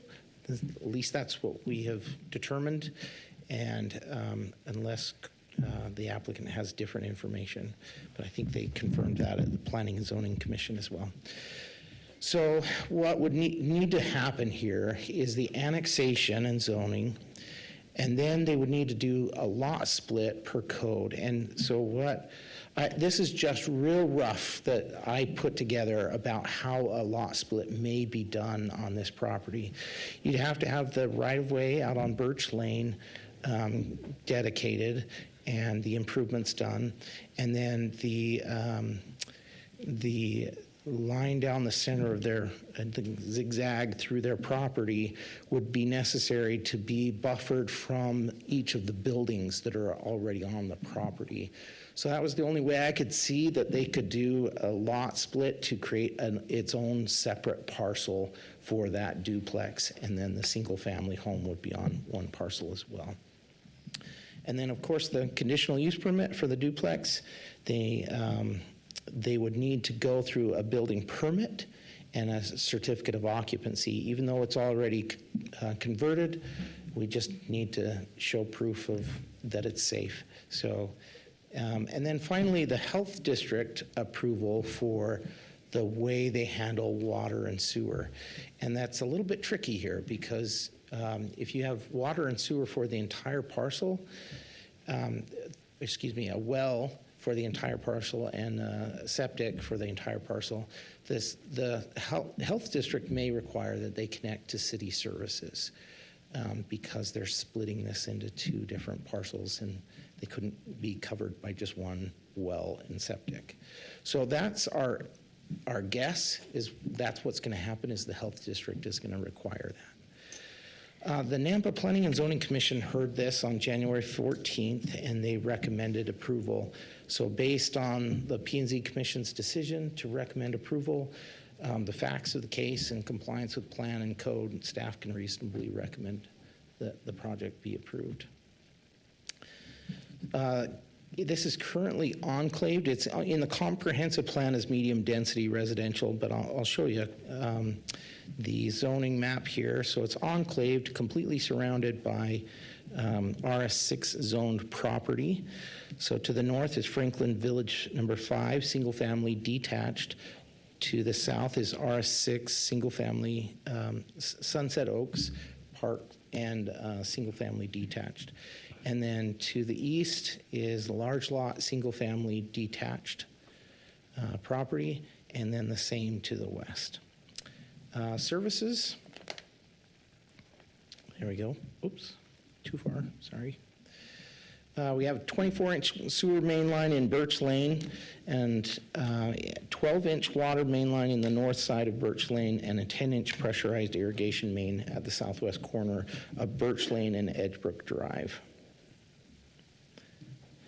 So again, staff expects Southwest District Health to require a connection to city water and sewer services per the property. Rodney, could I ask you a question? Yeah. On the utilities for electrical, is the duplex or the original shop on the same meter as the house? That is a great question, Mayor. I don't have that information, but I think the applicant would probably be able to respond to that. And then again, because they would need to get a permit, we would require that they go on to a separate electrical connection. Okay. If it's an EDU though, because we have that opportunity within our zoning. It's pretty tricky. An ADU is a maximum of 500 square feet, and it's not multiple dwelling units. So we have a total of 3 dwelling units on this property, so it wouldn't qualify for an ADU. It would, and the size of that shop, or now converted to a duplex, is much larger than the 500. Yeah, I've got it's an upstairs and a downstairs situation, and I've got a aerial view I can show you real quick. It's a 3D view. See if I can get to it real quick. I'm sorry, I'm interrupting you on that. There it is. Whoops. So you can see the shop is on the top there. They've got a 2-car garage in there. They've converted the downstairs to a residential dwelling unit. And then on the left side, you can see those stairs going up to the 2nd story, and that's another dwelling unit. So I think we're looking at more than just an accessory dwelling unit here. Okay.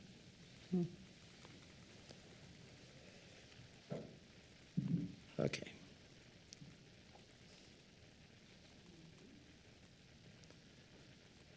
All right. So applicable regulations, annexation, you know these, you've seen these before, and then the zoning criteria that must be met in order for the annexation to happen.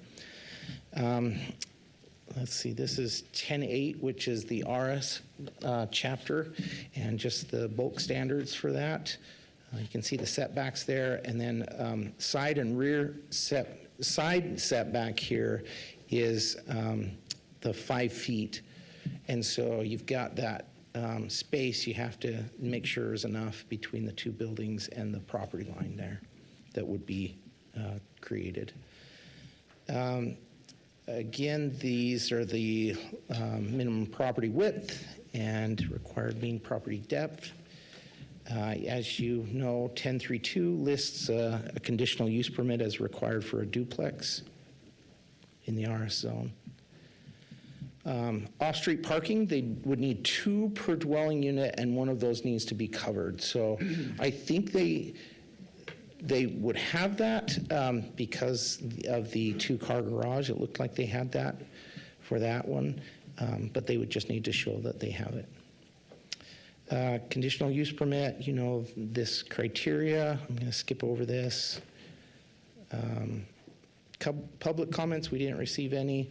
Nampa code compliance had some concerns about some conditions of the property and asked that they inspect the property prior to the annexation being completed. I have a condition that I'll show you how I recommend we address that. Nampa Fire District does not oppose the application. The existing access and water supply meets the fire district requirements. Okay, so these are engineering comments, pretty standard. They give the access to utilities, the roadway dedication requirement, and the applicant is aware of all of those conditions.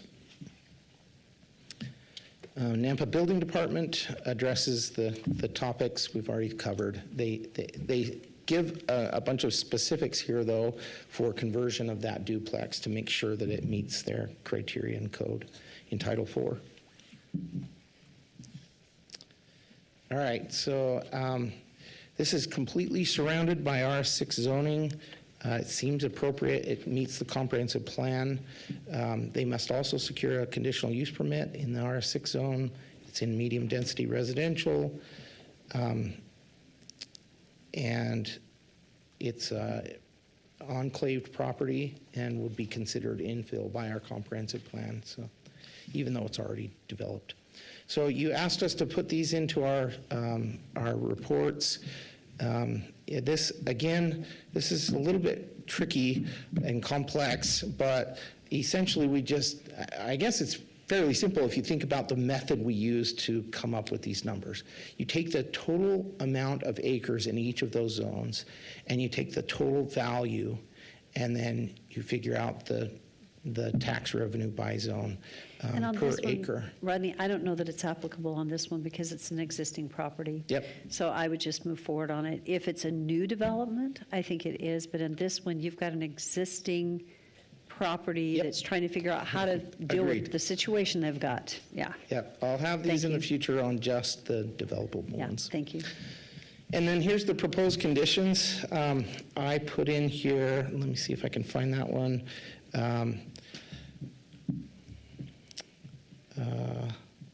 Number 6, applicant owner shall address all code violations outlined in the Nampa Code Compliance email dated November 4th, and ensure a code compliance officer inspects and documents that the violations have been resolved prior to annexation ordinance being read by City Council. So I think we can take care of that pretty easily. And then here are the conclusions. The property owner has shown a consent to annex. The property is contiguous with the city limits on all sides of the property. The proposed area of annexation is consistent with the comp plan map and the densities outlined in the comprehensive plan. The proposed annexation complies with the established memorandum of understanding currently in place between the City of Nampa and Nampa Highway District, number 1. The proposed R6 zoning is in compliance with the comp plan. The proposed conditions of approval with the proposed conditions of approval. The proposed map amendment provides for uses that will be reasonably compatible because the comprehensive plan outlines those. And then the proposed map amendment would be in the interest of the public and reasonably necessary because residential development is an essential component and it's an existing situation. It's pretty straightforward here. The proposed duplex in an RS6 zoning district, so these are conditional use permit criteria, meets the goals and strategies outlined in the comprehensive plan and the principles outlined for options to improve housing affordability supported by the comp plan, and is located with a designation on the future land use map and zone that are defined as residential while meeting requirements exceptions outlined in Nampa City Code. The proposed duplex in an RS6 zone will not adversely impact the intended character and appearance of the general vicinity.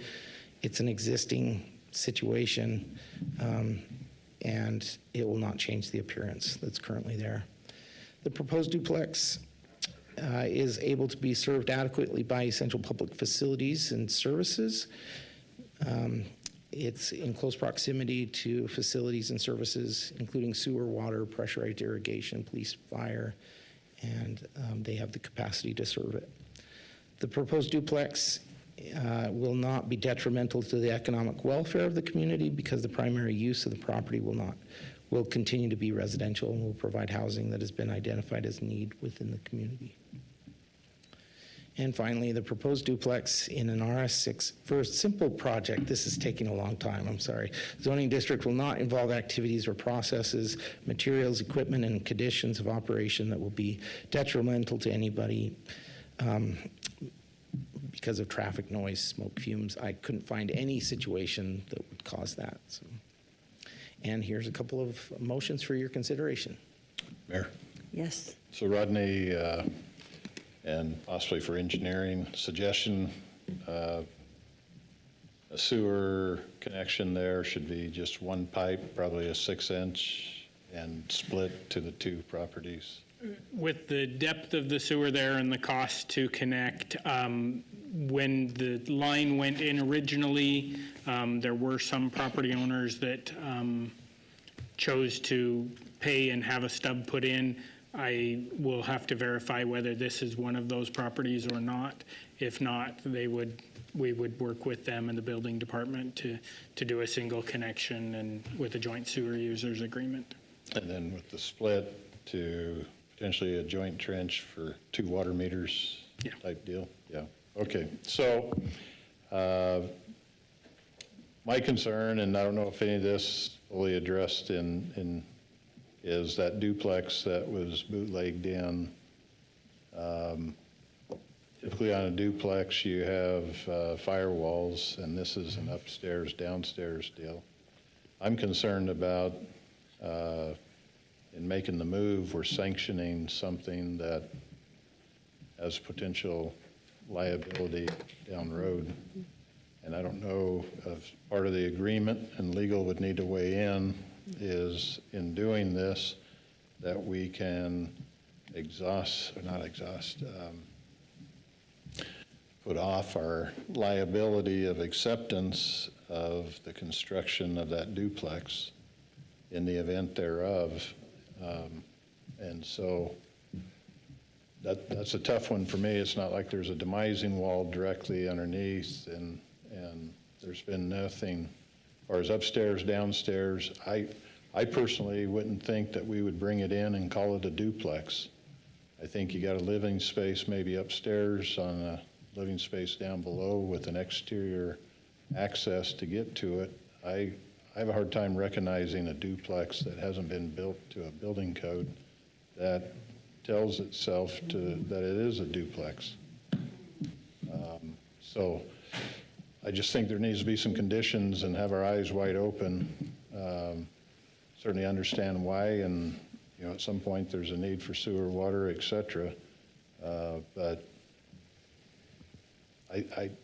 that one's a concern for me, and how to address it, and not having the building group here to talk about it, but somebody may be able to.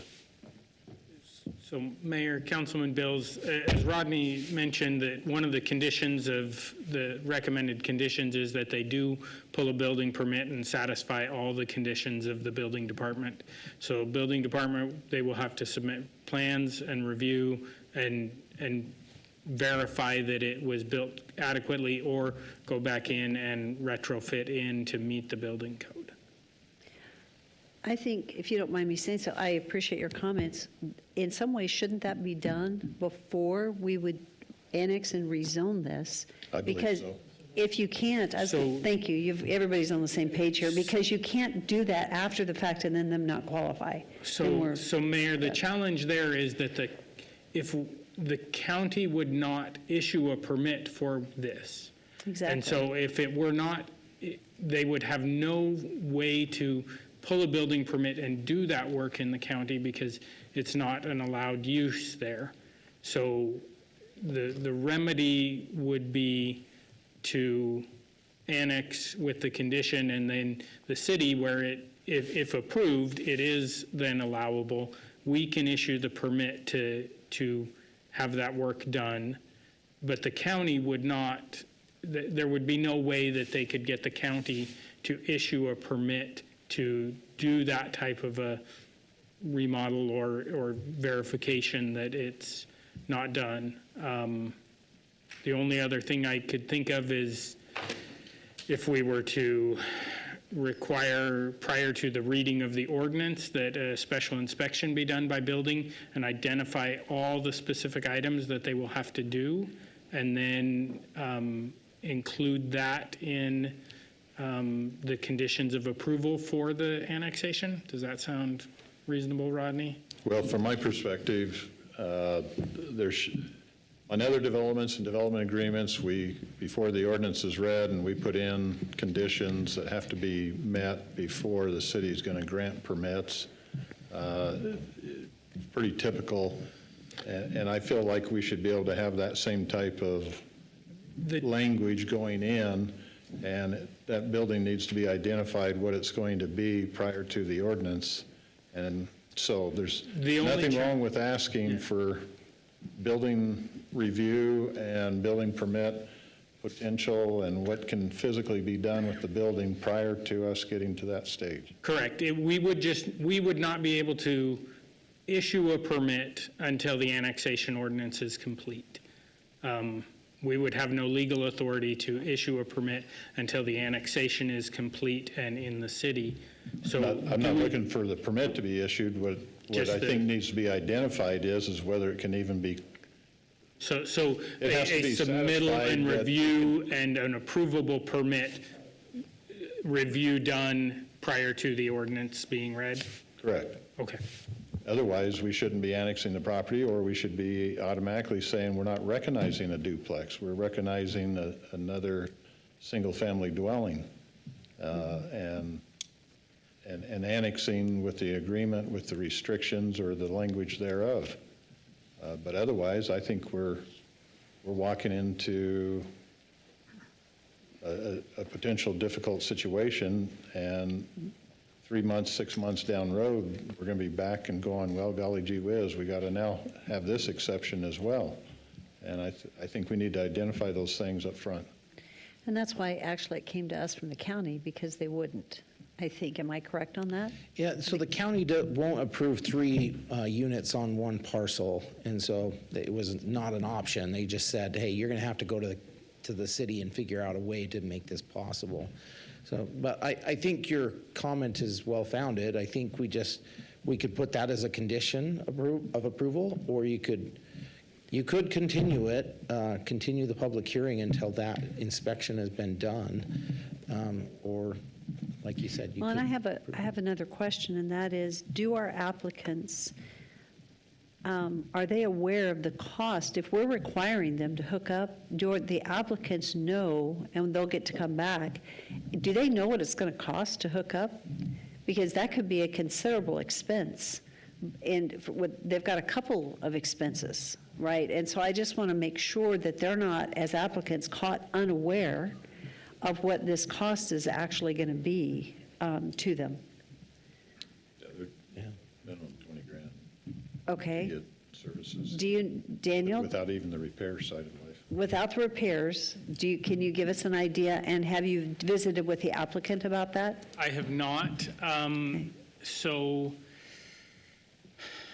off the top of my head, a single-family dwelling in a subdivision pays about $13,000 in utility connection fees.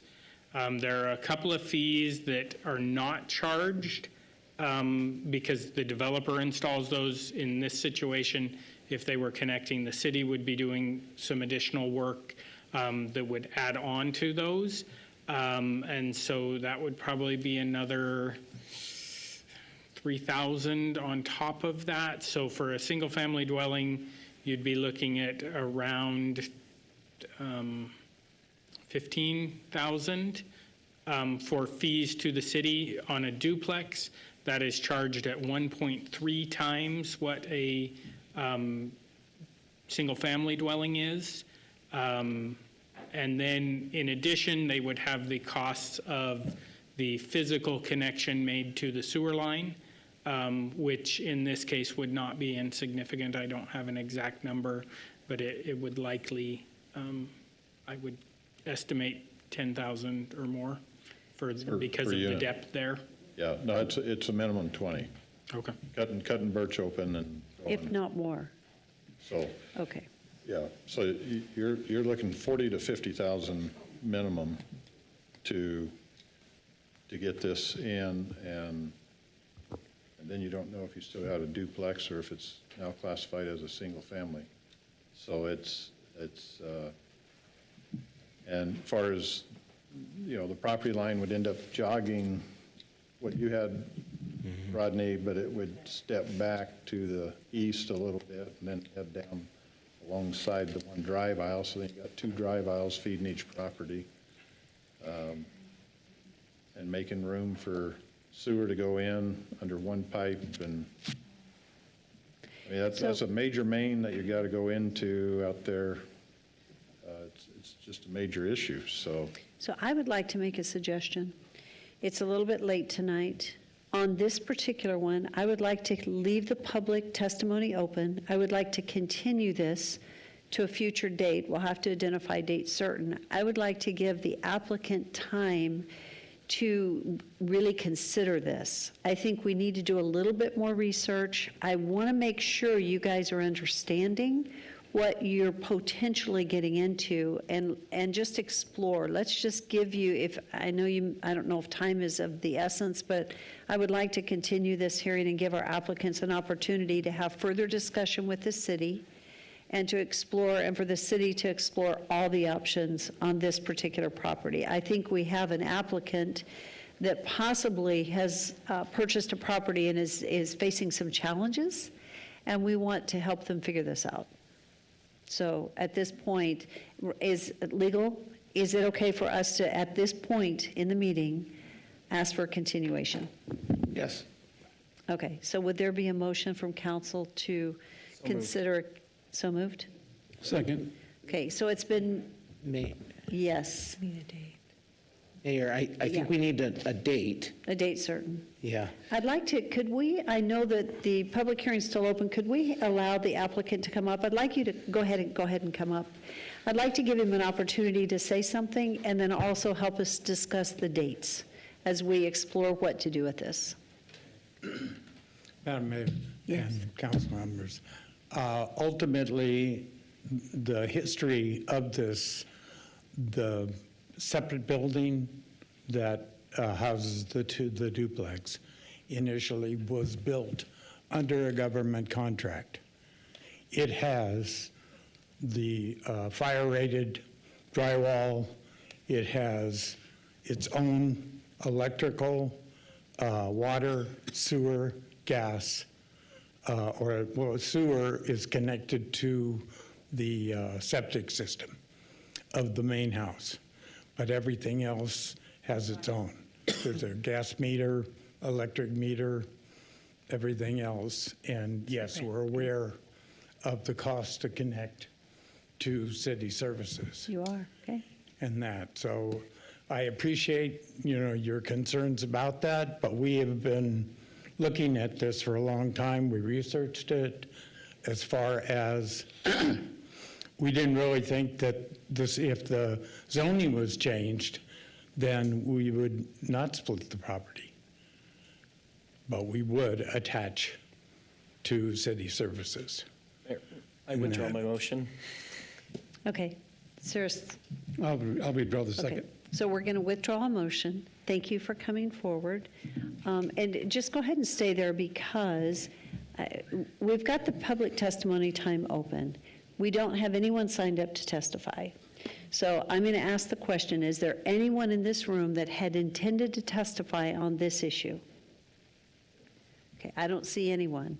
So without anyone here to testify, then it's our opportunity to stand and have a discussion with you, which is exactly what we need to do. I think there's a couple things here. This is out of the norm, as you are well aware. It was important to me to hear that you understand the potential costs that you may be getting into. That's really important. But then we've got the building side. And so Councilman Bills and, I don't know, Rodney. I can appreciate you saying it's all up to code and everything's fine. Well, But from our annexation point of view. If I can possibly interject, up to code at the time that it was built to the government's, to the standard codes at that time.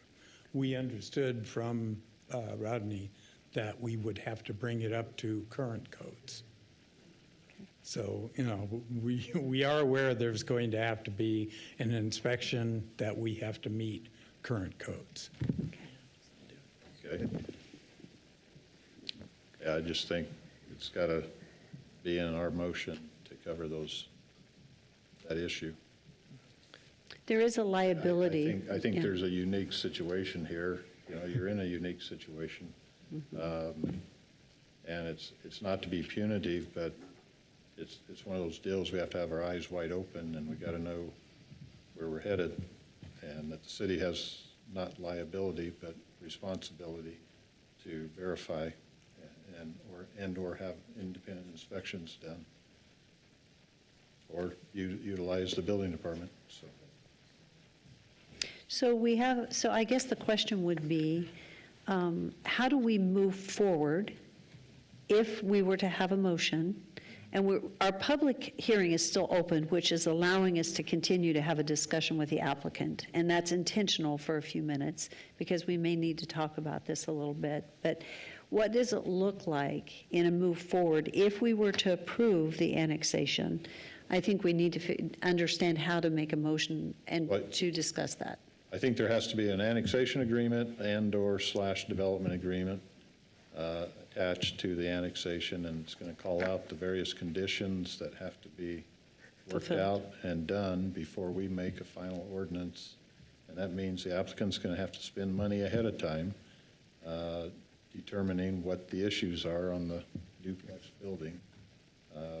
And so just like the other projects, I think we have to have the clarity before we execute the development agreement and finalize the annexation.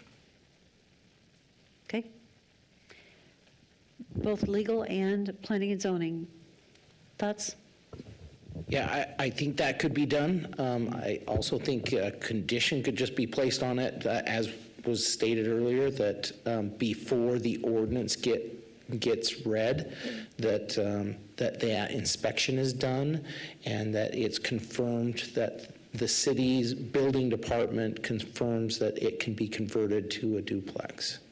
You could do it that way as well, I believe. Yeah, and I think that would be a little cleaner and better fitting for an annexation. Development agreements are for a little more robust development. Typically, it could be an option here. And just as Rodney and Daniel commented on, it could be absolutely subject to an inspection to the satisfaction of city's building department. And so that would be the cleanest way probably to proceed on this. But we are doing a lot split as well, are we not? That would be a condition of approval, and that's part of their condition, that they do a lot split after, with the annexation. And that's a staff level review, the lot split would be. Okay, it's a review, but requires a survey and a legal description. It does. To be created and a record of survey, right? That's correct. Yep. So that has to be in the agreement or understood. Yeah. So I have a question. Why couldn't it be a single-family dwelling versus a duplex? Mayor, it could. They've just requested that it remain 2 units in that one building. Do we have any other precedent for 2 buildings that are stacked? It's more like one on top of the We other that's a do. duplex? We do?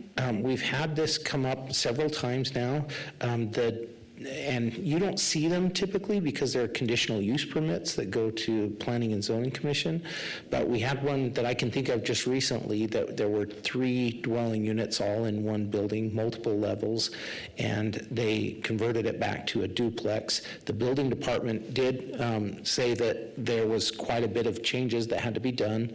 I think, if I remember correctly, there was something to do with their heating and air conditioning that had to be separate. So there are some expenses that make that possible for a duplex to exist with multiple stories, but it is possible and it has been done multiple times. Okay, thank you. Okay, so what is the will of the council on this one? Well, let me wait. We haven't closed a public hearing. So let's go back. Are there any further questions or discussions that council has for our applicant? And then do you have any closing comments before we close public hearing? No, I think Rodney is You're good? right where I is thinking right where I am. Okay, perfect. Thank you. So with that, I would stand for a motion to close. We're going to close public testimony if there's a motion to do so. So moved. Second. All in favor? Aye. Okay, so and you can have a Thank you, seat. Mayor. Thank you so much. Okay, so we're on to council discussion and decision. Mayor, it sounds like he's well aware of what the process is and what's going on. I think Councilman Bill's worries will be covered within the planning and zoning and the building department's direction, I think. So I'm not sure where, David, if you want to make a motion, or since you're the one that's concerned.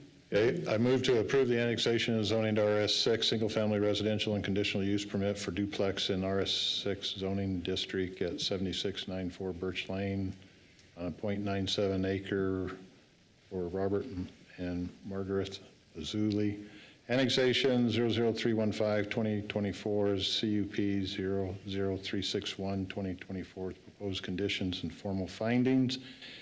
Listed on the page, in addition to that the property is going to be split into 2 parcels and must meet that conditions, and that prior to the property formalizing the annexation, that the building department shall have provided a list of any and all conditions that have to be met to allow the duplex building to serve as a duplex and or go to a single family. And that services for sewer and water shall be connected thereto. Second. It's been moved and seconded. Is there any discussion? Seeing none, roll call. Reynolds. Yes. Haverfield. Yes. Griffin. Yes. Rodriguez. Yes. Mills. Yes. All in favor, motion carries. Thank you so much for coming back and talking through that with us.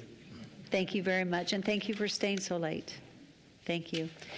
Okay, we have one unfinished business item. It is 9.1 on the agenda. It is an action item. It is going to be requested to pass under suspension of rules. It's the first reading of ordinance for the zoning map amendment from suburban residential zoning district to light industrial zoning district for 3814 Airport Road and 315 North 39th Street. It's 2 parcels totaling 1.48 acres for Gerald and Karen Moore.